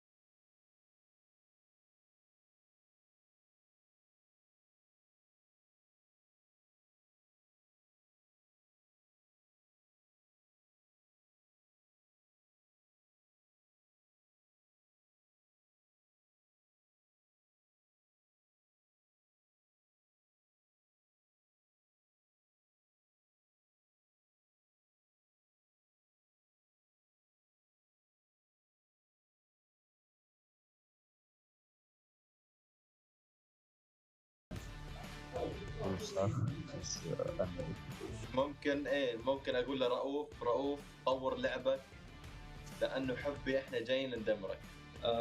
Em muốn gửi một lời nhắc đến đội đội tuyển vô địch BMSL Vela là cách chơi của họ có thể là khá là ổn ở bên cuộc đấy, nhưng ra đây chúng tôi chưa chắc các bạn đã làm được. Yes, I think we have a lower experience than the other teams, but I think this is benefits us. It's in our advantage because the teams don't know how we're really going to play.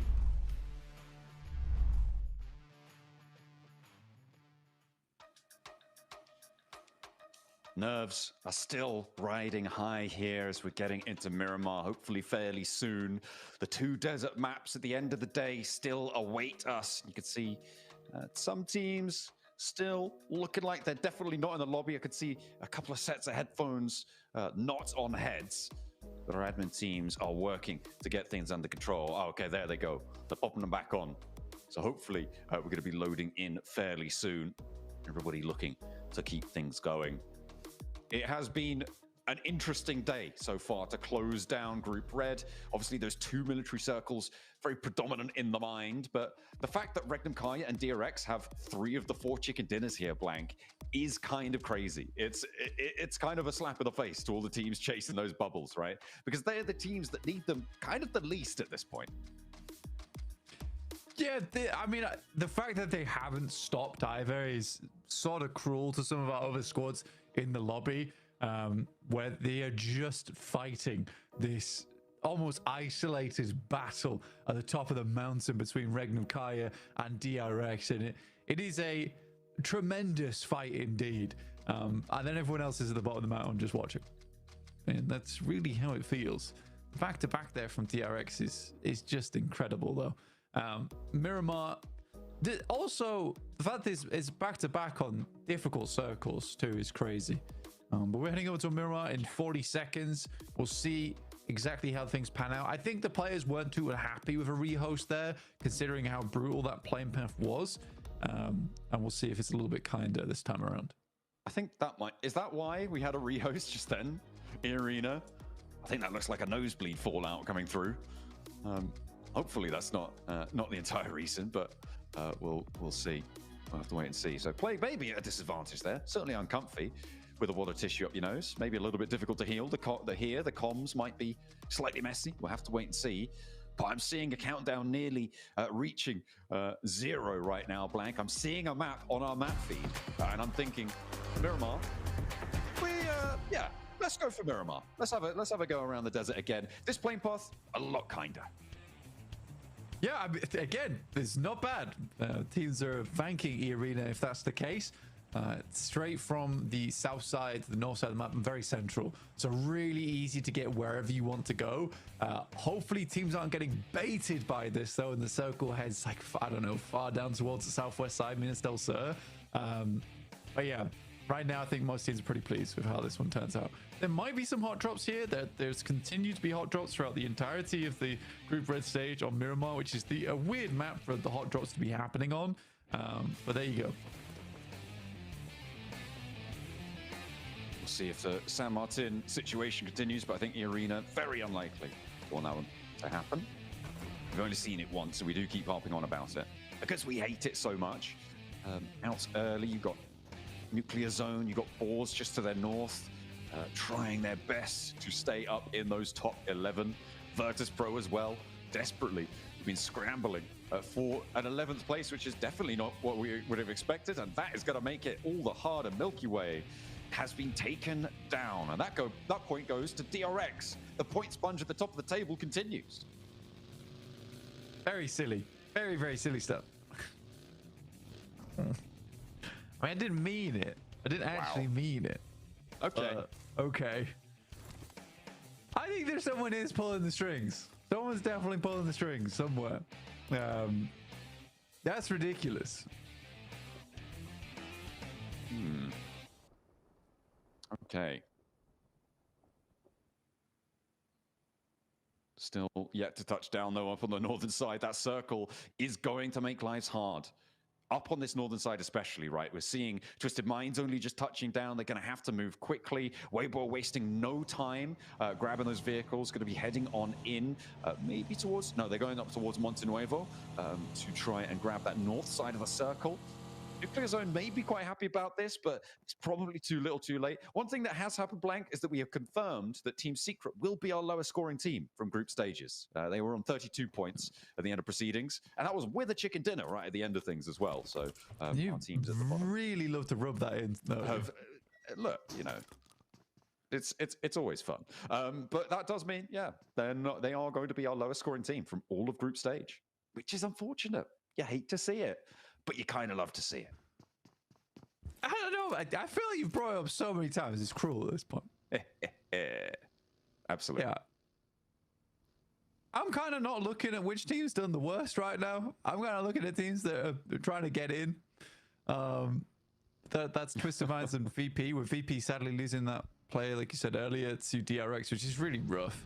I think VP, it's a weird one as well, because you even see the videos that we have playing in the interim, that a lot of teams were scared of VP, worried about that team, thinking that they had a lot to show for us. But at this rate, they're going out. I think losing a player here on Miramar is really, really quite bad for them. And it wounds them in a big way for their performance to get into the middle of the pack, to get into last chance. And I think that might just kill them off in the bottom 5. Yeah, it could be terminal there for them. On their run towards Bangkok, it's seemingly a little late in the day for them to pick up their heels, but weirder things have happened, and we'll see if they can pull themselves together, pull their socks up. Influence Rage, they are at the moment 16 points behind Team Flash in 3rd place. They're moving currently through Graveyard towards Picardo. Coming in from this northeast side of the circle. Team Flash much faster into this circle. They're already towards Chumasera and have a little bit of a road in towards the Minister Valle Hills, towards the hills south of Chumasera. So Influence Rage definitely don't want them to get too far away with it. Arcred, they're still all the way out east in Impala, and the approach might be pretty tricky for them. We'll see how they can navigate that one. For Team Flash, though, getting into the middle might be all they really need to do. Consistent 4 points over these next 2 matches may be enough to fend off the teams beneath them.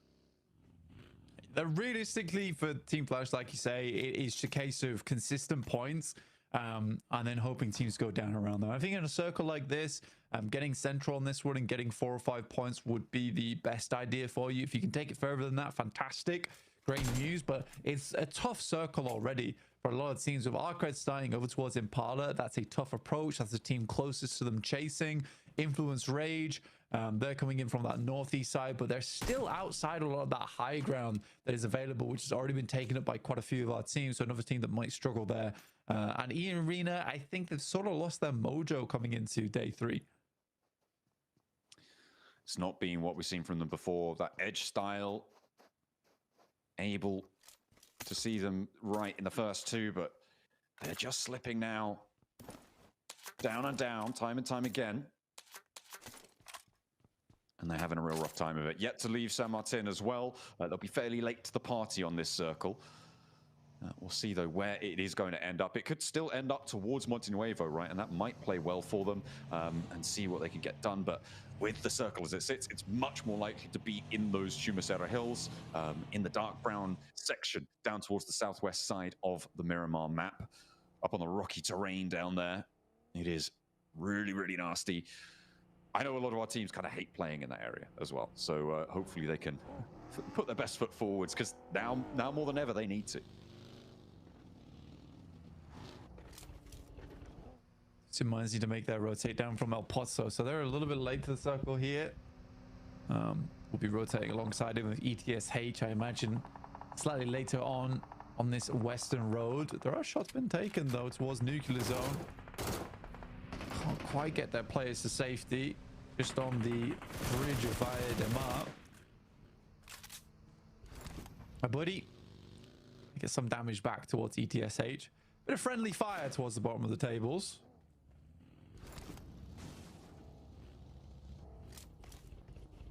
Not making lives easy. You just want points as much as you can, but again, it's one of those situations where if these 2 teams clash and the majority of the points get taken away, they're sort of inconsequential, blank. So if nobody is around to third party them, it becomes a tree falling in the woods situation. No one's around to hear it. Do the points even matter? A little bit. It would be nice to go to a team that actually needs them. Towards the top of the tables. Because they're taken out, like you say. Doesn't really matter. For Weibo, you see they're up on high right now. E-Arena trying to see if they can spot any players in this location. But again, it's such a long roll up for them. This point, it's better just to send away.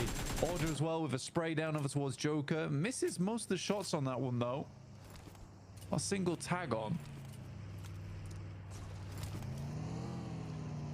not quite able to get that knock, that flush. The only one we've seen so far is Vertus Pro losing a player on the drop.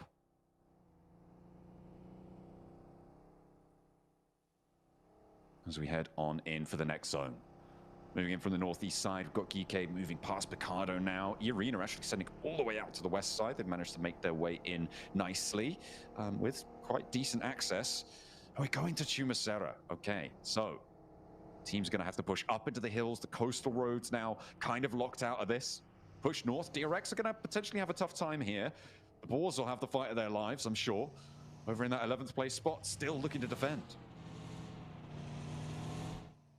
The Boars have done great. The Boars have done really great to get in towards 11th. I think it's been a bit of a mad push. Final moments today. They're going to go a little bit further, though. If they can maintain control over towards the south side, it'd be great. I think Snox has really put up a good fight for the squad as well.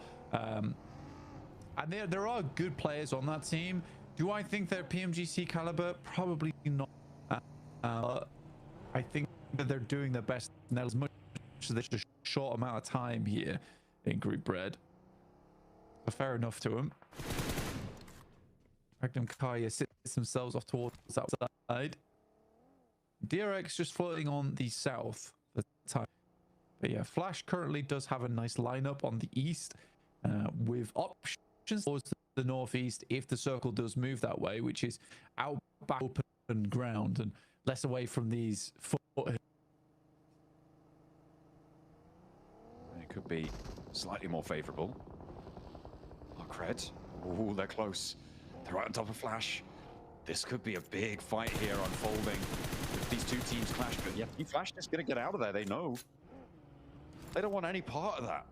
They're going to allow Arc Red to play into the buildings to their southeast side, a little bit downhill. There's Vertus Pro. They're losing more players, this time to Nuclear Zone.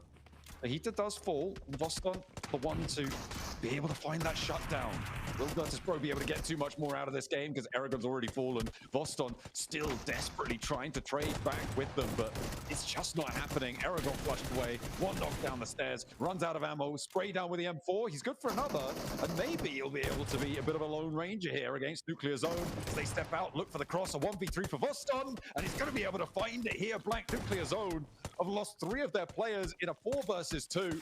This is not good news. Well, actually, as we said before, kind of doesn't matter for Nuclear Zone. Pretty important potentially for VP. Ish. Because they lose 2 more players. Right? They get 3 points, but they lose 2 players, and they needed like 10-point average on these games. Now this cuts them out into needing a chicken dinner game 6. Right? That's the hard part about it. For Vertus Pros, although they got 3 points there, it's likely that player is not lasting much longer in this match. This is a wide route from Alliance. You can't quite see them, but this is all the way on the western side. They're crossing on the other side of the road. Turn a wrap down towards Via de Mar, and then pass through back up towards the hills.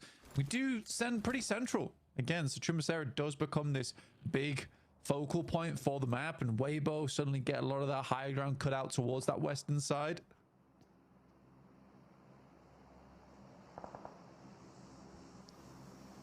Western side is where Twisted Minds are going to be trying to find their way in as well, with Alliance halting them a little bit, dead in their tracks, maybe not wanting Twisted Minds to get too much further into this one, but pushing in across this ground, really, really difficult. Arena crashing into Voston now. It may just be the end of Vertus Pro's push. A 1 versus 4 against Nuclear Zone, you think maybe just about against the Arena? That's a little bit taller of an order, but we've seen Loxy get those 1v4s before. Is it going to be a repeat? Voston, the nades say no, but they're not connecting. A bounce down with a nade. Nice bounce, actually, to try and find the angle. But okay, Voston should be done for here. That should be go time. I think there was a Molotov on the stairs. And Tourniquet is cooking another. Voston desperately healing. Doesn't take the damage from that one. Mormon up into the floor. 1 shot, 2 shot. Voston still going. Still a little bit of life in the old dog. Desperately first aid punching right now. Looks to try and hold it through, but needs to go for the barrel. Will not be able to find it. Arena. Oh, they cling on, but Voston gave them a good go. Unfortunately for Vertus Pro, they go down 13th place. 3 elims, 10 points behind the Boars. But the Boars are set up a little bit nicer on the south side. Yeah, it was almost insane. It actually almost was insane. I respected him going for the fight as well, basically on 0.1% HP. He had to take those shots. Couldn't really force the first aid kit. But Vertus Pro, I think that might be them done. Again, it does require a massive game, and Vertus Pro just cannot find these chicken dinners throughout Group Red. So the likelihood of it happening is just so low at this point in time. I think that's the scary thing with Vertus Pro. Yeah, they definitely wanted more out of this one. They wanted to extract more value. It is unfavorable, but that is just how it goes sometimes. The Boars, I mean, they are seemingly a little bit more stalwart than I gave them credit for. Still in that 11th place right now, and on the south side, as I said before, bit of a solid potential to earn into this match. Pushing up north towards Shumasera, though, not always the easiest, especially with Arc Red up the top there with Team Flash beyond them as well. That could be a tough time for them. Moving through. For Twisted Minds, though, the main team chasing them at this point, they're quite isolated. Up towards Ladriera on that northwest side. Next circle coming on in. The shift off to goes over towards the west here. Very hard shift on the northwest. Keeps Weibo in and Twisted Minds and Regnum Kaya on that low ground, which is very nice for them. On the other hand, though, it really does hurt the Flash, because now they're cut out over towards the southeast side. There's a lot of teams they need to pass through, and I think they're going to immediately move over towards ETSH. This is the smart decision. Get this done early and basically create a small path for yourself out. That's not great, though. That's bad, actually. Ooh, a second knock returned, though.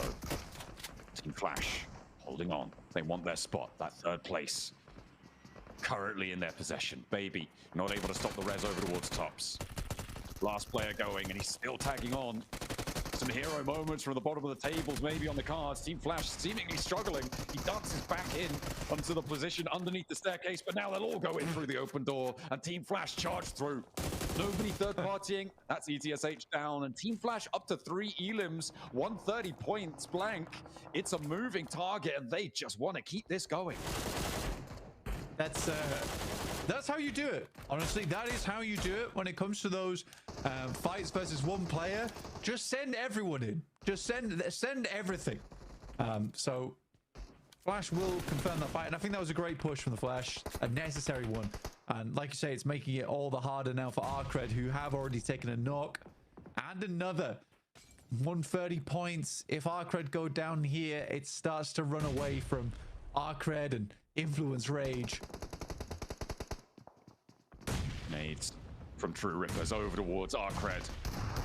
A nade back, not quite finding the knocks, but the hop in from Jelly. Hydra is there as well. Harsh on the off angle, taking Glory down. Arcred still trying to make this work, but the health bars are starting to get lower and lower for True Rippers. That makes it so much harder, and the flashes are coming through as well. Just Ramses remains blank against the True Rippers, trying to stay alive themselves. They're looking for the res and might be able to find it. Pick themselves back up to 4. A bad nade, and Ramses nearly takes himself out of the running. Desperately needs to try and find this heal now, and True Rippers, they're going to slow down somewhat, and the Boars are going to find the open door, find the angle over towards Harsh. The nade, not going to be able to find it, and the nade into the open door.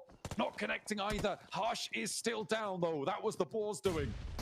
True Rippers do not want to charge. Ramsey still with a little bit of life left in him. Steps up, and it's Hydro to close down Arc Red. One of the chasers is down. They've only got one more match to do it. Team Flash don't show any signs of slowing.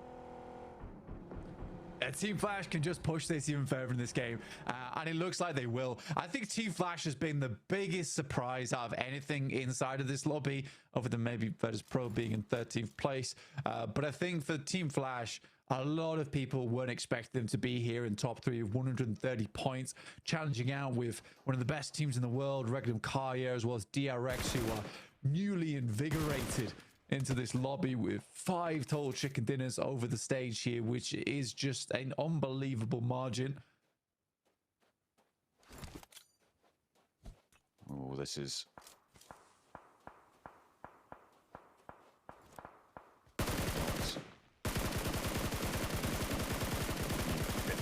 Bubbles now. starting to get very sweaty. Weibo on the west side, they've been quiet for a long time. And maybe it's their time to start to step up and put the cat amongst the pigeons. Well, I mean, for Weibo, it's been a case of, oh God, we're going to have to move. And the Circle's like, no, don't worry, guys, I got you. Like, oh God, we're going to have to move again. And the Circle's like, no, you're still in. You're still in. And then we get to stage 5, and I think Weibo was very much considering, we're probably going to have to move now for definite. Circle's like, nah, I still got you, fam. Don't worry. You're staying in the Circle forever. That's going to make it a little bit easier for them, sure. But they still just have that tiny little sliver, that spit of land to keep on going in with. Sook spots Alliance from a distance. And Alliance have had a real rough time moving in on this south side. But I think they've done enough to stay in. Sook, oh, go on. Give us a long-range shot. And, oh, it tagged. He actually hit it. He hit the damage. Is there more? Not on the second, the third? He's got so many arrows going. Oh, this is a really long-range shot. A look at the bombardment received to the outside of this shack. It's a wonder it's standing. Cluck. Oh, you've got to be careful because there's more arrows coming. He is now on the outside. White tag on more. Looking to thread the needle through the open door, but not quite managing it. The range on this is, I think it's approximately... He hit again. Oh my goodness me, he hit the moving vehicle and Hero sprays it down. The vehicle's up in smoke. Oh my God, Sook with the bow stops half of Alliance out in the open and everybody chimes in. Regnum Kaya take one of those points, but that is nasty.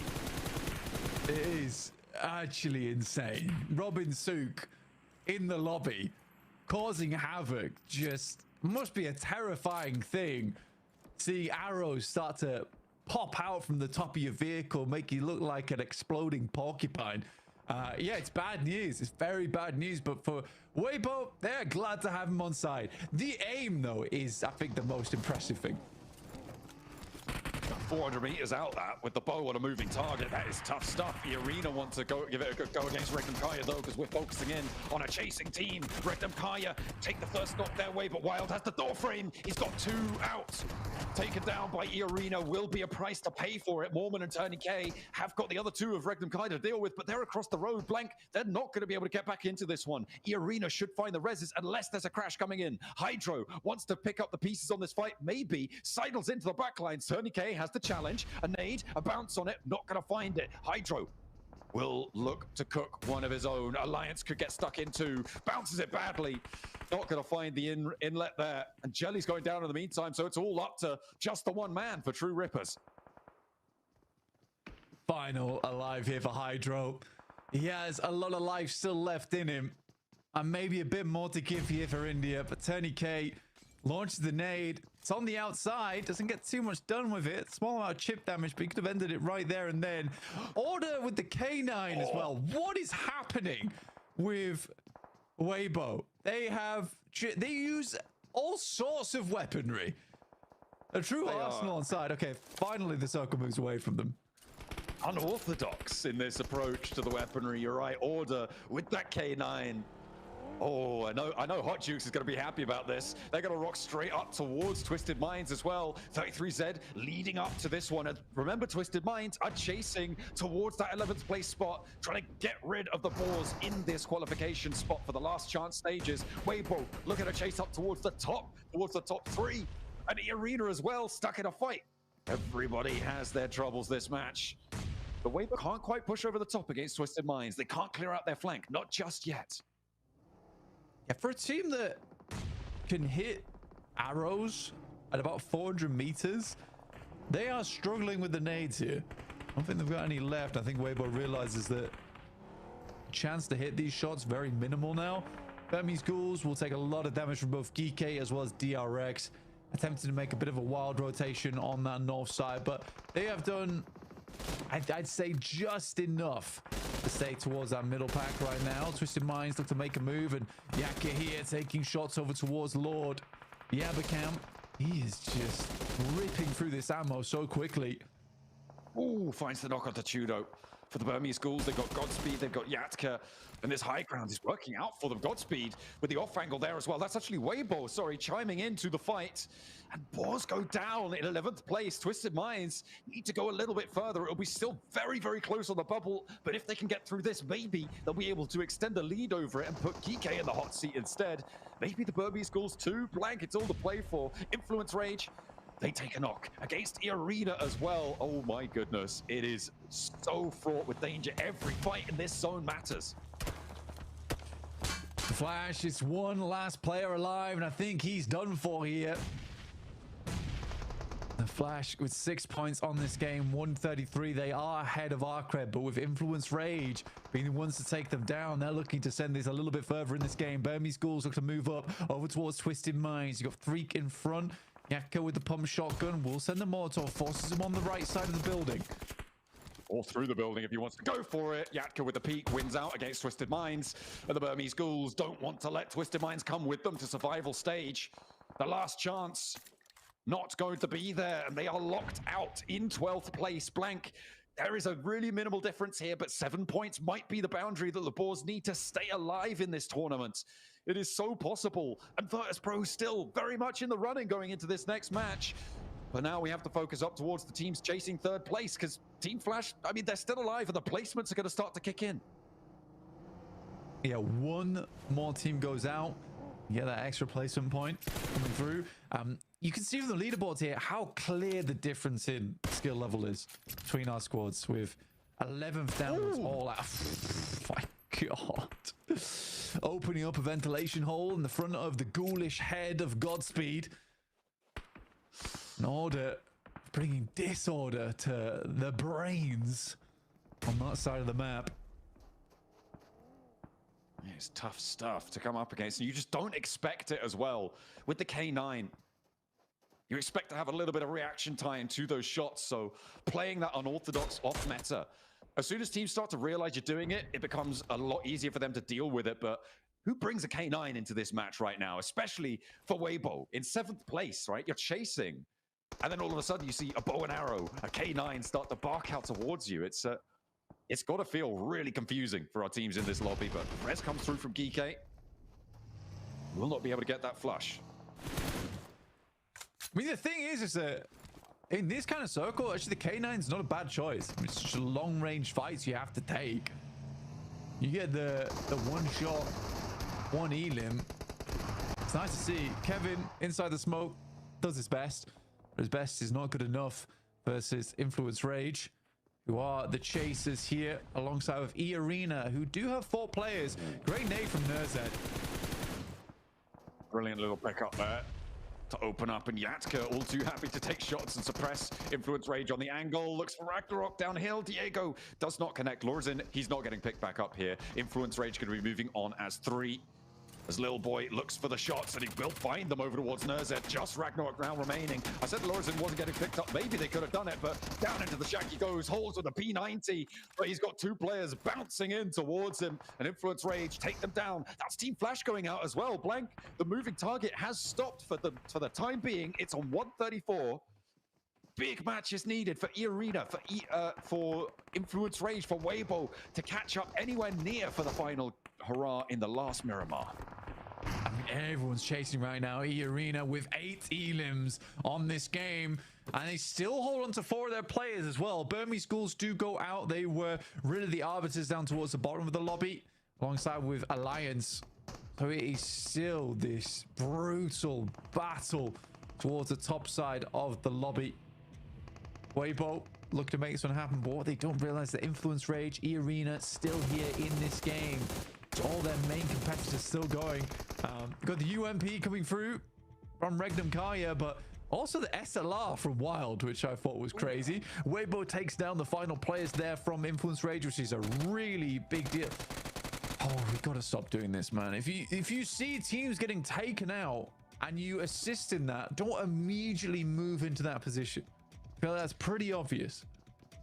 But it looks like Weibo are going to be able to get that res coming on board, right? For them, it's only 2 players for Regnum Kai to deal with. The match right now is on tenterhooks for E-Arena and Weibo, both looking to challenge it out.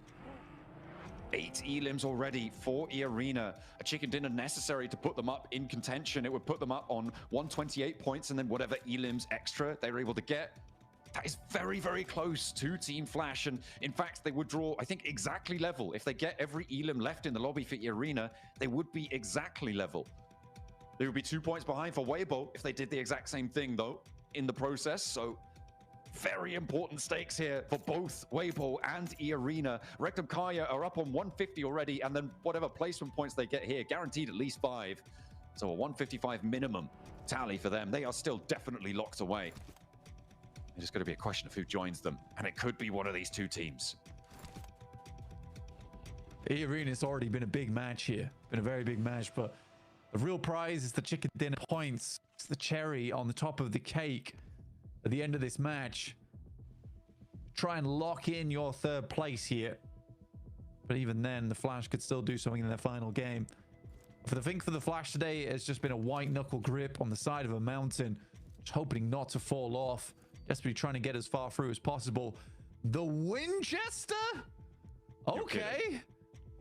No, I expect Winnie the Pooh to make an appearance here at the end of the game. Oh my goodness, I love it. I love it so much. He just wants that scope, probably swapping it back to whatever weapon he dropped for it. Regnum Kaya, point denial. Okay. So it does mean that E-Arena would be 2 points shy with a full 4-man wipe and 4 points shy for Weibo if they get the chicken dinner against E-Arena and all 4 Elim points. Both teams desperately want this one. Whoever makes it here, gonna get close to the boundary. The spray down for order starts off well. The weapon swap is hot, and the 2 players fall. And in a mishmash of chaos, it is going to be Weibo to take it away in the final moments. The placement points are there for them. They are on the precipice of joining the top 3 once more. E-Arena still in with a shot as well. A little bit further behind than they would have liked, but blank. It is 3 teams going into the final match that could make all the difference. Insane stuff there coming through from Weibo. And yeah, it seems like Order maybe didn't like that I called him out earlier. It seems that way, doesn't it? But what a way to finish that out as well. I mean, I love the fact that, you know, it's a small thing, but he turned around and started walking away as he got that final Elim, which causes the character to just walk off into the distance, which was very cinematic there at the end game. So pleased with themselves, and relief flooding their faces. And again, I think that the difficulty though for Weibo is that Flash is still in. Flash is still in with a chance. I mean, they are still technically in that 3rd place spot, right? So it is a pretty heads-up fight between the unorthodox, chaotic style of Weibo and the weaponry there. But in the end, they kept it nice and plain and simple. Pure spray downs, pure violence. E-Arena torn to pieces, but they still have 1 more match to play. The bottom of the table's in flux. The top 3 as well, still yet to claim their 3rd member. It is so down to the wire. 1 more match between these teams and getting towards those finals, to the last chance stages. Who's gonna have it? We'll wait and see.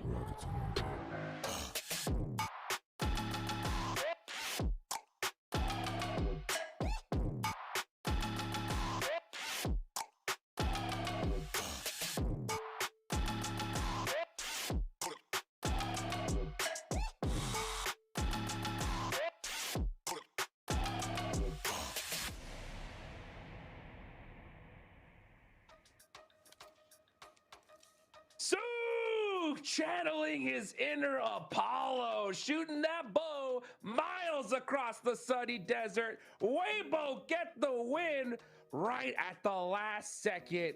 That's it. I'm sold. Weibo, make it happen. End the curse to Daymax. I am loving what I'm seeing from Weibo. What a game. And yeah, Order, he did not like that blank comment from early. He's like, huh? What are you saying? I'm not stepping up to the plate right now? Oh, look at me with my insane spray down. The double spray down with the UMP swaps over right away. CQC instantly does just so much damage, even if he doesn't find the knocks, which he does eventually. His team is there to back him up, Niptro, because they're fully committed on that fight to defend that position and make sure they lock down that chicken dinner. The elimination spread all over the board is looking magnificent. What a match from Weibo. It's not just Niptro, that was a good game right from Weibo. It was fun to watch because the weapon variety also was just so sick to watch. Yeah, it wasn't just the weapon variety. You bring up such a good point because we had the explosive bow. We had the Car 98, baby. I love seeing that coming into esports again after so long. But you're right, not just the weapons that were being used that made it entertaining. It was the control. It was the spread. It was the pushing up onto Twisted Minds and then deciding to fall back a little bit. It was the backup of their players. Everybody had each other's backs. They were just moving around the circle so effortlessly. And it just really goes to show you that when Weibo play well, they play so effortlessly. Oh, effortlessly indeed. We finally get to see some bolt action here in the PMGC. I'm on my knees, PUBG Mobile. Come on, buff these bolts. Nothing more exciting than seeing that crazy flick headshot from Order there. This game was pretty crazy here. Boston trying to hold Vertus Pro alive here, but just not able to make it happen here, Max. Yeah, unfortunately not quite able to stand their ground in this game, and Vertus Pro slipping again. They were in the bottom 5 before this game. I'm pretty sure, unfortunately, that they will remain in the bottom 5 after that one, and we'll see if they can do a last-ditched effort in the final match of the entirety of Group Red. One more game remaining, which is absolutely wild to imagine, as we had a replay there of the side of True Rippers. Actually, not bad engagement versus Arcred. I was hoping to see Arcred do something, but True Rippers, that fight, despite sure being a bit messy, Niptura, worked out wonders in their favor. Yeah, it did. You know, another team that I was actually really interested in was actually Burmese Ghouls. I mean, I know that's so sick, but Burmese Ghouls, despite that, right, were playing so much more how I wanted them to play. I think they were so much more active in this last game than they have been in the last 2 days. It was so nice to actually really step up and actually see them play as a team. So that was really awesome as we look over onto these rotations, and barely any zone. Another hardship for these poor teams, but yeah, some crazy rotations coming on through here. EA having a nice long one, but everybody just moving up onto these cliff sides, Max.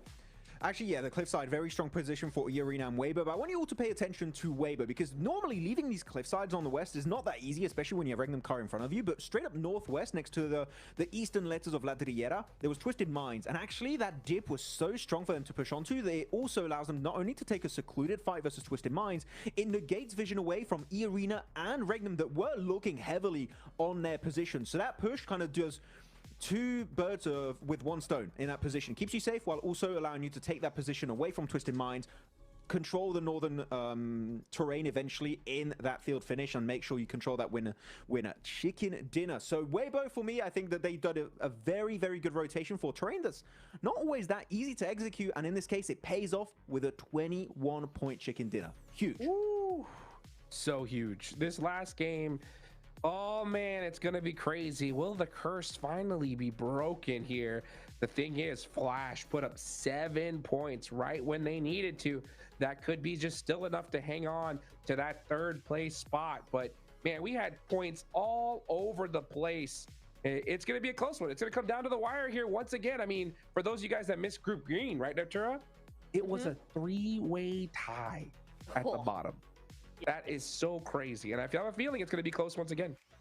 I think so. I think we've had 2 days of, again, just getting that foundation going with all of this macro big brain chess playing moves that we've been seeing the last 2 days. But today has been all about getting those eliminations, sweeping through teams on the edge, moving into center, close away.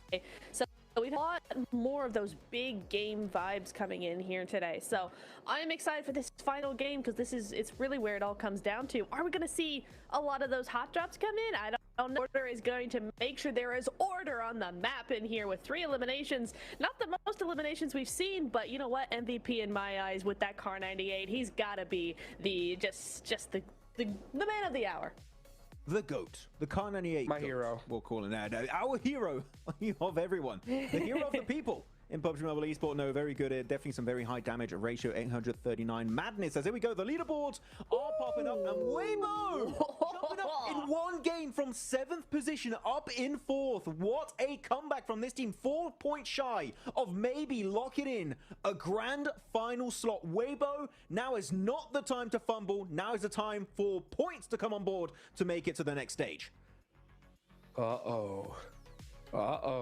I think the curse can get broken here, folks. This is crazy, man. Come on, it's going to be down to the wire.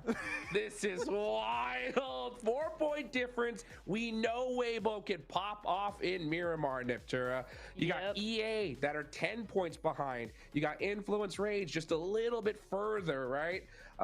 There's a lot of teams that need a win here if they want to make it to the grand finals. Looking on down the leaderboards as well. Twisted Minds are right there behind Boars, VP as well. this last game is going to be chaos. We know it is, but man, some teams just going to have to pull out something special if they want to move forward.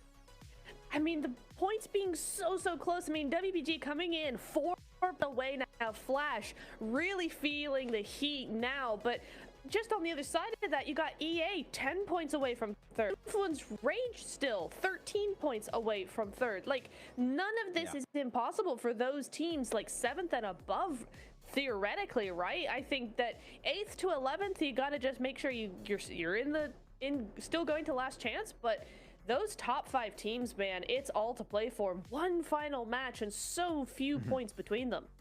It's just wild that we have not only just Weibo getting a big game, but Influence Rage getting points on board. You have also E-Arena getting points on board, right? All of those teams, they're so hungry, Hodrix.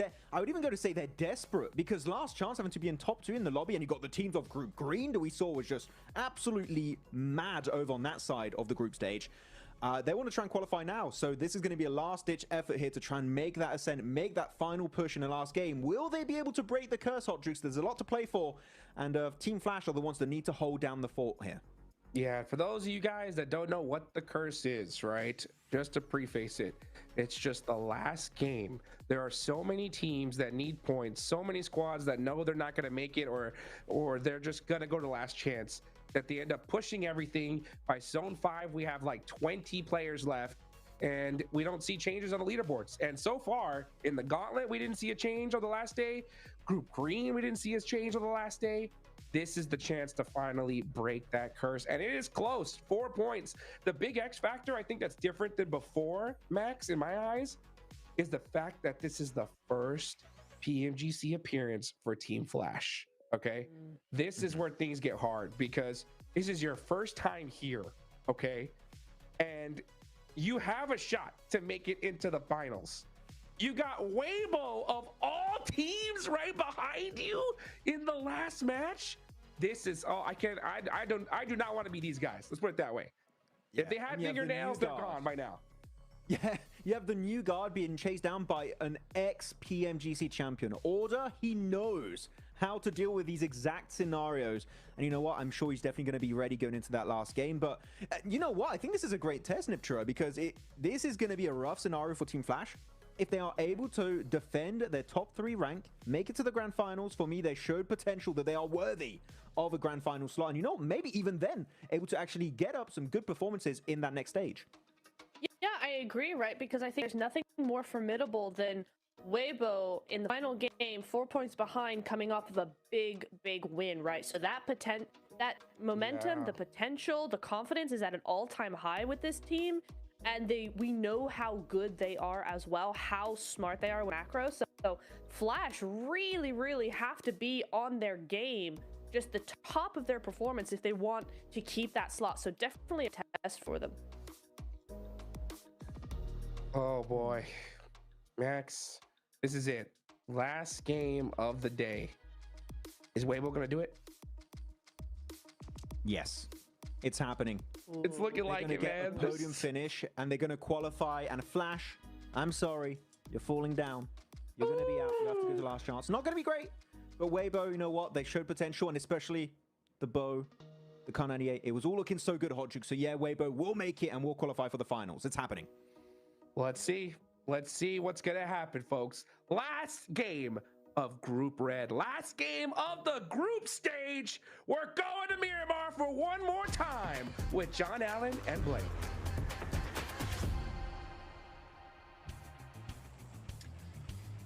Oh, the last match is here, Blank. 18 out of 18. That's a full 1 when you reduce the fraction. 100% of our matches concluded at the end of this one. Miramar to shut us down, and it is still all to play for. So many teams looking to try and change their future, change their destiny. The top 3 direct to the grand finals in Bangkok. The bottom 5 straight on home. Unless they want to come and watch, then they need to buy a ticket like the rest of you. Last Miramar to shut it down, like you say, John, and hopefully for Weibo to shut up the competition. with a strong performance here. Much more even playing path over towards that north side. We'll see if we get any nasty circle to finish things out. Weibo have performed very well down towards the southwest side of the map. I will say, playing off the back of that Triera, they get there very quickly. Now, let's see if they can play elsewhere on this map if we end up with a new circle. Looks like teams are still yet to touch ground. Arcred, they've had their moments. The piranhas of the lobby. We're going to try and keep things going. They're chasing up again one of those teams. It's another hard south circle. Blank. Oh, that is nasty. Team Flash last time around as well, not quite able to go as far as they would have liked. They do keep that target moving, however, and they're getting closer and closer to that 140-point boundary that might just see them safe, but it is within reach for quite a few teams. I think for now, Influence Rage, it's unlikely. It's very, very unlikely that they're able to get up and over. Not only would they need to profit 23 points over Team Flash, they rely on Weibo and the Arena both not doing so great. So for Team Flash, it may be enough. Just get a couple more points on board. We caught up with them to see how they were feeling, Blank, down on the stage with the 7WG. He checked in, and right now they've got to be feeling pretty nervous. Let's see what they had to say. Welcome to a quick report with the 7WG as we head into the final match of Group Red. I have Team Flash Tops with me, a team that's currently in third place by just 4 points above Weibo Gaming. It is your first time at PMGC, only 4 points ahead of that fourth place team, trying to take it away from you. How are you feeling going into this last match? Xin chào PUBG, thì đây là lần đầu tiên các bạn vào PMGC và hiện tại thì mình chỉ cách đội đứng thứ tư có 4 điểm thôi. Vậy không biết là cảm xúc hiện tại của mình như thế nào khi mà mình chuẩn bị tiến vào vòng thi đấu cuối cùng? Cảm xúc của em thì cảm giác thấy bình thường và team em thì độ tin thì rất cao nên là mọi điều rất là đơn giản với em như bắn những giải khác. Okay, I feel normal right now. We have really great confidence at the moment. So for me, it just feels like playing in any other tournament. Well, just to give you even more confidence, in day one of Group Red, you were able to get a win in Miramar with 12 eliminations. Going into this final match, what do you need to do to mimic that performance again and secure the top 3? Thì vào ngày thi đấu đầu tiên trong bản đồ Miramar, các bạn đã giành được suất cơm gà với 12 điểm hạ gục. Thì không biết là bây giờ khi mà mình tiến vào trận đấu cuối cùng á, thì các bạn làm thế nào để chắc chắn là mình cũng có thể giành chiến thắng và chiếm được một suất vào vòng finals? Chắc team bọn em thì bên bắn như bình thường và với độ tin rất cao đó thì tùy thuộc vào độ may mắn của team bọn em bỏ đội hay không. Well, probably we'll just play as we usually do, and because we're very confident, and also it depends on how lucky we are with the circles. If we get favors from the circle, probably we'll get more advantages. Okay, well, we know if they get lucky, more than likely, it will end up turning into a win. Can this first-time PMGC players of Team Flash secure a top 3 spot? I think it's time to find out with John and Blank. Hey, thanks so much, Seven. That is really good to get a little read onto how they're feeling going into this one. Of course, their first time here at PMGC, and already potential for them to get that direct ticket. And I mean, maybe that's where teams are going to start to be able to prey on them, right? Play on their nerves on that front, use their experience, their advantage. We know the experience that Weibo have on the international stage. You can imagine they'll still be sweating, but maybe not quite as much as our teams in the top, well, in third place right now. I mean, you talk about experience, but Order tried to leave before the photo shot went through. And you'd think for a guy that's been in these top tournaments multiple times, he'd know not to do that. Alas, I think that there is something to be said there about that interview, which is a really, really good one from Seven. I enjoyed that one a lot, where they talk about their confidence. Right, and there was at this extreme bravado coming through from Tops there, saying that this is just like any other tournament. And I think that's the right idea to have. And he looked pretty confident. He looked quite calm coming into this. They talked about circle look already. They get a very nice central position. They have anchors over towards Los Leones. If it heads off towards that eastern side, they have players heading over towards the west as well. So they're holding a little bit of a split right now. But this is far down towards the south. We've joked about Partona multiple times. This could be it. It very much could be. All the way down on that south edge, and I mean, why not make things all the harder? And I mean, at the moment, it's Vertus Pro who have the inside track to that Partona bridge area. Regnum Kaya as well kind of sit around those east bridges to Partona. Of course, those west side access past Prison, past Minas del Sur, but that's only if it comes to it. Because right now, teams are still navigating around Los Leones to get down towards the south side. Take stock of teams that are chasing. E-Arena, Influence Rage, potentially even Arcred. And that's where it stops in 7th place. Everyone underneath that, they're going to last chance or they're going out. For Vertus Pro, they're on 70 points. They'd need to cross 12 to get past Boars in 11th. They are already far down towards the south side of the map, playing a little bit of a long split over towards Partona, with Milky Way still making his way across on the southern island. It's definitely an interesting one where anything can change down towards the bottom of the tables. Nothing's really locked in for certain. I'd say, well, over the 15th and 16th, to be honest, with Nuclear Zone as well, ETSH, both teams just have not done enough to guarantee them a spot in the last chance if they have a great game here. But it is all over the place. It really is all over the place. For DRX and Regnum Kaya, this is just the battle of the giants for first place now. I mean, Regnum Kaya having flashbacks. They're getting beat by a South Korean team in PMGC. Back in London. By 1 point it was there. And it was on a Miramar finish, on a pretty crazy finish as well, Blank. Remember, they were on the chase there too. They were trying to crunch up towards the top side of the tables. DRX were able to get out ahead of it. They played on that coastline and farmed eliminations to get just within a hair's breadth, but it just wasn't quite enough. Now here again, if we go to Partona, is it going to be the same scenario? Of course, that would rely on DRX actually getting to that island on the south side. Wait and see. Again, Zone 2 is where we'll get a better idea of it. I think that if it shifts hard down towards the south, it's definitely on the cards, but there is also this possibility that we just head straight back up towards the north, Chumacera, or even far over towards that eastern side. But it will be a hell of a circle to end out if it goes south, and I'm praying for it. Oh, that makes me sad. All right, more of a basic game than for us, but for VP, their dreams do just get dashed off the back of that one. That is a hellish journey back up north now. Yeah, that is, it's not going to be the island there. Chumacera again, but this time a lot more focused on the gap between that and Los Leones. The steps on the west of Los Leones also a major feature. Maybe some teams are going to have to send on in there. Weibo currently 4th place. We saw them get that chicken dinner just a moment ago. And they're going to be playing from those Chumacera hills.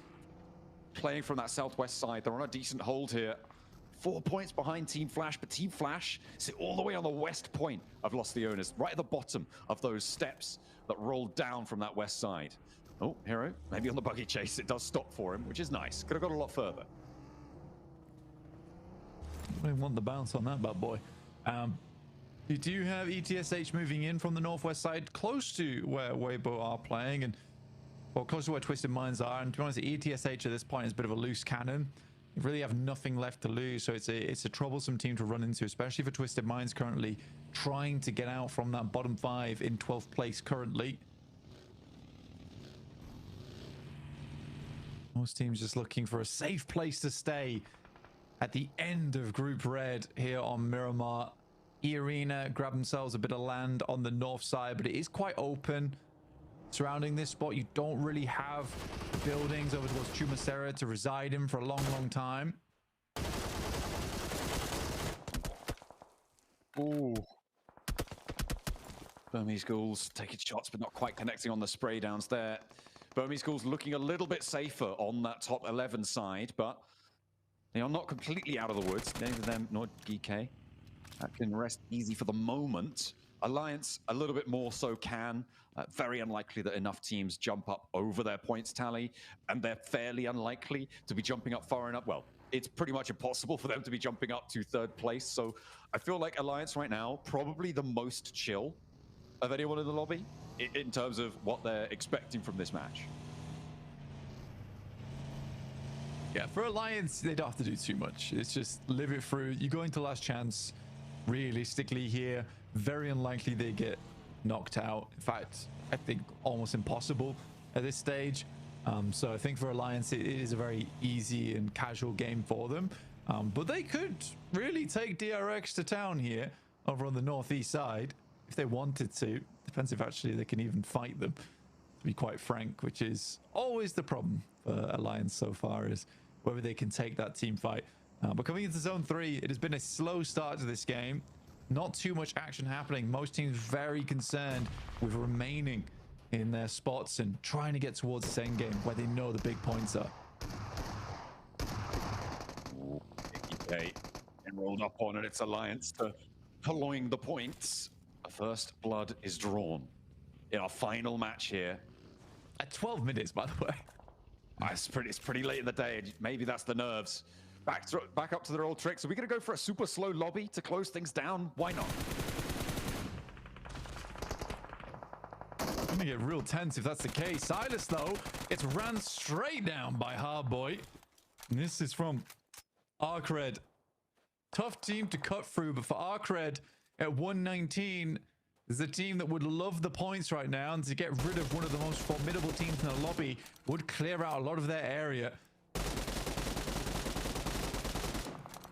Spray down for Wild. Not connecting, just doing damage, tickling away at the health bars. So no answer to be found for them. Nuclear zone. They've taken a knock up the top. True Rippers as well. Looking to try and take that scrap down towards the south side of this circle.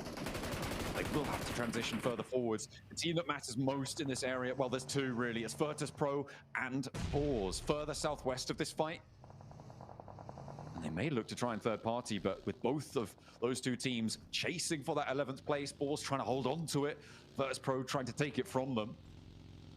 That ascent might be difficult. We'll see who's going to be able to come out on top of it. And the Boars don't want to go too hard into this one, with the threat of Twisted Minds, who lay fairly uncontested on the northwest side right now.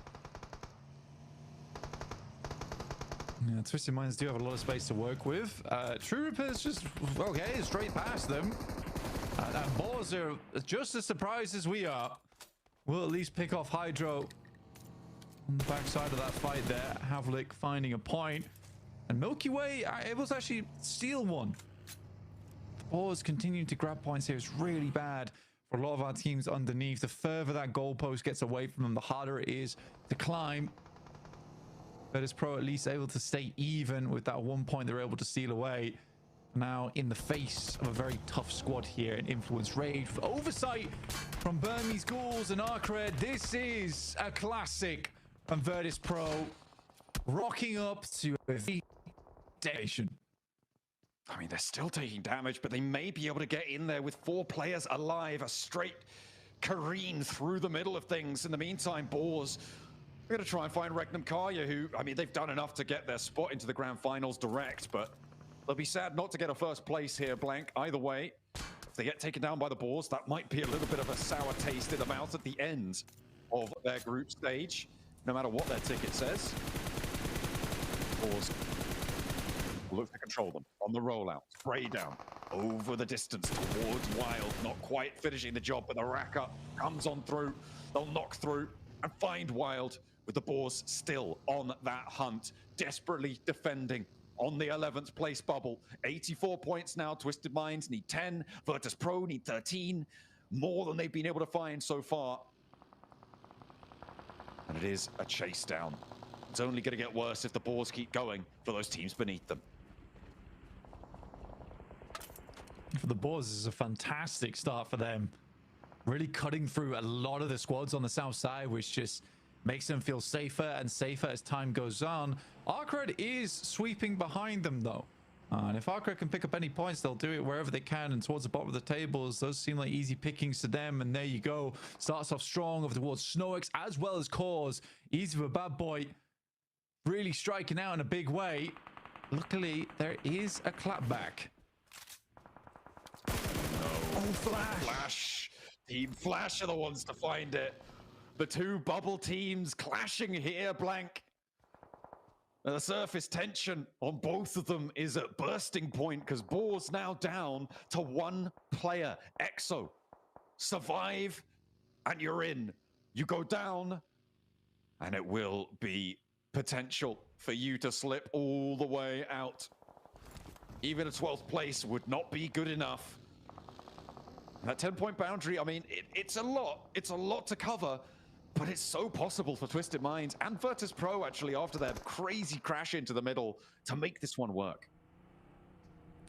Weibo, we're going to go for the wrap down towards the south side, hoping to get themselves a strong position, but there's a lot of teams here all still fighting out, and a lot of teams with high ground presence.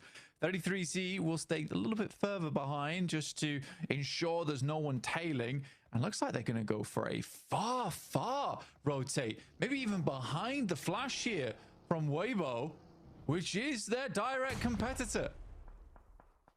Oh, it's really tense. On the wraparound, maybe we'll be able to find something. Arcred as well, still on that hunt. Arena on the north side in a decent spot, but it is Weibo, really. We're going to need to push further. There it is. And there's the opener. Order finds one. Win goes down with the 4 points they need to make up the difference. B, Team Flash themselves. If Team Flash go down here to Weibo, they are not going to be making it. I mean, there's 2 points that still exist on their tally. But for Team Flash, you just want to keep this fight as far away as possible. For Weibo, do you crash in towards the Lost Leones position? I feel like you just hold this one out, so maybe Team Flash can chill out for just a moment. But their approach still very difficult. Yeah, for Weibo, they're 100% going to hold this. They see the team ID. They know exactly who they're up against after that initial knock. And they're just going to hold Team Flash out. If they can do that, it really does make things so much easier for their continuing presence in this lobby. What a wrap from them that was. And like I said, all tournament, the rotations from Weibo are just something sublime to watch in real time. And with that circle over towards the western side, Weibo has all the cards in their hands. I'll tell you who else is maybe going to have a good time of this. Actually, given their position, it's going to be a tricky cross, but Twisted Minds here. Remember, Boars on one player alive. They have to move with that solo out from their zone. It's going to be tricky. Arcred also were looking to go on the chase, but they were split 3-on-1. Their backstop player now not going to be in, but they have control over True Rippers and Nuclear Zone. In this spot, they're going to try and force this fight to conclude beneath them and piranha their way to the points to jump on up. But now with 3 players, it's a lot harder. Influence Rage, definitely an unsuspecting team, I would say, at least for some of our squads towards the top. Sook moves forward straight away. Try and find those shots, but a Flash, they're rotating directly in towards Geekay. They're desperate to get this damage on. They know how much it means. Almost getting bows out the back of the vehicle, but not quite tagging on. Not quite enough to take them all the way down, but the more you damage them, the harder it'll be. Geekay eliminated, our first team to be confirmed down. They are on 93 points, so not completely out of the woods, but the 3 teams beneath them looking to chase are having a tough time. Team Flash lose another. Blank, that's them out. The target is set, and Weibo need to make their way through now or never. 4th place right now is not enough for what they want to achieve here. They will at least guarantee themselves that last chance stage, but to be so close, it would feel terrible to fall just short. They are 5 points behind. That is all they need to make it, but they have to cross, and in their way, Influence Rage. 4 players, another team looking to chase. Boars and Boars as well are gonna go out. Twisted Minds on their chase as well towards the bottom. It is getting tense. The bubbles are set. 5 points needed here for Weibo. See themselves completely safe versus the Flash. But they might need to go further than that, with Influence Rage currently holding quite a strong spot on the eastern side and could even hold out Weibo if they wanted to. Arcred also still on that southern edge, looking for a big win here to send themselves atop into 3rd place. There's a lot of names here who all have a big value off the back of this game if they can get strong performances. So many moving parts. It's a lot to consider. It's a lot to keep track of here. We will do our best. 4 points now for Weibo needed to draw level on the standings. 4 points might seem like not that many, but when you're crunched in, I mean, if Alliance get a good crash here, this is the make or break game. This is the make or break situation. If Alliance's crash works out, if they lose players, it's going to be bad, but DRX are slowing it down, and maybe there won't be a crash at all, because DRX are taking these points away. Weibo, they think, oh, maybe we've been delivered something. No, it's being snatched away, and these points are denied. Twisted Minds, in the meantime, also going down across the way on the other side of the circle. Everything getting denied. Arcred finally picking to pieces the last of true rippers. A nuclear zone trying to get out of there. Weibo pick up another point, looking for more. One of their players has been knocked in the meantime. 33Z needed to get back up and in action. One player now left for Alliance, looking to go for the res. They are 3 points behind. Twisted Minds with their fight to jump up, going badly, going low, going down, and ETSH take Twisted Minds out. That may be enough to keep the Boars in, but Vertus Pro still have life, still have breath in their body, and they will not go down without this fight. 4 players still up and kicking, like you say, but that is Twisted Minds 100% going home now. The only team that can kill the Boars this run is VP. The Bears versus the Boars here. Who comes out on top? That is a tough rollout for Weibo. A tough rollout for Weibo. Weibo, if they get a draw, they lose on placements unless they get, I think, more than 4 placement points blank, which means a 4th place needed for them to draw level. So it is going to be a free and clear win on the game, more than 136. They need 4 points to be able to cross that boundary against Team Flash. And doesn't sound like a lot, but their prey's running away. Arcred are out of there. Again, it doesn't sound like a lot of points here, but if you start to get impatient, you start to get a little bit skittish, you can give those points away. I mean, I like the push-up coming through from Weibo. They left one player behind as a backstop to take shots at Arcred if they chose to push up, but even Arcred's playing a little bit scared. There's that shot from Lorazin over towards Weibo. Alliance out now. Definitely going through towards the last chance. See what they can get done there. The placements are soon, Goodness me. The placements are soon. And Influence Rage looking to try and take down one of their major competition points, but it might just be giving them the win. It might be giving them everything that they need. And Weibo now under pressure. Plenty of teams are going to look to this and try and third party. Potentially, they got 4 elims blank, 2 points shy. They need more. Little boy now under pressure. Hero looking for the flush. Nobody's going down. The step up, and it's all up to Order to keep them alive, to keep them going. Can they find it? Will it be enough for Weibo to charge over the top because his teammates are falling around him? It's Law versus Order. Will they win it out? It's Influence Rage. They're not going to be able to make it, but they may be able to drag Weibo back down with them, and they fall short. Weibo eliminated. If the Blue Zone catches these points, do they make it? I don't think there's enough. It's not going to be there. Weibo are down, and Law supersedes Order at that juncture. It's all done and dusted for them. Last charge, their sentence. Goodness me. I mean, Weibo, they got 2 points off the back of that, which sits them at 136. The placement points are ahead for the Flash, and that will sit them in 3rd place, meaning it will be the Flash going through to the grand finals at this rate. But E-Arena can still put a stop to that here. So can Arcred. I mean, E-Arena all the way out on the west, Arcred all the way out on the south. 2 teams not really going to have a great chance. Vertus Pro as well, looking to chase down the bubble still. They are 12 points behind blank. They need 12 more points, which means 2 more eliminations and the chicken dinner to add on top of that, or any combination of points that would add up to that. Oh, goodness me. It is still up for grabs, and at the moment the Boars have 0 chicken dinners. Vertus Pro none either, so a chicken dinner would break the tie if Vertus Pro were to claim it. Right now Vertus Pro 9 placement points. No, hang on a minute. Vertus Pro 2 placement points behind the Boars. with the 6th place already earned, they do draw even on that one. Look at it go a little bit further. They're shooting them, John! John, they're shooting them! Might be able to take them down. I'm sorry, I was busy in the points. It's Arcred, though, to start to go down as Hardboy. One of the last 2 players to go, and Glory stands up for his namesake. Looks for Vertus Pro, tries to stop them dead in their tracks, launch themselves maybe to an outside chance of joining the top 3. Vertus Pro struggling now. Irina starts to move up, Mormon on the outside.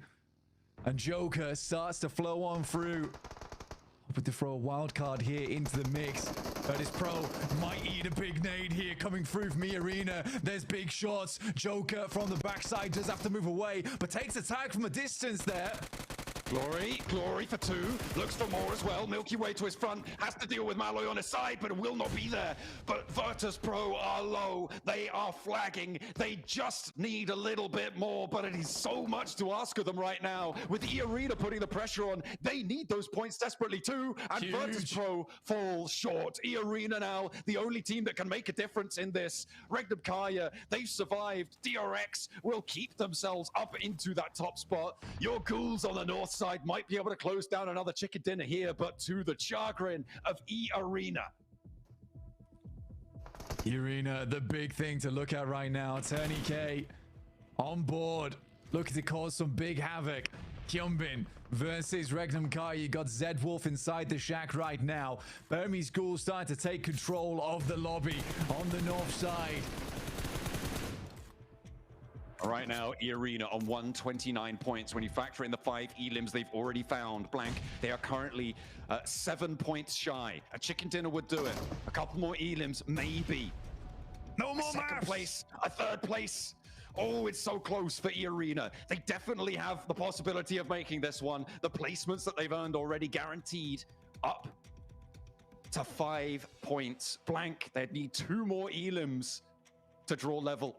For Arena, that is doable. That is achievable. If they can spot DRX and take that elim, they may be able to bring themselves into a 2nd place and guarantee that 3rd place. This is their time. Will the tiebreaker be for nothing?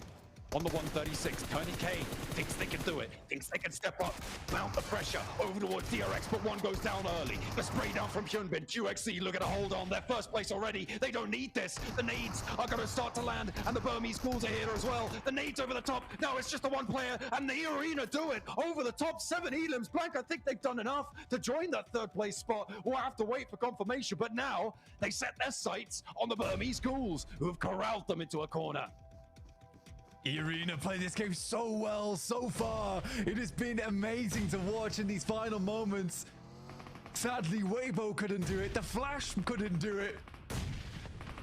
Tied up, and Arena are going down. The Ghouls rise up right in the final moments. They have had some good improvements throughout this game, but Arena, from an outside chance to a sudden position in a potential 3rd place, is insane.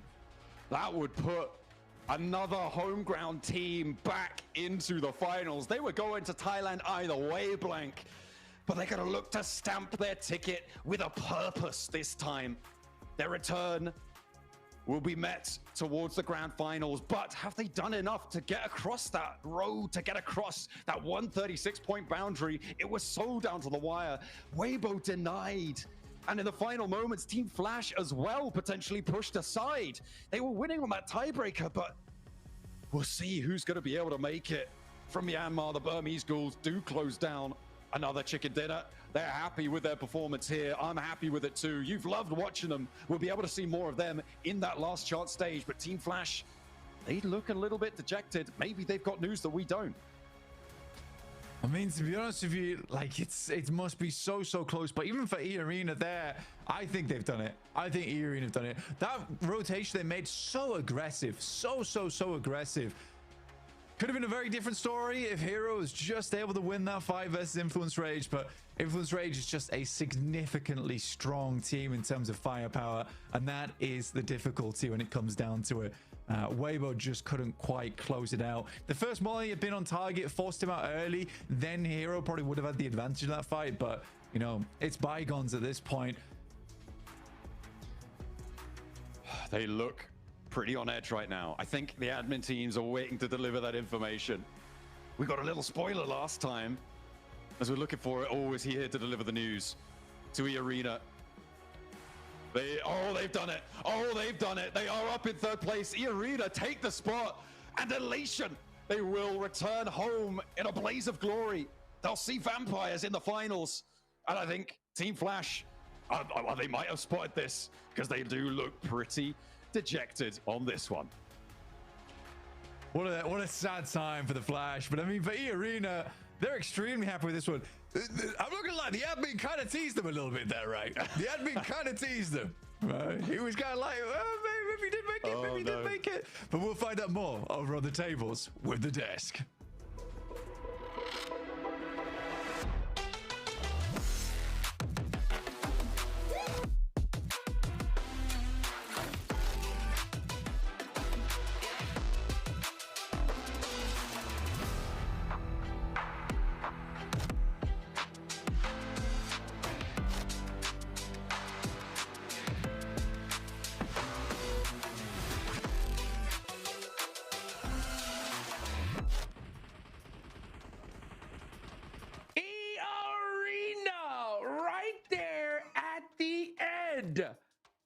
Of day one, we're on top.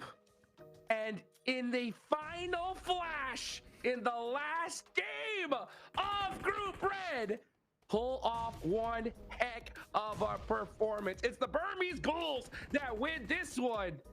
But is it EA that got the last laugh, Max?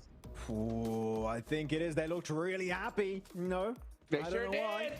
Unless they They were going to sure have a good did. dinner at the hotel. I'm telling you, it might just be a grand final slot here. They just got told that they will be making it to Bangkok for the grand finals.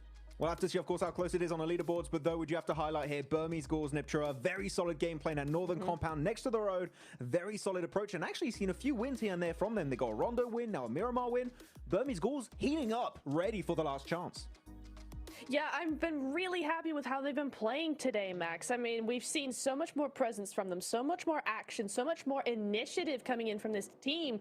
No longer are they sitting in a compound waiting for things to come to them. They're going out of those compounds and they're taking spots. They're taking control. I really like what we've been seeing from them. Oh, man. Ooh. The curse, Max, man. Don't curse. You don't. The curse I was was alive and well up until the last second from what it looks like. I don't know where we're at right now. This was so crazy to watch. Yeah. It all starts with Flash versus Weibo, Max. Man. Exactly. Weibo take them out. What a crazy start. And it's a fully targeted attack. They know, we all know here, right, that Los Leones is Flash's drop location. They go there as much as they humanly can. And Weibo, like, hey, maybe we can shut down that rotation, that exit potential out of the city. The setup onto the western side of Los Leones was a thing of absolute pure beauty. And it does work out heavily in their favor right now. They get the entire squad wipe. Flasher out, and you can see apparently even Seven told us they were hyped, they were excited behind their desk. But maybe a little bit too hyper, because unfortunately, as you saw, it might have come down to that final point. Yeah, I mean, it was really the top spots all fighting for that control, fighting for just one more point. And yeah, you could see that WBG were definitely targeting Flash there. That was thought out, and it was well executed as well, just pushing Flash away from anything that would help them get a better position. And VP, they also know they tried their best, but they just struggled in this lobby. Yeah. Just couldn't succeed, it seems. But yeah, Burmese Ghouls, really excited about that one. Again, very excited about how they'll be able to do in the last chance stage. But our cred, also a team, do you know, we're not out fully of the conversation. Maybe a big banger could have made it possible for them, but they almost clashed versus Weibo, right, Niptro? We'll see at one point as we go later on these team rotations, but WBG fully sent it onto Arcred, and Arcred just did not want to get involved in that fight. I was surprised Arcred just like noped out of that fight entirely. Right. I thought that was for sure going to be a massive thing, like WBG going to get upset by Arcred making that push over the cliffside. They had so much advantage there, but I just think they didn't feel confident in the rest of the teams around them. They didn't really want that third party, and I don't blame them, right? They were so close to that top 3. They knew that one win could possibly do it, so I don't hate that at all. Ugh, I hate it. I think in this stage, you need every elimination you could get. I don't think you could take that chance. I think this was any other stage, any other moment, they would have taken the fight, right?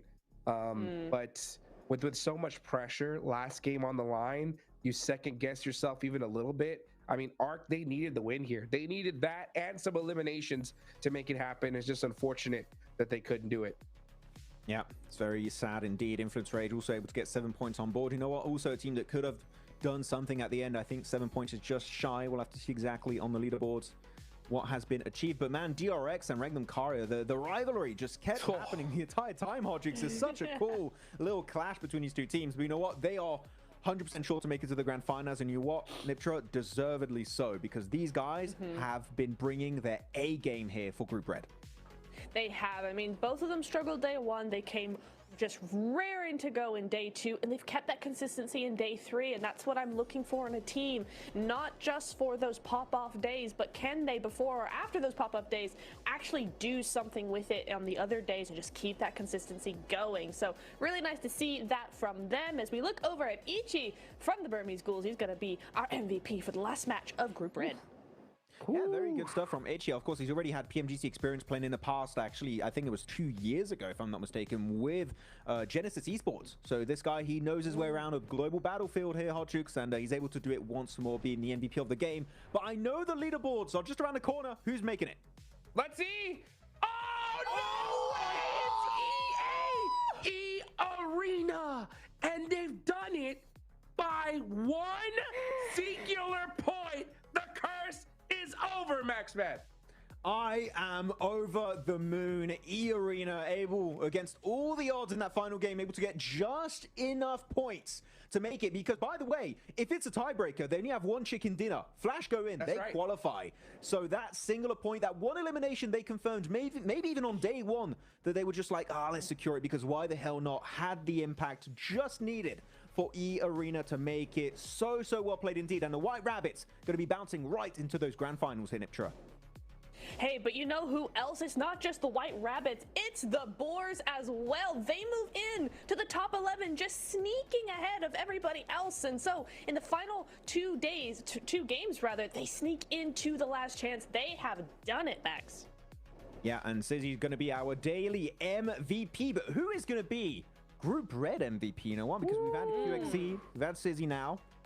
It has to be a player from DRX, I'm thinking. Or it could also be Regnum Karia. I'm not sure. Place your bets. 5 chicken dinners. There's no way it's not from DRX. It's wild! I was gonna say Regnum! The bait. Are you kidding me? Oh my goodness. Well, to be honest, I would love to see the list of how close it is, because oh my goodness, this guy's been on absolute point for the side of Regnum Karia, putting again Turkey in a very good position the entirety of this tournament. Going to be joining their brethren, right, of Kara into the grand finals, and Ulf also, if I'm not mistaken. So man, a lot of Turkish powerhouses in the finals already, Niptra. Yeah, it's crazy to think about that, right? I mean, we got a bunch of Turkish teams coming in here. We've also got a bunch of those Korean teams, right? So DRX joining now, D plus Kia in the finals. We have a fully stacked lobby going straight to grand finals next week. I cannot wait. Wow, this was so crazy. E-Arena, I mean, after their day 1 performance, I thought we were going to see them for sure. It's crazy how we didn't really think it was going to happen until like the last couple of minutes of the last match, and they do it. It's so crazy. I mean, Weibo tied. They tied with Flash. They had equal chicken dinners, so Flash would have made it by just like 4 extra placement points. But EA was able to get that 1 extra point, which makes their dreams come true. Hey, if you're E-Arena, buy a drink for Weibo. They helped you out tremendously. Set the setup and elimination. Your main competition was kind of wild. But here we go. The grand finals team lineup currently is looking so stacked, Niptura. I mean, look at all these massive names. Thunder Talk, you got Alpha 7, you got your DXev, you got RA impressing everyone in the gauntlet, alongside now DRX, Regnum Kara, APG, D plus Kia, the reigning champions. Man, these finals, absolute cinema incoming. I'm telling you that much. Gosh, and it's such a great mix as well. You got some aggression, you've got some sneak attacks, you got some macro coming in here. I can't wait to see who's going to be joining them, because these are the teams going over to Last Chance Jukes, and only 2 of these teams will go to finals. This is a stacked Last Chance, folks. This is crazy. So for those of you guys, mark your calendars. We get a day off tomorrow, and the day after, we're going straight into Last Chance.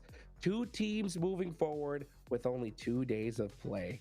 So this lobby is going to be insane. We get the craziness, the hyper aggression from Group Green, the chess match play style from Group Red, battling it out.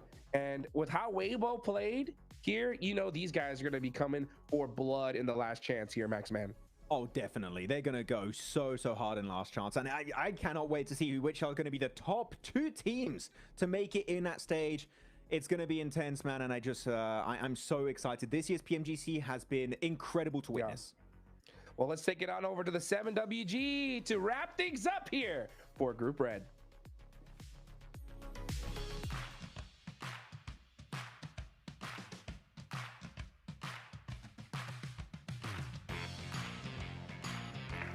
The group stages for 2025 PMGC are over, as the last match for Group Red has been played, and DRX ends up finishing on top. I got QXZZC next to me. In Group Red, I mean, what an outstanding performance from you guys. You guys were able to achieve 5 wins, the most out of any team that was able to achieve at any stage so far in 2025 PMGC. What will be your main focus heading into the grand finals? 글로프 레더에서 치킨은 5번 먹었잖아요. 그리고도 지금까지는 치킨 제일 많은 먹는 팀이에요. 혹시 이렇게 자신감 가지고 그랜드 파이널에서 어떤 부분은 제일 집중할 거예요? 그룹 스테이지를 하면서 이제 부족했던 부분을 찾았기 때문에 이런 결과가 나왔던 것 같고, 이제 그랜드 파이널 갔으니까 이제 그룹 스테이지에서 찾았던 좋은 방법들을 잘 이용해서 그랜드 파이널도 임할 예정입니다. We have learned a lot of in the group stage, and I think we will do it better at the final. So I just think we can focus on what can we do better is enough. I'm hoping that's going to be the case. One thing, if we're talking about wanting to get better, especially going into grand finals, Rondo was one match that you struggled with in the first 2 days. On the last day, you were able to output even more eliminations in Rondo. Rondo's going to be making his first appearance at a PMGC Grand Finals. How important will Rondo be for your squad to make sure that you get the championship? 런던 매프 총 1일 동안은 런던 매프에서 좀 힘들어 보였는데, 근데 오늘도 점수 많이 먹었어요. 그 런던 매프는 이번 PMGC에서 처음 나온 매프인데, 혹시 이 매프는 얼마나 중요한 생각하고 있어요? 당연히 대회 시작에 이제 첫 맵이고, 이제 하루의 흐름을 좀 가져갈 수 있는 중요한 맵이라고 생각하고, 저희가 좀 론도 맵에서 성적이 안 좋았기 때문에 좀 더 많이 보완해가지고 그 첫 맵의 중요도를 잘 살려야 할 것 같습니다. We think that this map is for everyone new, and we will learn from a lot from the group stage and another games. So we think we can do it better in this map, and it is very important for us to do the first team to do it very well. All right, well, QXCCZ, congratulations on making it to the grand finals as first place too out of Group Red. I know that's gotta feel good. 감사합니다. And I'm gonna be switching over here to none other than a man that has been at this stage many times, from Regnum Karya, finishing in 2nd place, Silas. Silas, I mean, you have mentioned DX Xavier in the past. Before we started this interview, you mentioned DRX. How hard those teams make it for your playing style. Newsflash, those 2 teams are going to be in the grand finals. What are you going to be doing in the grand finals to adjust to those 2 squads? Eski röportajında DX'in o size biraz oyunuzda rahatsız ettiğini söylemişti. Bir röportajdan önce de DRX hakkında konuşmuştun. Şimdi bu 2 takım grand finale girdi. Sizin oyun tarzı bozacaklar mı? Yani biz çok etkilemiyorlar aslında ama çoğu yerde özellikle DRX'le fightlıyoruz, denk geliyoruz. DX ise eskiden yani eskiden çok denk geliyorduk. Onlarla şu an çok denk gelmiyoruz. Finalde hızlı olan kazanacak. Okay, so technically don't affect us that much, but I can say that in this tournament, DRX actually we have a lot of main fights with them. But about DX is actually currently they don't have that much effect, but because they did have an effect before of this tournament. But I'm gonna say that the Vertus gonna win for this match, this tournament. I bet the focus is going to be to win that, because if you do end up winning that, it would be the second time you win that, and you would be in contention to be the GOAT of PUBG Mobile. What would that mean to you to be able to get a second win at PMGC Grand Finals and possibly be considered as the best player of PUBG Mobile Esports? Şimdi ikinci kere şampiyonluk kazanmak ne hissettiriyor seni? Çünkü kazanırsan bu turnuvanın en iyi oyuncularından biri oluyorsun. Yani elimizden geleni yapacağız. Ben ve takım kazanmak için her şey yapacağız. Ne gerekiyorsa. Yani eğer kazanırsam nasıl hissederim bilmiyorum şahsen. Okay, we will do our best, me and my team, to win this championship. But I cannot say right now how I'm gonna feel that when we win the championship. I know you. I know you're not trying to jinx it. That's what it comes down to. And because I know you, I gotta ask you these questions, because there is other top dogs in that grand finals lobby. You got APG, you got Alpha 7, and the list goes on and on and on. For those squads more than likely currently watching you, is there any message you got for them before the grand finals? Allah, bu turnuvada çok büyük, kuvvetli takımlar var. Bu takımlara bir diyeceğim bir söz var mı? Yani hepsine bol şans dilemek istiyorum. Hepsi çok iyi oynayarak finale kaldılar. Özellikle Türk kardeşlerime, Türk takımlarına başarılar diliyorum. Umarım Türkiye'den bir takım kazanır. So I'm gonna say good for them to have good luck, because they actually made it to the grand finals. I also want to wish the best for everybody, and especially my Turkish same country teams, to make it in the grand finals. Well, hey, I can't wait to see what these two squads are going to be doing in the grand finals. But don't forget, ladies and gentlemen, it's not over yet. Before we go to the grand finals, we'd still have last chance, where the top two teams will qualify to the grand finals, and the rest 14, their dreams will be shattered. Make sure you tune in 2 days, because I'm excited to see who else will be joining these squads in the grand finals.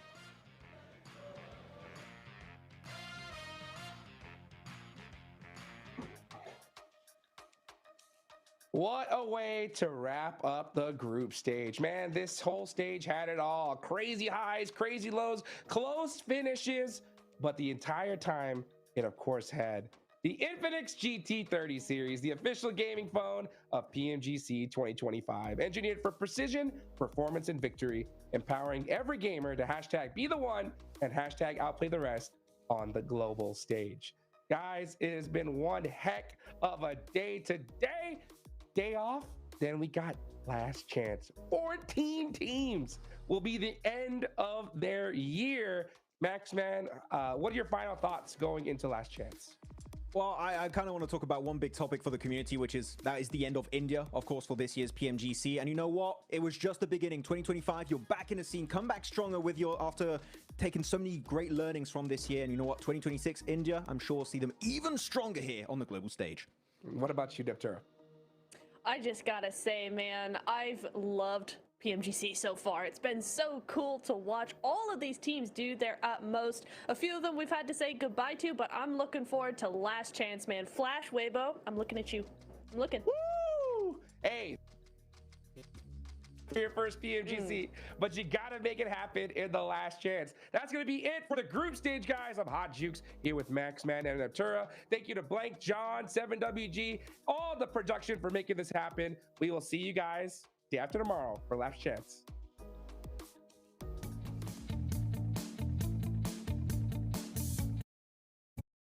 Yeah. So I'm a bit sad they couldn't make it further, because I would have loved to continue to watch them play. Yeah, I mean, if we're talking about newcomer regions here, we're talking, of course, about India. We've got to talk about Africa, South Africa, right? Looking at ETSH Esports. Yes. This is a team that have Reverb in particular. If you guys remember and watched PUBG Mobile Esport in Africa, I'm talking 3-4 years ago, Reverb was the guy. He was so good, and he still was really good. Making it to PMGC is quite impressive. And they have the tutelage, right, Hot Jukes, of Koruja, which is very, very nice to have him on the team. So I feel like this is a team that had very low expectations for a major portion of the community. And this is going to be a big learning experience for them. So I'm sure the ETSH, some of the players at least, will see them come back in the future, even if they do not leave the bottom 5. Of course, that's going to be their hopes, right, for today. But even if they don't ETSH, I'm sure the players, they'll be back in some way, shape, or form in the future. Yeah, and I hope we see it, right? Because they've got Karuja, which is one of my favorite coaches in PUBG Mobile Esports. He was the previous coach for Alpha 7 whenever they won the PUBG Mobile World Cup not too long ago, right? So when you have such a storied veteran coach like that, it's going to definitely pay dividends. But when you get to the first time PMGC, no matter how much coaching it is, there's always one thing I say is you can't teach clutch. You know, how teams handle pressure, Neptura. And you know, being in the background of esports, right? Seeing how these players do that, it's quite difficult. That's for sure. Yes. The biggest challenge I faced when helping teams out was the second guessing of decision making in game, because that pressure just gets to you. And you just start second guessing everything, particularly like the IGLs, right? They go, we should go here. And I'm like, great, that's a great idea. And it's like, wait, no, maybe we shouldn't because this, that, and the other. And they start overthinking it. Pressure leads you to overthink basically every aspect of the game. And it's such a tough place to be in because that's a natural thing, right? You're just trying to do your best and you end up just overdoing it completely. And that is why I always say, as hard as it is, you just have to relax. And that's why we see so many teams who are at the bottom do really well in the second half of the last day, because that pressure is now off. It's not that they've lost hope, they've just relaxed because it's like, we can't do much more than what we're already doing. I mean, pressure can lead you astray. Hopefully not. By the way, the Ghouls are looking mighty, mighty strong. I'm sure Blank's going to be super happy to talk about them. But did you mean that, Hodrix, when you said you can't teach clutch? Do you mean that? I think you can't teach it for your first time in a tournament. I think you can slowly adapt to it. I was hoping I could be a pro, but I was like, I hope you would go back on your word, but you can't. It's so hard. It's so hard because, you know, I'm telling you guys, like, I'll give you guys even a little bit more insight in depth, right? I normally don't get the chance to go into this, right? The worst parts when you're playing PUBG Mobile Esports is a situation, because there's so many different decisions you can make as an IGL in game, right? You can look at like a rotation. Do we go left? Do we go right? And both are like 50-50. It could work out, it could not. But if you have your IGL and your main gunner split on that decision and it don't work out, does it cause so much division amongst the team here, Max? Yeah, it really does. It could be such a major issue for yourself. So hopefully they can try and work on that. You know, if some of these teams at the bottom have struggled with that point so far. But by the way, I was very happy we were able to delay this game because it was our decision, right, to delay the game. So we could just talk more about this. So thank you very much, guys, for joining the Desk podcast. We had a great time. Now we might let you watch the game, or do we talk more? What do we do, Hot maybe. Hey, you know what? We stop talk, we start game, baby. Let's go. Match number 1 for the final day of Group Red. We're headed into Rondo. I hope you guys enjoyed the podcast. I know Blake and John, I know you did.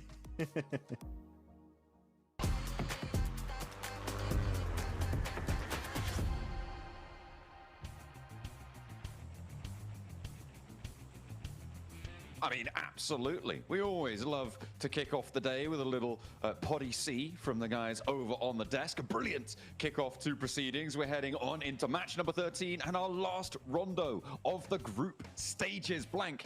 Our teams are going to get hot. They're going to get dropping, and they are going to get stuck in. It has been a little bit quieter, though, here than over in Group Green. I can't believe you dropped the potty C on the broadcast. I'm not happy about that. Map top performers is Sakura from day one. That one day, that one game that he did really well in. And since then, it's not really moved the needle too much from that. It's fair enough. That's a hard target to hit. Very hard target to hit. He's ahead of anyone else. The only person actually challenging him right now is his teammate, Tony K. But we do get a singular playing path here on our final day. Final day! The last day here of Group Red. And it is heading over towards the northeast side of the map. So we're going to be closing all things down here and heading over to that brutal stage of Last Chance in just a day and a bit. I'm going to call it a day and a bit. in a bit. All right, Northeast Circle coming in for our last bit of a day as we have a hot drop over on our, well, multiple hot drops right now. We're going to jump in with E-Arena clashing against Twisted Minds and Weibo off in the distance. Tony K coming down. Well, it's a nasty start for E-Arena, trying to chase for that third place spot, that all-important direct qualification. Maybe a little bit further out of reach. Still got plenty more to go, and remember those recall beacons, the major addition here on Rondo. Judo wants to go up on high, challenge on the rooftops, and able to dance over the shingles. Supreme in the engagement, and Judo able to find a second against E-Arena. Looks like E-Arena, yeah, they're not going to have a good time. It's all going to be on those recalls for them. There's a lot of teams. This is very packed at the moment. Weibo even finding shot. Damn, on the desync as well. The drop just catches his noggin. Twisted Minds are all very happy to pick up the points off the back of that. Basically delivered to them. So it's Weibo versus two players here from Twisted Minds. Dropping in some emergency cover flares. I mean, a little bit hopeful on the knock. Not meant to be. It does provide a little bit of cover to walk up to, though.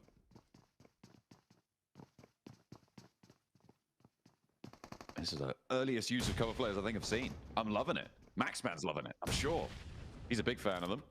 And let's see if Weibo can get a little bit more luck on board than was the case for E-Arena. Nades over the top from Order, does tag onto Lord. Freak on the low ground here. We'll see how many more they need to find, but Sook, oh, of course he does. There it is, the explosive bow. Lord caught, maybe a little bit unawares by this. Freak making noise on the ground floor, and Sook once more, but is it going to be bow, or is it going to be UMP? We'll have to wait and see. He's got the bow out right now. He's drawing. The quiver is emptying, as he is going to drop out. Another shot, not quite connect on that one. He's going to lay down the law, though, with the rest of them, and Hero steps up with him. Teammates again, and they will find the win on that engagement. A nice little hot drop situation. They find two elims. Twisted Minds will be out of there. Everybody will be totally fine, though, Blank. We're going to get everybody back to their feet, because why not? Oh, Chinese Hawkeye strikes again. So good to see, honestly. He actually got quite a big tag off as well onto the other player with the bow. I mean, it was about to happen eventually. He is one of the most successful players with off-meta weapons. Meantime, ETSH getting some much-needed points, hopefully here. Currently in 15, but I do think that the road looks very dark ahead of them. 27 points. It's a bit rainy as well, actually. Ooh, nice little pre-fire there from Ragnarok. Knows that smoke likely to be the cover that they're going for. The recall beacon that this fight is basically next to might have been overcommitted to here by a few teams, but I think that ETSH, yeah, I think, okay, so Geeky are actually now pulling up on the recall beacon in Jadina City on the south side with Nerzed, so they can get a little bit more aggressive with this one. I don't know if ETSH, yeah, no, they do also have an outpost. I'm seeing Baby actually very, very far north, much closer towards the circle. Might struggle to get toward the recall beacon up there, though. So for ETSH, holding this fight on lock is much more important. Absolutely. This is a case of basically being at a full disadvantage. Luckily, there is a wraparound, but now Geeky moves in. And every single player goes down. It's a good setup there from Geeky. Two angles held, and you know what? They don't check their corners. They do not check their corners. Oh, that's nasty. Fortunately, though, Baby does manage to find his way through. This is all the way up in Heme Town. So what is this, like 4 kilometers away from that fight? He's been on the road for a while. Very looted, actually, so has been stopping off somewhere. But getting the rest of the team back up in Heme Town? I mean, this is a pretty quick rotation off the back of almost getting entirely squad wiped for ETSH. So not terrible, really, at all. And Heme Town unlooted. I guess you could call it a rotation, I suppose. It's pretty good, to be fair. You do completely circumvent all of the teams that are lined across that northeast side. What are VP doing? What's going on? Oh, I think I understand. I understand. No, I understand. They not call themselves so they can get the recall close towards the circle. That's the only thing that makes sense here to me. They did all knock themselves in Meiran, though, which is in the next circle. Yeah. And the last player's in the blue zone somewhere? No, VP is still... Wait, actually, wait, I don't understand. What has just happened to VP? They do recall. No, they do recall. But where? I actually can't see them on the map. We've got our map feed up. You guys can pull up your map feeds as well at home. Maybe you can help us out because we're trying to spot them. They're normally green on the map feed. You can access the map feed over on the YouTube channel, certainly. But yeah, interesting decision there for Vertus Pro. Not sure what's going on with that one. Either way, we've got plenty of other teams making their way through. And I think the big news here, Blank, is that this Rondo is much more action-packed on the hot drops than we've seen from either of the other two Rondos on these starting positions. Absolutely. So weird. So weird. There is like there's a lot of things that go into that where, you know, you get the recall beacon off wherever they are, but also they got 3 elims, and I think they heard teams like barreling it down towards them, and they were worried to hold that position as 3. So they just, maybe they were low HP as well. Maybe they didn't have much loot on board. They're like, we can't really stay here. I don't know. You know what, Seven? Please talk to them. This is exactly what you're there for. That's what I need after this game. I need knowledge. What do you think you're doing, Vertus Pro? That's the big question that's on everyone's minds right now, because they're now still out of the blue. The analyst desk thinks that they may have been dropping back down to... Okay, we found them. Yeah, the analyst desk was right, because they were saying probably going back down to Tinlong Gardens. I mean, sure. I just think that you're in Mehran. That I don't think there was anyone really too close to you. You just loot up there. And then move from there potentially. The thing was is that True Rippers and E Arena were both barreling towards it. So that's the only, like, I'd somewhat, is what I was saying before, and I somewhat agree with Max there, where we're saying that maybe they were worried about third party, but still it's just a very strange maneuver to pull. You're trying to limit the amount of eliminations you give across. Your player's down towards Tinlong Garden anyway, so you just regroup as the 4-man rather than have him go out early and then risk getting the res later on. That's the only things I can think of. Again, it's stage 2, so you got plenty of time to make that crossing back in with the circle moving down towards the south. They are quite fortunate in that regard. But yeah, either a brain fart moment or a real big brain blast. You know, the Baja blast brain moment right there. Feel a real Jimmy Neutron with that one. Goodness me. I mean, you don't need 3 of your own teammates and have the vehicle explode by accident, right? Like that's a purposeful decision. So yeah, that's really, really puzzled us. And maybe we should be focusing more on what's going on close to the center of the circle. We've got a couple of teams over on the north side. This is up by Heme Town, where we saw that recall come through from ETSH, but they're not engaging in this fight. This is a little bit of a standoff between ArcRed and Team Flash, 2 teams who, well, now after yesterday, ArcRed a little bit far behind from the bubble on 3rd place, but still within thinking distance of being able to catch up. What is that? 21 and 7, so 28 points behind Team Flash right now. Definitely achievable during a day to make up that gap, but they do need to start off with a big game. And of course, have all the other teams around them do pretty poorly as well. The river that sits down that north side that stretches down from Muhopan down towards Lo Huajing is going to be a difficult crossing for teams in the middle of this circle, Blank. Yeah, I think that, again, it's one of the areas of the map that has a lot of water involved. And this one is particularly nasty where it sort of dips down towards this valley on the riverside. So a lot of teams are going to try and confirm over towards the eastern arena of this map. But even then, it's still some uncomfortable zone to play in. This is what always is tough about Rondo, is that you do get parts of the map which are incredibly open. And that is sort of alleviated by the fact that you can create the craters with the nades, etc. Okay, Reverb. Again, ETSH taking a bit of a lesson from Geeky and playing the corners themselves.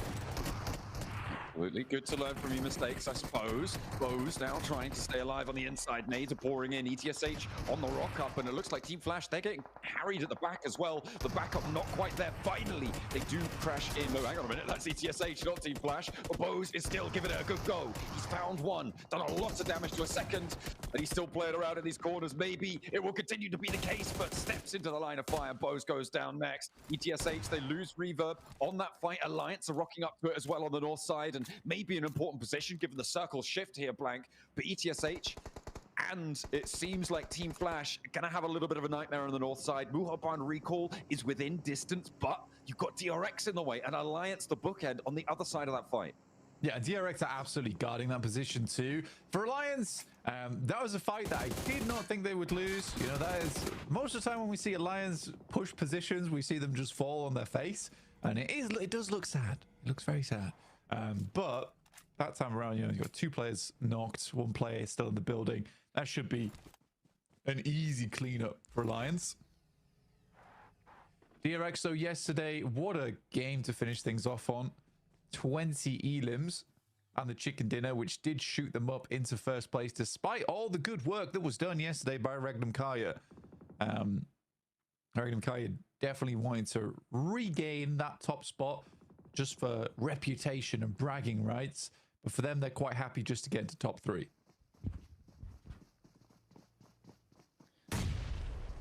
It'll be good enough. Top 3, I mean, everybody would be happy with that. Unless maybe Erectum Kaya or DRX. They both want that top spot. Alliance now cleaning up the last parts of that fight that we saw there. But ArcRed, we know they're one of the few teams here that really like to third party. And it looks like they're going to do just that. Iftar. Oh, dear. Taking those knocks over towards Alliance. They fully committed to this building, and now ArcRed are going to get ahead of this one. I like this rotation coming through from ArcRed, not necessarily crashing directly onto the building, littered with vehicles on the approach. Look at that one. Goodness me, a veritable scrapyard. But instead, playing further in and encircling Alliance, forcing them into this fight. The downside is that DRX can third party this as well. Yeah, but I think DRX still needs to hold out over towards North, and they do. They take down final player from the Flash there, which is good news. Balls are also making their way in, so I think DRX will turn attention. That is such a clean sweep. It's like the balls are coming. Oh, the balls are now knocked and all dead. Well played, DRX. Goodness me. I'm a little bit sad that Alliance didn't leave Jimmy out on an off angle. In that instance, I would have much rather they got that res off and had that opportunity to take some shots from the sidelines over towards ArcRed. You get an opening knock, and from there your life gets a lot easier. But like you say, now you sort of penned into this one building. Yeah, it's a little bit of a stopgap. Nice nade on in, and 2 players are Alliance full. That should be this fight done and dusted. These recall beacons, yeah, you're not even going to think about getting them. Easy for Bad Boy. Does step out though, and a little bit too bold. Doesn't clear that last player, but DRX might do it for him. Oh dear. Alliance. Now he's checking. I mean, he did check the corner. That's exactly what you need to be doing. Glory, not so lucky. I mean, this whole fight. Wait, GK? No. Look, somehow Snowick's got the res off for Boars. They're back up to 4, dropping on top of DRX again. Oh my goodness. This is getting crazy on the north side. Geeke are rocking up into this fight as well. Alliance last player is doing a lot against ArcRed with the assistance of Geeke. And as you just said, Boars are back up at 4 fighting off against DRX. We thought that was going to be a huge point bonus for them. But no, maybe not. They're going to still cling on for dear life. Another nade comes in. Oh, it's Vertus Pro. They're in the circle blank against E-Arena. Yeah, they've made it. They've made it. It was an interesting decision they made earlier, but now they need to deal with E-Arena, who are currently down on 3 players. But these initial nades are fantastic, and now Malloy has a lot to do here as a solo. Real tall order. Malloy gets the first though. That's how you want to start. 3rd of HP gone, and will take the rest from the knock coming through from Tony K. And that is VP down and out. They get 4 points.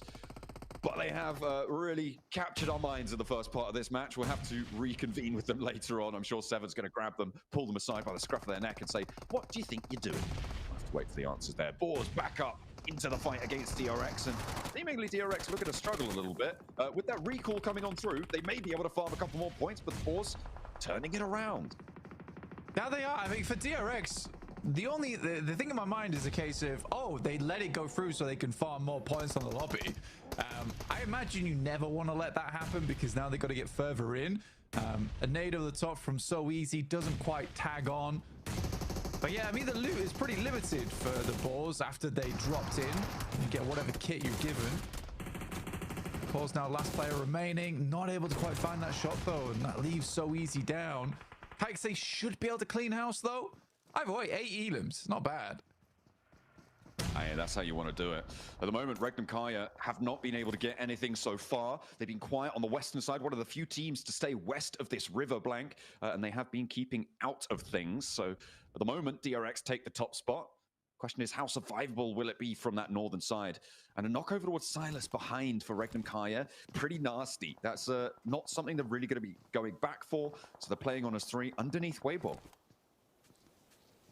Yeah, I mean, Weibo's got that high ground. It's a lovely bit of high ground as well. I mean, you don't really only have to play towards the center of the circle here. Kike's forced to, off the back of some unfortunate starts there.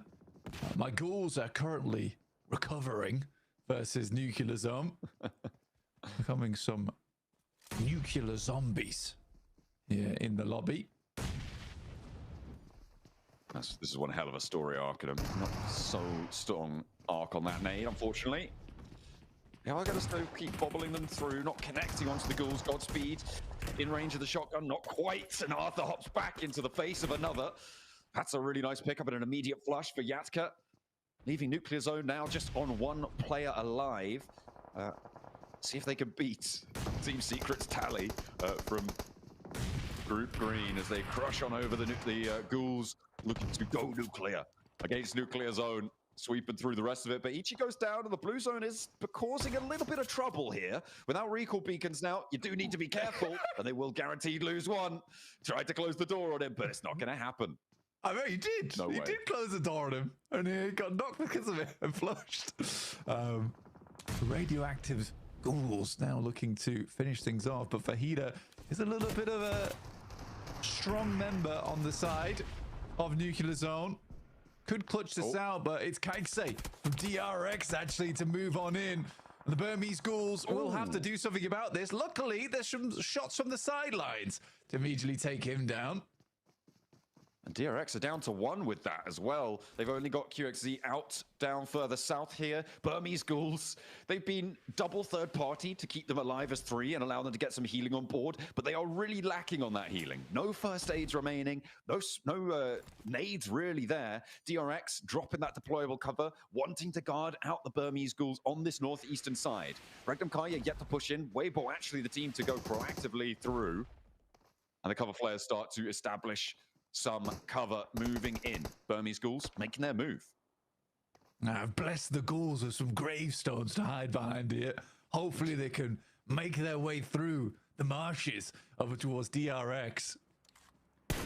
But True Rippers actually have a strong spot over on the eastern side. They're consistently taking shots over towards the west.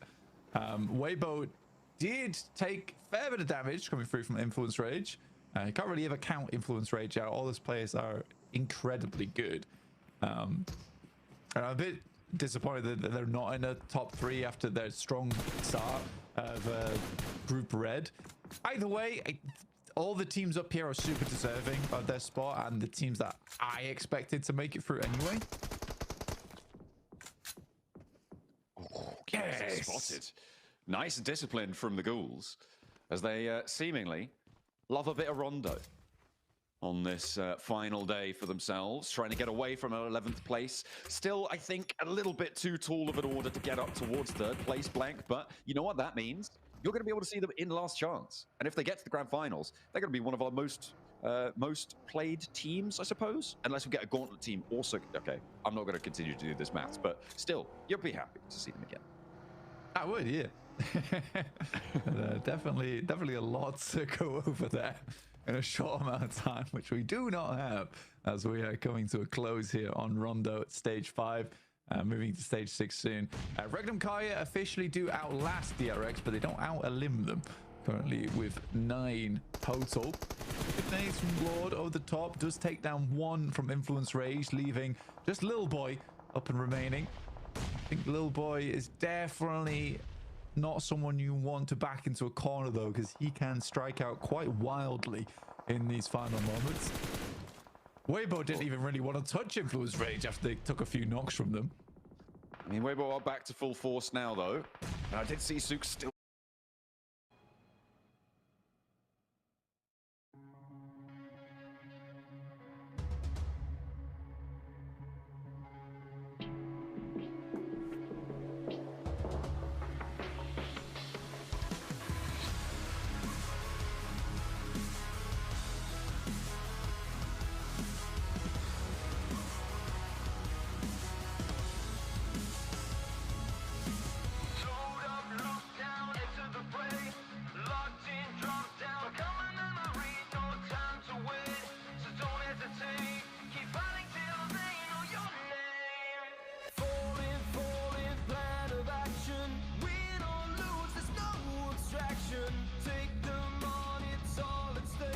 The time has come, so see we are fate. Painted scars of past mistakes. We stay strong and refuse to break. You know the world is yours to take, and we will be the one. Time to take a stand. The world is in our hands, and you can feel the weight. Circles closing in. Time to carry on, and we will be the one.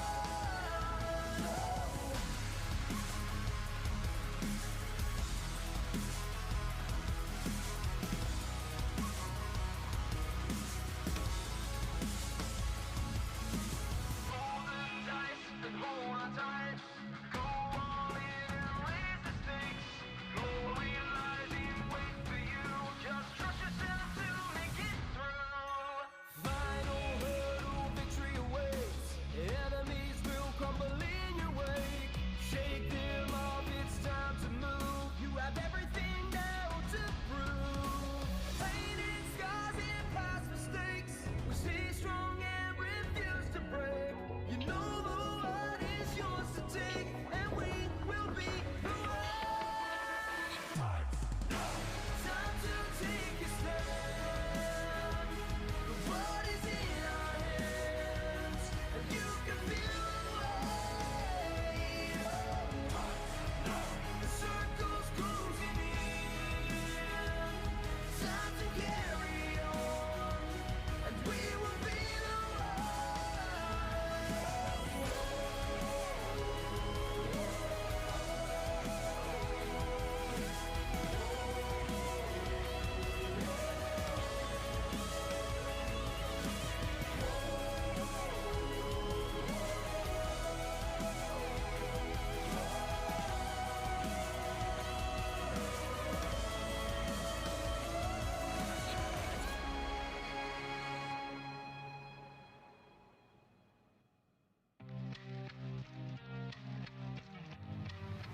Tell me if you ready, tell me if you hear 'em coming. Survival of the fittest, be the hunter or the hunted.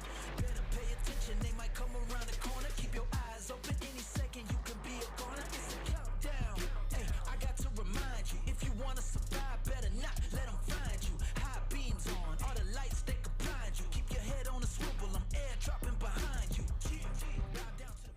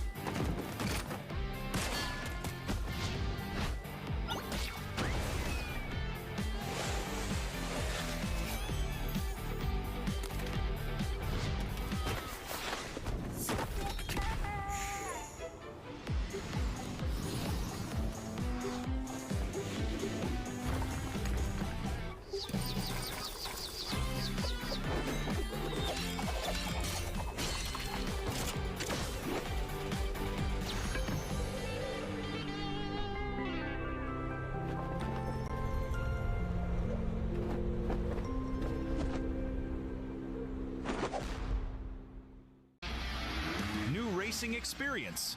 Wow, racing maps await you. The new racing template is online. Create your racetrack gameplay.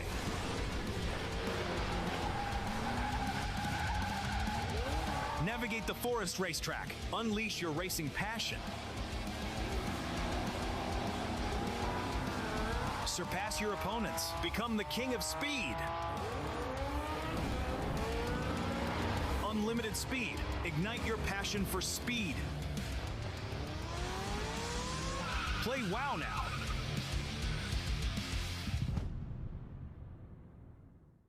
The world converges. The race to be the one begins. The 2025 PUBG Mobile Global Championship will be held in Bangkok, Thailand from November 24th to December 14th. The ultimate stage where legends are forged and champions are crowned. Let's dive into this year's updated format.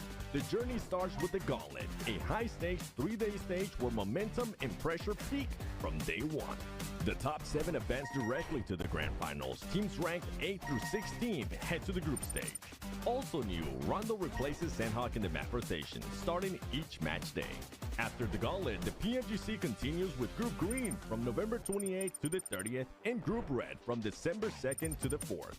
32 teams are split into 2 groups of 16. In the group stage, the mission is simple. Finish in the top 3 of your group to secure a spot in the grand finals. Place 4 through 11 and you get one last chance to stay in the fight. Land in the bottom 5 and you're eliminated. Once the groups are over, the final 2 grand final spots are determined in the last chance stage. 16 teams compete over 2 days on December 6th and 7th with no room for error. Only the top 2 keep their dream alive. After the PMGC League concludes, it's time for the final fight, the grand finals, the best of the best. 16 PUBG Mobile teams, including the host country, invite. Prove they are the one. The epic conclusion takes place from December 12th to the 14th. Who will rise on the road to glory, claim the crown, and take the lion's share of $3 million prize pool? Who will write their names in history? The journey to greatness begins here. Welcome to the 2025 PUBG Mobile Global Championship. Vertus Pro çok iyi oynadı. DX zaten I don't think any PMSL champion teams are stronger than us. ممكن اقول لرؤوف طور لعبك لانه حبي احنا جايين ندمرك.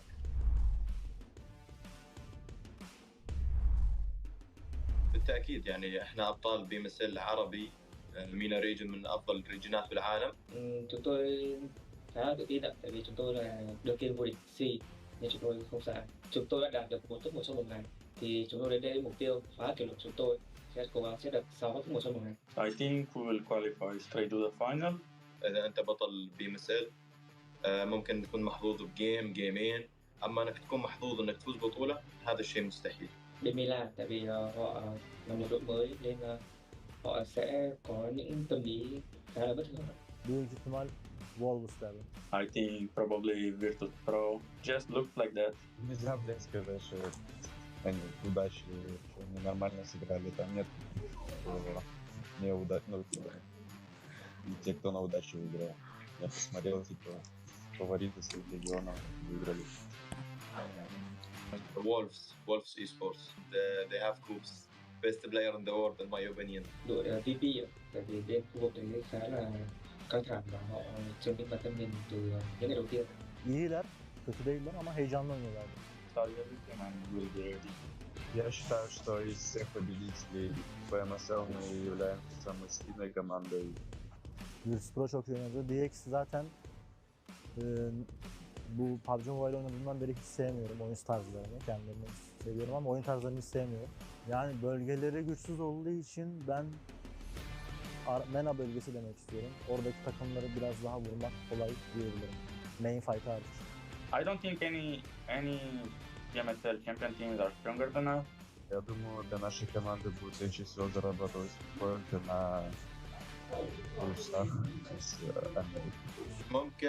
ممكن اقول لرؤوف طور لعبك لانه حبي احنا جايين ندمرك. Em muốn gửi một lời nhắc đến đội đương kim vô địch BMSL Milan là cách chơi của họ có thể là khá là ổn ở bên khu vực đấy nhưng ra đây chúng tôi chưa chắc các bạn đã làm được. Yes, I think we have a lower experience than the other teams, but I think this is benefits us. It's in our advantage because the teams don't know how we're really going to play.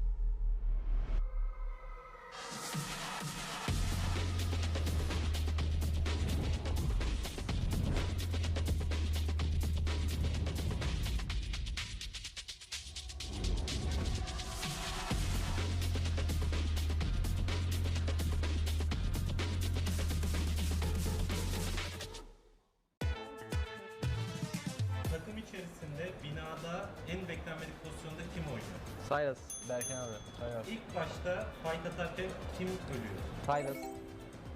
Cyrus Foto. Ben. Fight içerisinde fight olarak değil de genel olarak panik yapabilen kimdir? Panik mi?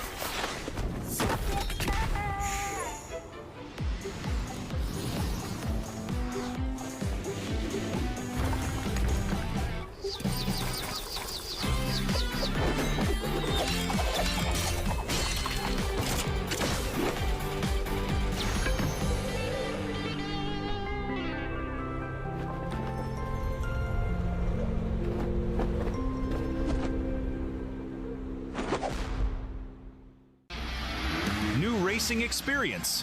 Wow, racing maps await you. The new racing template is online. Create your racetrack gameplay.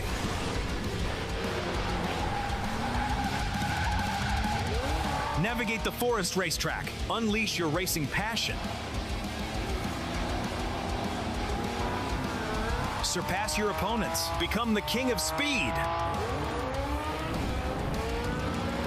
Unlimited speed. Ignite your passion for speed. Play WoW now.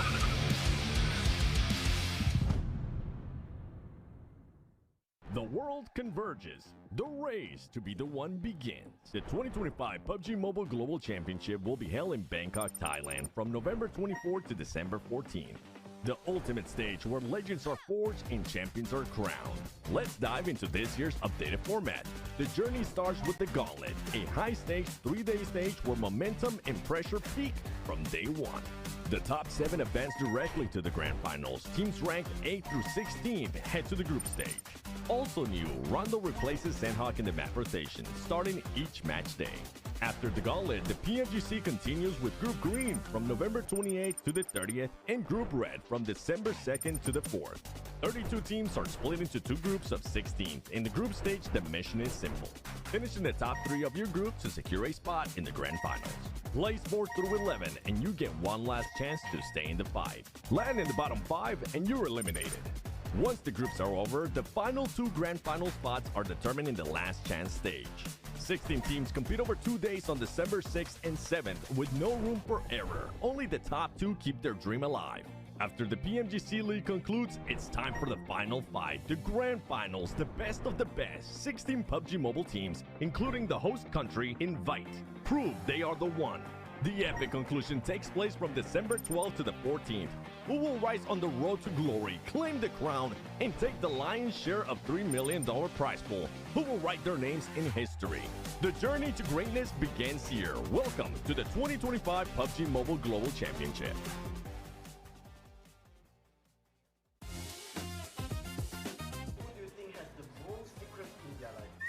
I think he has a wife and a kid and he doesn't want to tell us. Maybe. Who always die first but blame someone else? What was the question again? Who always die first but blame someone else? Oh yeah, it's me.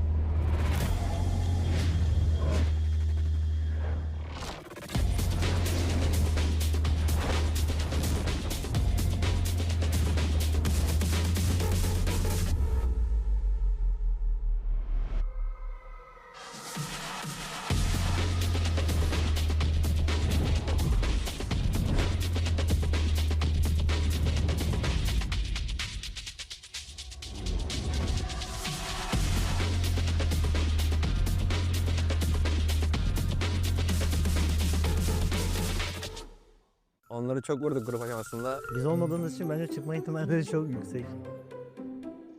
Soru geliyor.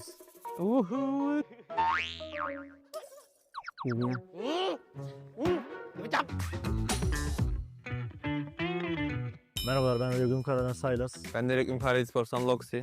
ครับผมมอมแมนจากทีมเอียรีนาครับผมเทอร์นี่เคครับจากเอียรีนาครับ Hepiniz hoş geldiniz. Bugün PMGC Last Chance Prediction yapacağız. Evet, ilk takımımız Vertus Esports. Umarım iyi yaparlar. Sevdiğim insanlar var orada.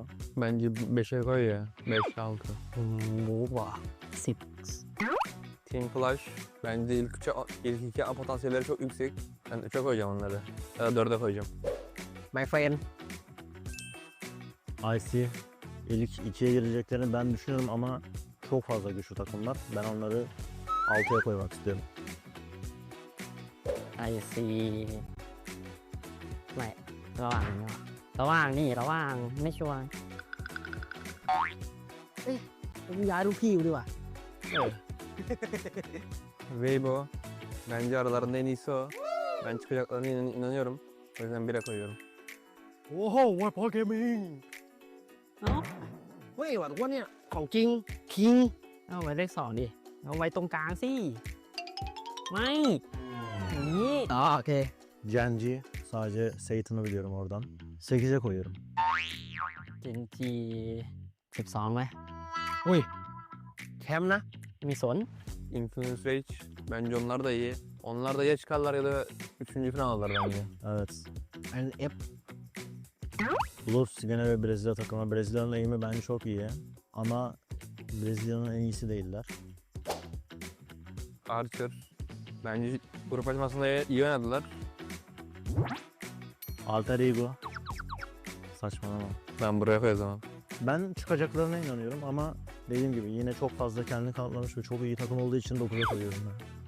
เฮ้ยอะไรเฮ้ยนี่เลยโอ้โห DJ. En son bir tane Myanmar takımını oralara koyunca ne olur biliyor musun? Ya koyacak bir yer yok o yüzden buraya.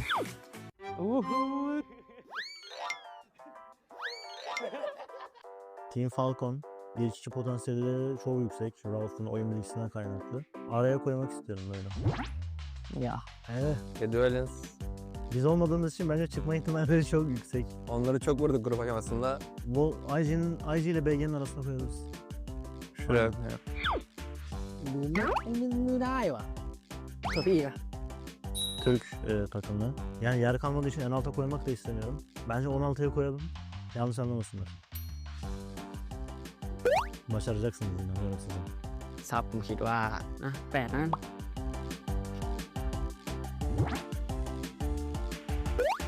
Bence 2'ye kimi koyalım biliyor musun? Bence Falcon 2'ye çekelim. Hayır bak şöyle yapalım. Ver bana koyun. INF'nin yakınına koyun. Soru geliyoruz. สามทีมเพราะว่าโค้ชบอกอันนี้มีผลไม่รู้ยังไม่ได้ดู อันนี้ให้เสื้อไว้ อันนี้เพื่อนรัก Bizim sıralamamız bu şekilde. Umarım herhangi bir takım bizi şaşırtmaz. Şaşırsa da herhangi bir şey değişmez bizim için. ก็อย่าลืมไปพิทิชั่นกันด้วยนะครับ เพื่อรับของรางวัลนะครับผม Görüşmek üzere. บ๊ายบายบ๊ายบายพี่จีบ๊ายบายบ๊ายบาย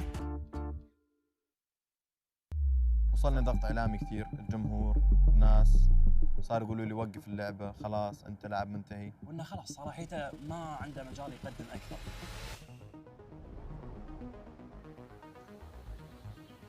دخلت لفريق UF وكنا المرشح الاول لBNB اوروبا. وكل الناس كانت تدري ان هذا الفريق داخل يفوز. وفعلا كنت اشوف حلمي قدامي بان احنا افضل فريق بالشرق الاوسط وباوروبا ايضا. لين مزحه واحده وقفتني سنه كامله عن الايسبورت. الصلابة مو بس انك تقوم، الصلابة انك تقوم عشان غيرك. وهذا هو لازم حمزة يتحمل غلطه. وما كان يعني مبرر ان انا اقول هالكلام كان للاعب هذا، يعني انا فعلا كلامي كان مهين. اليوم كلمة باند معناتها ان انت خلاص انتهيت اوت، يعني هي تكسر اللي ما يتكسر. بديت اشوف نور بسيط جدا في هذا الظلام. سنة باند موضوع جدا مؤلم كان، وما كنت متقبل او مستوعب الفكرة اللي صارت، وهذا مو سبب وجهني انا اوقف اللعبة، انا لازم اكمل. خلص الباند سنة كاملة كنت أشتغل وأتدرب. جاء الوقت اللي أنا يكون عندي حصاد للتعب اللي أنا تعبته بالسنة كاملة. أنا حاسة إنه للحين طفل حتى جاء الموقف الصعب. كنا بالرياض مسوين بوت كامب عشان نلعب BMSL 2025. كانت أهل لكأس العالم. أن الوالد بالمستشفى، أخوي أرسل مسج بالجروب إنه يلا عشان بروح المستشفى عند أبوي، ودريت بالصدفة واتصلت للوالد قلت له أنا راح أرجع الكويت. كنت مشتت كثير، كان عقلي بالكويت وجسمي بالرياض، مستواي نزل بشكل كبير. قال لا بجي وأصر علي. قلت لا تجي يا أبوي، أنا أبيك ساتان مو ضعيف، أبيك ساتان القوي. سبحان الله، رب الضارة النافعة. الوالد رجع الحمد لله، رجعت له صحته، وكان هذا دافع لي بأن أنا ما استسلمت، بالعكس طورت من نفسي. بعدين جاء الوقت اللي أنا حسيت أنه لازم أقدم أفضل ما عندي. PMSL سيزون 2 2025. هكذا يكتب المجد، هذا ساتان ويبحث عن المجد والانتصارات. كأن الله كان مخبي لي شيء أعظم بكثير من الأشياء اللي أنا مريت فيها. من هو MVP بقصة ساتان؟ أبوي.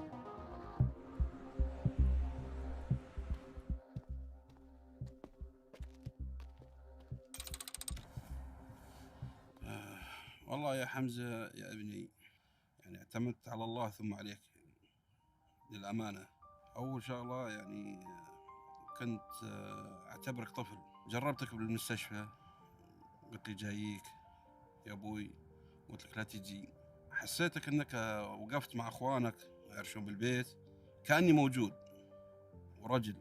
إذا بترجع لبدايتي، يعني لولا الله ثم دعمك وأنك سمحت لي ما كان كملت أنا بهالمجال. في كثير ناس أبهاتهم منعوهم من أنهم يكملوا وما وصلوا للي أنا وصلت. النعم اللي كثير كنا عايشين فيها فضل الله ثم فضلك.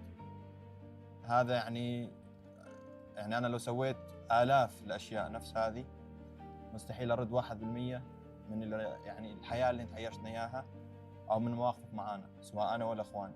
الحين PUBG صارت يعني عالميا، والله صرت أفتخر فيك. يعني إذا جبت لي كأس العالم أوه هذه هني ولا أحلى منها. الله يوفقك والله يرضى عليك.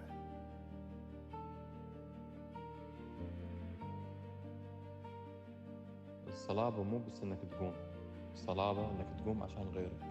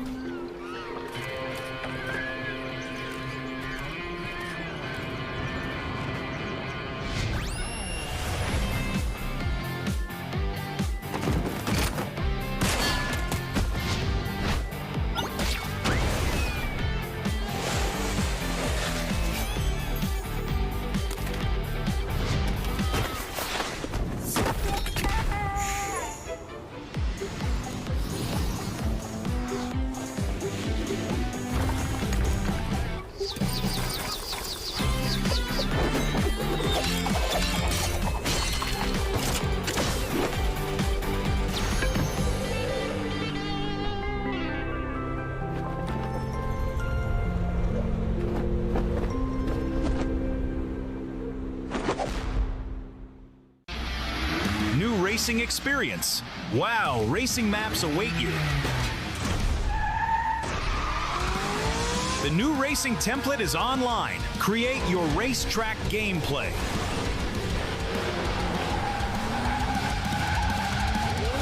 Navigate the forest racetrack. Unleash your racing passion. Surpass your opponents. Become the king of speed. Unlimited speed. Ignite your passion for speed. Play WoW now.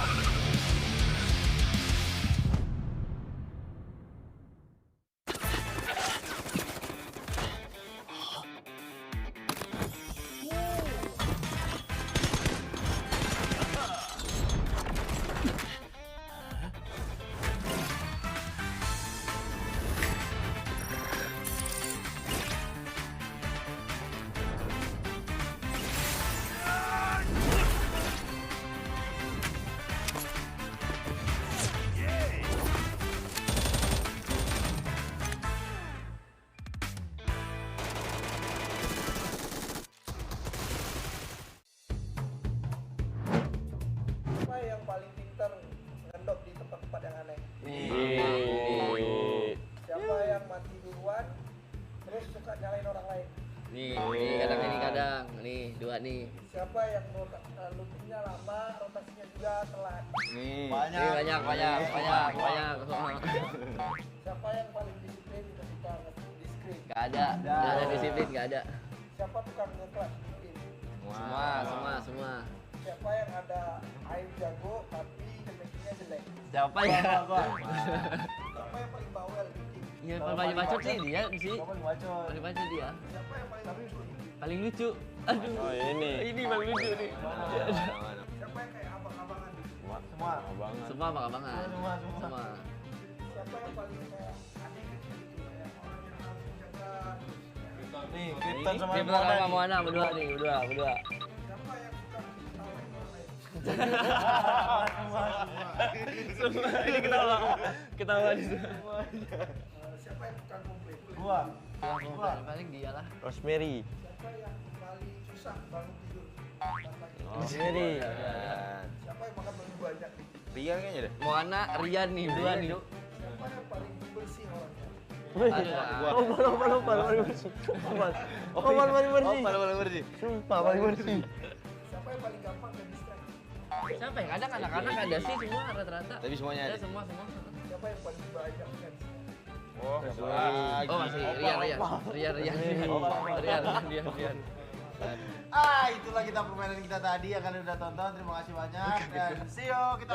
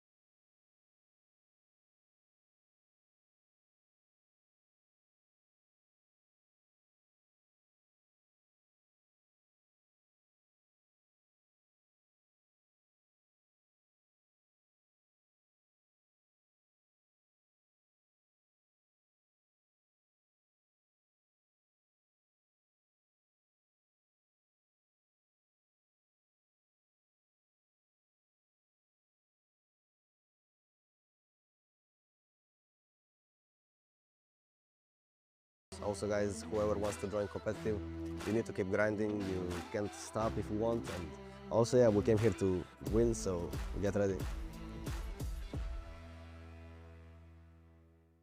Son iki maçta kalp krizi geçirmiş olabilirim galiba. Alo. Anneciğim ne yapıyorsun? Anneciğim, iyiyim bebeğim. Sen ne yapıyorsun? İyi ben de çok iyiyim valla. Maçları izledin mi? Oo, izlemeden olur mu? Kalp krizleri geçirdim ben burada. Bana ikiye çıktınız, ikinci oldunuz, geri üçe düştünüz, geri ikiye çıktınız. Ben kalp krizi geçiriyordum yani o sıra. Neyse mutluyum annem. O da diyorum ya, 3 gün formayla takıldım. Vallahi. 3 gün formayla gezdim. İş yerinde görmüyor mu? Resim atıyor ya iş formada. İş yerinde de formayla yani şey yaptın değil mi? Formayla gittin. Evet, evet. İyi sen ne yapıyorsun? İyiyim anneciğim. Özledim seni, sadece seni özledim. Ben de seni özledim valla. Aradım, akşam bakmadım hayırlı olsun demek için. Uyumuşum bir de uyuyakalmışım. Ben de dedim kutlamaya mı gittiler, ne yaptılar? Öyle işte. Tamam anneciğim.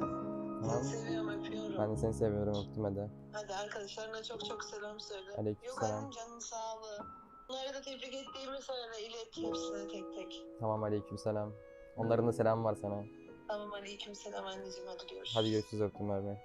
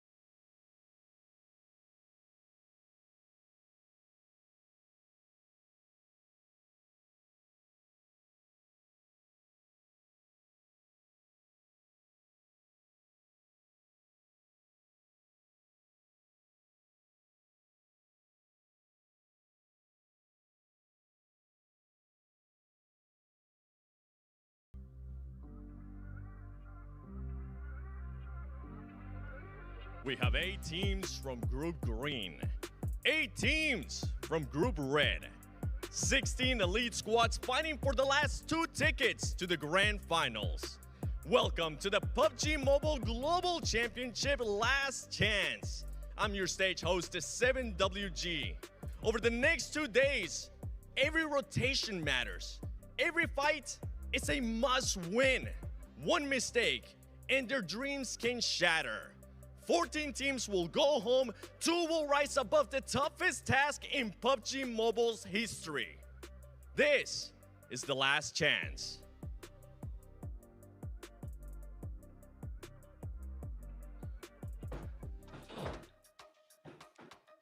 Woo! That's how you start a show, baby. The last chance is here. What's up, everybody? I'm Hot Jukes here with Maxman and Neptura. Guys, 2 teams move forward. 2 teams, 2 days. That's it, Max. How you feeling? I am feeling so bloody good, Hot Jukes. And you know what? 14 teams after this weekend are not going to be feeling too good, Mr. Stark. They're going to disappear into oblivion. And it's called the airport. Ooh. Uh-oh. Yeah, that's the place they want to avoid completely, Neptura, right? I mean, this is the first time we're seeing so many teams be done in just a snap of your fingers, just like that, gone. And it's not even 3 days. It's not a regular format, Jukes. It's 12 matches, 2 days only to get 2 spots. I'm frankly feeling very nervous for all of the teams because we've seen time and time again, one team just comes in, pops off, and subverts all expectations. So none of these teams have a shoe chance of getting in. That didn't make sense, but we're going to roll with it. Yeah, I mean, we've been talking about it during all these previous stages, right? Like, oh, teams can have a few bad games, this and that and the other, right? Here in the last chance, Max, I mean, Seven said it best. 0 mistakes, right? Every game you gotta pop off if you want to make it to the top 2. Yeah, I mean, you asked us also during the previous stages, right, Hot Jukes, of how many days can you have of bad games? And we said like 1, but now you only have 2 days worth of gameplay. I'm going to say you can have 3 bad games. After that, if you get too many 0-point games, you are out of the top 2 race because it is going to be so competitive at the top, man. This is so unforgiving. What do you think about that, Neptura? 3 bad games? You think 3 games? I think 3. 1. You get 1 bad game. 1. Well, that's everyone's it. going to That's have bad your games. lot. Everyone has like at least some bad games at the top. So I'm thinking 3 is like I mean, a good yeah, that's threshold. true. Yeah. Yeah, and by bad game means 5 points, right? Just want to be clear. Yeah. Because it's going to be crazy, right? Because, I mean, it's only top 2, right? I mean, it was top 7, top 8. Maybe you could breathe a little bit more here, right? These are your participating teams that we're going to see from the different regions. But with top 2, you got to put something on the board, I think, every single game, Neptura. Yeah, you do. It's going to be really interesting to see because we've seen some big teams go really, really heavy in like the group stages, right, in one day. So like we had APG, for instance, one of the in Group Green that just popped off day 2, and after that we're untouchable. And that's going to really harm a lot of the other teams' chance because when you have a team that's farming points like that, it's going to be very, very difficult to bounce back from that. So I think a lot of the teams have to really look out for teams that have that potential to do that and just adjust their thing accordingly, adjust their strategy accordingly. I mean, look at this lineup, man. You got to say goodbye to 14 of these teams. I don't want to, but do we have a choice, Nipter? Unfortunately, we don't really have, and we're going to have to say goodbye to most of these squads. That's going to be heartbreaking. Yeah, for sure. So take a look. These are 2 teams we wanted to look at, Neptura, right? The Wolves versus Team Flash. This is the Team Flash's first time at PMGC. And Wolves, some players we've definitely seen here before, but this is their first time as a group. And they performed pretty darn good during the group stage. They really did. I was so impressed with Team Flash, honestly. To have a team that's not really known to me come out and then go so hard, so heavy, and be so close. Just that final game was the tipping point for them to not make it into the top 3 is really, really heartbreaking for me. So I'm really rooting for them unbiasedly, but I really do hope they do well here because I do think they really deserve to go to finals. It was great for them. Yeah, I wonder if they're going to try and qualify to the finals, and if they make it, just hot drop E-Arena because they ruined their chances early on to make it to the finals. That would be a funny storyline. But yeah, I would agree. Team Flash looking very impressive here. And looking at Wolves also, America's Hot Jukes NA. Yes! Maybe able to make it here. Oh, my sweet, sweet Wolves. Come on, you got to make something happen here. But it's going to be tough, right? I was really worried for them during the gauntlet, during the group stage, because I was like, man, last chance is going to be so difficult because you can't really afford a single misstep. You know, maybe 1 0-point game, maybe, but you got to be getting chicken dinners on top of that. But let's introduce these teams and take it on over to the Sub and WG to introduce the last chance squads.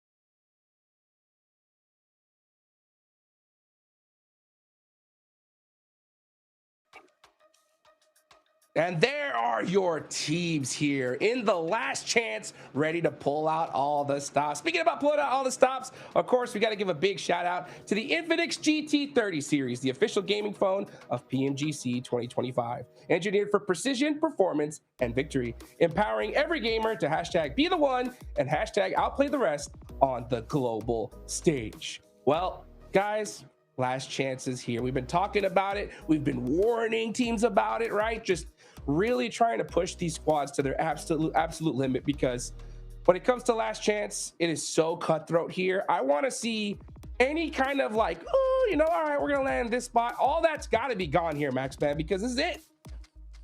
Look, if you have a hot drop, except on Rondo, permission granted, you may hot drop in Rondo because it's actually good and useful. If I see it on any other map, Niptra, if I see on Erangel, if I see on Miramar, I'm fuming, okay? It should be sorted by now. Look, her eyes, she's angry. She's pissed. Just even thinking that a hot drop could be happening. So no, that should be sorted out, Niptra, if it happens. I think that some teams maybe have not done enough homework in their hotel room. Yes, especially, I mean, like when there's 3 days, then it's like, okay, maybe you get like one game where you can do that, right? 2 days, absolutely not. We don't have time for that. You don't have time to take the risk to have a 0-point game. That's just not a thing here. Not a thing at all, Jukes. Like 12 games is nothing when you really think about it, right? That's 2 Rondos. That's 4 Miramars. That's 6 Erangels. We don't have enough time to do hot drops. We don't. Stop it. Yeah. You know, I think Rondo is going to be so imperative here, guys. It really is, because, I mean, we saw what happened in Group Red, right? Day 1, E-Arena went so crazy, right? Sakura, it was like, what, almost a 30-point match in day number 1. And if something like that happens here, you know, and you segue off those points, Max, I mean, that could lock down your position early. It really could. Like, it could lock down your fate day 1 right away. So you really got to be very careful how you're approaching the lobby like the last chance. But man, so much on board. And yeah, this Rondo in particular, Hot Jukes, these points you can get on board are so inflated because of the entire recall system. I mean, Niptura, we talked about it many times. Unless you're DRX and you get a 30-point Miramar, that kind of stands out as an outlier. But are we going to see maybe a 35-point, a 40-point bomb coming on to Rondo? I'm still waiting. I know it's going to happen one day. Could it be today? I mean, it is entirely possible. I mean, we saw Inner Circle in Group Green, day 1, get the win on Rondo with 18 points. I mean, that's a 28-point game, and the rest of the lobby isn't going to be getting those kinds of points if you're sweeping the lobby that much in the first game. So absolutely, Rondo could be huge, really, really imperative for your final result. And I think we saw that as well in Group Red, right, where it was like E-Arena getting that initial win, that massive chicken dinner with all those eliminations on Rondo day 1 actually helped them secure the top 3 finish as well. So the exact same story could happen here, definitely. You know what? I'm going to take control for a bit. Hot Jukes, I'm the host now. Okay? Okay. Top 2 predictions. Who's making it to Grand Finals from last chance? Niptura, go first. Who are you thinking? Inner Circle and Weibo. Ooh, okay. Yeah. I'm going with the side of Weibo and Wolves. What about you, Hot Jukes? Yes. That's exactly, you read my mind, Max. I'm going with a double W. You know what I'm saying? I want to see the Wolves there. I am a huge fan of Weibo, Neptura, especially after seeing some of that Car 98 action. You know what I'm saying, from Order? Oh, yeah. So I want to see that bow in the grand finals as well. Yeah. I want to see that too. We've got to have Sook back. We've got to have Weibo back in the finals. It only makes sense, right? I do want to say shout out to Flash as well. I really feel like Flash could do something really cool here. Again, they really impressed me. So if they make it to top 2, I'm not going to be mad about it. But I do think that Inner Circle and Weibo, I think they do have the best chance of getting to finals. Yeah. I mean, I'm happy you bring up Inner Circle because I feel like we have seen, and I remember also Seven said something similar on his side of things, that we did see a lot of presence from Falak, not the rest of the team. I want to see PMWC Noki back on board. We remember how impactful Noki was on the second half of PMWC. We see him back at that level, Hot Jukes. Oh my goodness, Inner Circle could be on absolute fire for this weekend. Let's just see how on fire they're about to be, folks. The last chance has begun. Last chance for squads to make it and make their dreams happen in the grand finals. Will it? That is the question here, folks. You see these teams, you can see the pressure on their faces, Max, man, locked into their absolute maximum because, you know, especially when we were talking about it, a little bit earlier. If you see these squads, if a team really pops off, or if two teams in particular, let's just say have a crazy like 2 chicken dinner day each, tomorrow is going to be that much more brutal, Max, because there's going to be some squads that we know for sure are not going to make it. How is that going to change the lobby in day 2, right? It's significantly, because you don't have that position in the middle of the leaderboards where you got a next stage. You know, it's called last chance because, well, guess what? It is your last chance. If you fail here, if you're not in the top 2, your PMGC adventure ends right here, right now. So again, as Seven said earlier, there's no more room for mistakes. No more room for mistakes indeed, folks. Well, it's time to get this started. Let's go. Match number 1, Rondo. John Allen and Blake, take it away.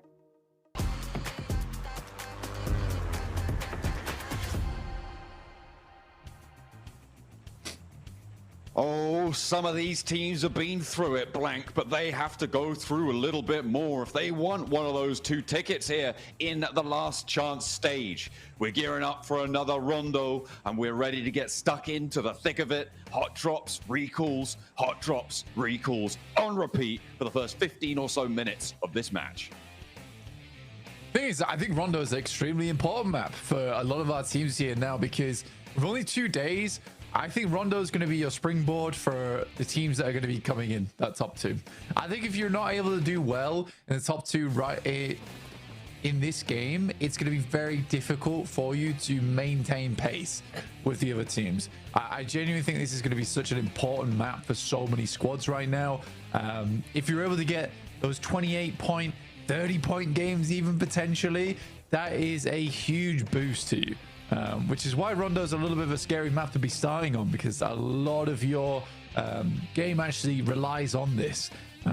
It's a massive hot drop over towards Neox as well as Test Track. Oh my god. Oh my goodness me. This is so many teams already getting stuck all the way in here. You got Loops, you got Inner Circle, you got Influence Rage popping in, you got probably everybody else in the lobby right now popping off as well. There's shots firing across this Test Track, across Neos Factory. Redox is sticking the blade in, giving it a twist. Oh my the recall God. beacons around this area are real hot camping spots right now as well, Blank, but nobody seems to be going for them. Everybody's focused on the inside. Inner Circle busted down to 1. Influence Rage on 2 as well. The Falcons, they're not doing so hot on the inside, with Koa looking to crawl back towards Redox, who's trying to get the reload on. The UMP around the door frame. Federal super low. 7 rounds in the shotgun chamber.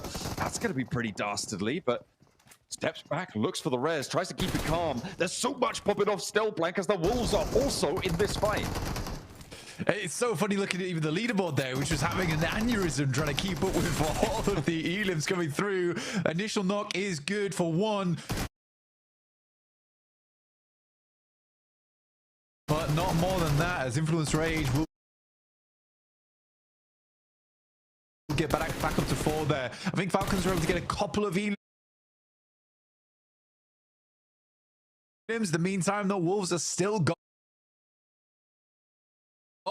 on the outside. They do have 2 players down, but Rezable now. What a massive hot drop. Again, this is what I'm talking about. Everyone knows they need big elim games. So where do you drop? You drop Neox. You try and get as much done as possible. You try and get as many elims as possible. There's no room for error anymore. I mean, a pie divided 8 ways, though, is really not that much. Unfortunately, every team getting just a sliver. Team Flash seemingly coming through, looking pretty good. They've got 3 elims, all 4 players alive. Currently, 3 teams sit with 3 elims on the count. No teams have gone down fully, which means those recalls will be starting to come on through. The question is where? As I said before, I'm surprised that nobody spotted all those parachutes and looked to start to camp the outside of things, look to try and grab those points on the route out as teams looked for those recalls. Could have been pretty profitable on this sort of 6-7 way drop that seems to have unfolded here on Neox Factory. Oh, I mean, everyone that might have held the outside inside at the moment. Yeah. Shots are going through here. M249 for Federal. As Influence Rage seem to be finding the majority of points here, up to 4 now.